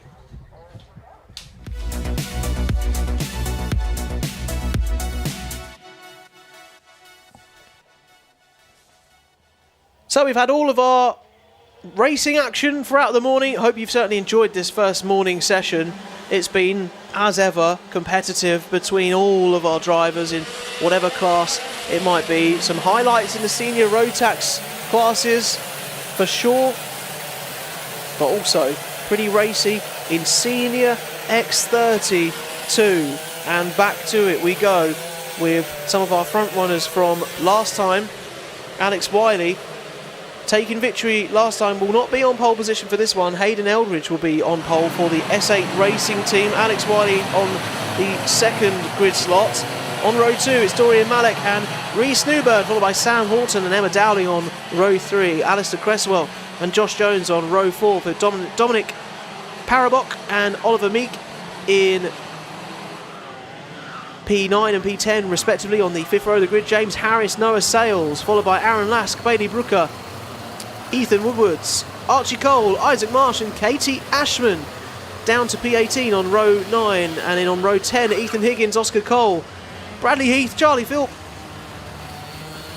Peter Juvic on P23 and Lucas Blanford in P24, who had quite the recovery drive all the way from the back of the grid, coming through I believe to P5 in the last race. Can he perform heroics once again? Are we going racing for our final hoot of the day? Yes we are. And who's going to make their way into the corner? First of all it's Hayden Eldridge, who holds on to his pole position and into the chicane for the very first time in this second heat, but not for the first time today. Look at the gap that Eldridge has built over our second place runner already further back, and moves defensive postures going on all of the time. Dorian Malek up into P2 by the way, gaining a place on the start on Alex Wiley, who has dropped down the order as well. 37 now up the inside, Reese Newburn trying to find his way through into this part of the race as well. So Reese Newburn, nice move there.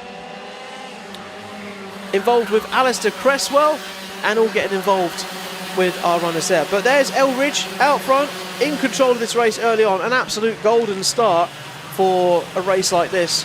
Stuff that you dream of, out front, leading and charge. And then there's Dorian Malek in P2 coming across the line. It's also close between Cresswell and Alex Wiley, but Cresswell, I believe, just about keeping it in there. And Wiley down to P5 now from P2. Not been a great start from Alex Wiley for the MCL team, but MDL team rather, we wanting to make its way back up to the front.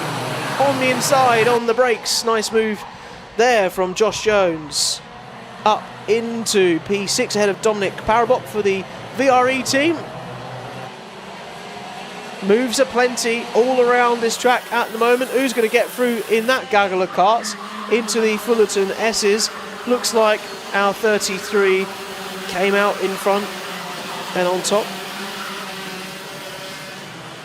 Well, the 33, Hayden Eldridge, of course, did come out in the lead, but further down I believe might be Emma Dowling in all of that mix there. The gap between our leaders and Dorian Malek, 0.3 of a second now. Cresswell with the fastest lap of the race, 1.7 seconds back, but with a bit of a mission on his hands, is currently around about 0.4 of a second faster than our front runner. And Dorian Malek, though, looks like he wants to lay claim to his pace because he's gone to the race lead.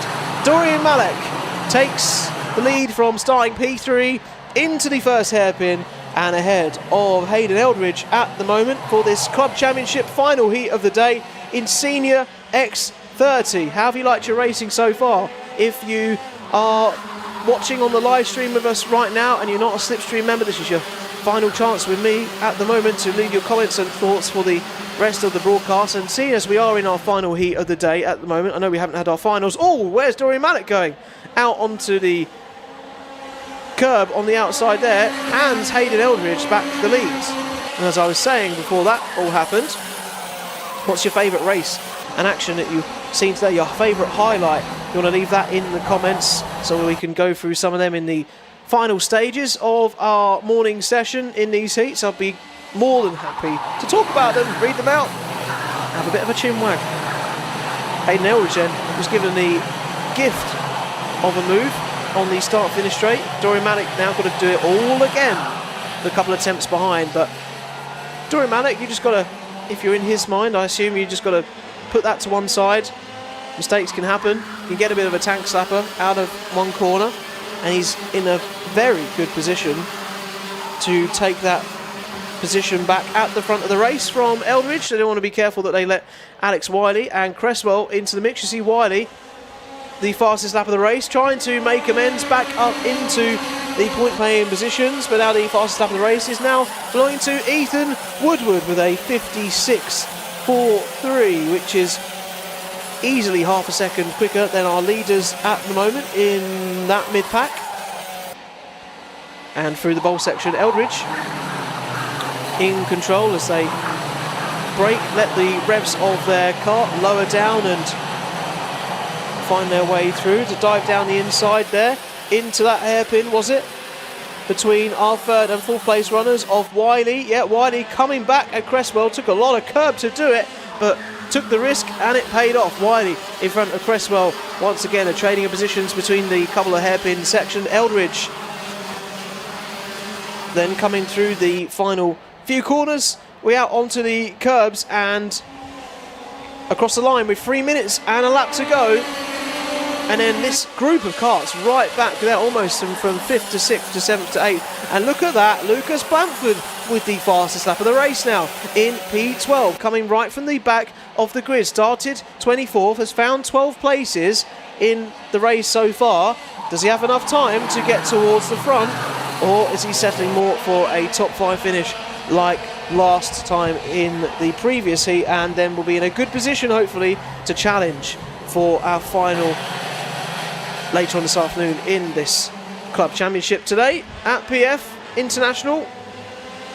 Eldridge using a bit of a buffer of a gap there that he has found in that last couple of sectors and building up the gap a little bit now to a couple of kart lengths, so that's been a good lap for Eldridge, I would say, building out a 1/10 of a gap there. You can see on your screen, oh, the gap almost took half a second now.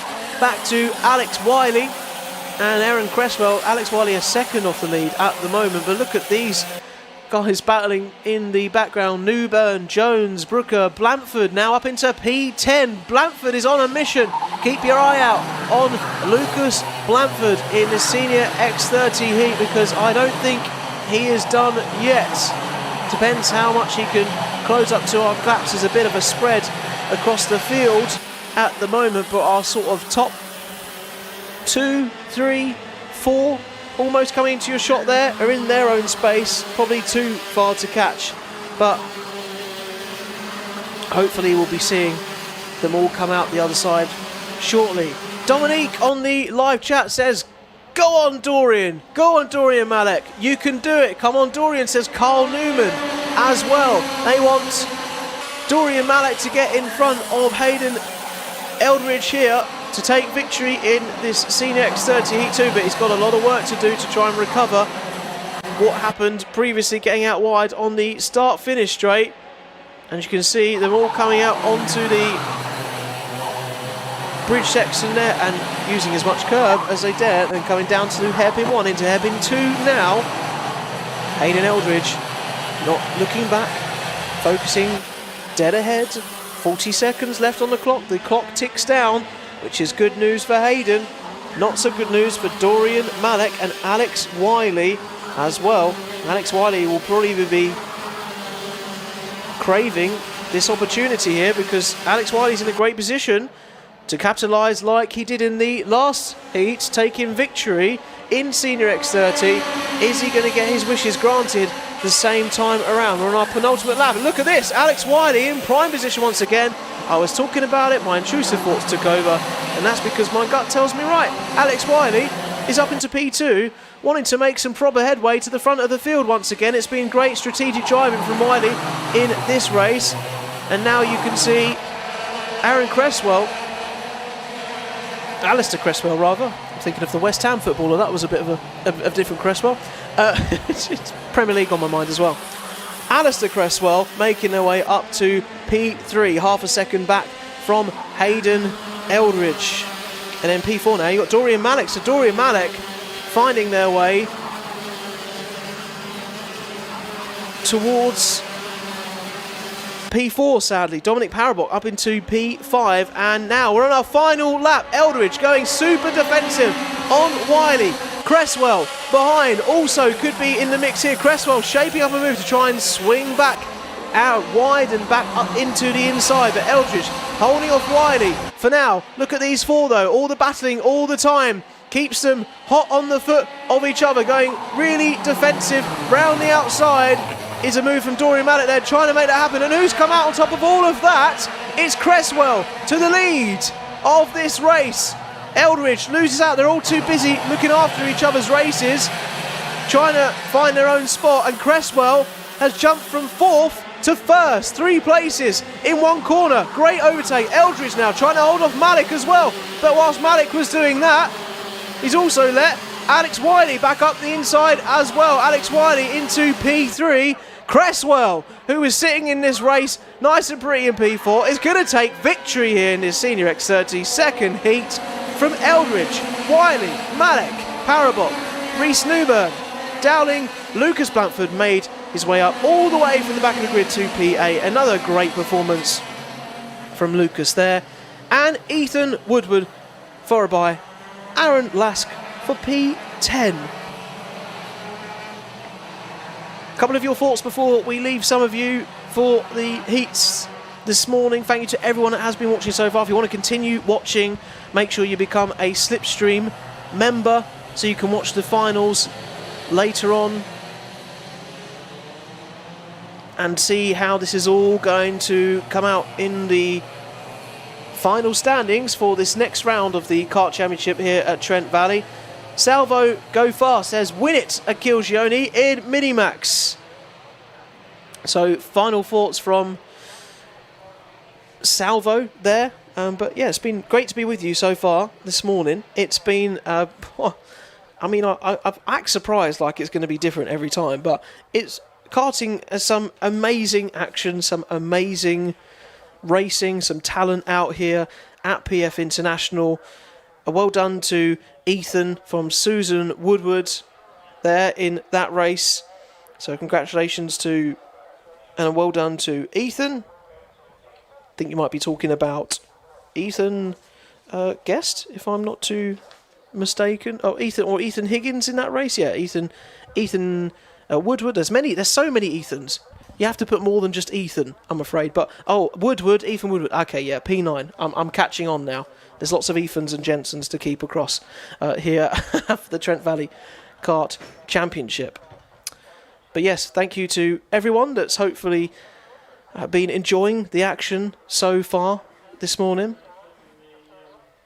And we'll be looking forward to our race action for the afternoon session with our finals In Junior Rotax, Senior Rotax, Minimax 950, Microax, Walter Swift, Junior Rotax, Junior X30, Senior X30, Senior Rotax, and our final Junior Rotax of the day. So, thank you for joining us so far at the moment, and we will leave you until we come back for the finals here at Trent Valley later on this afternoon. Thanks for watching.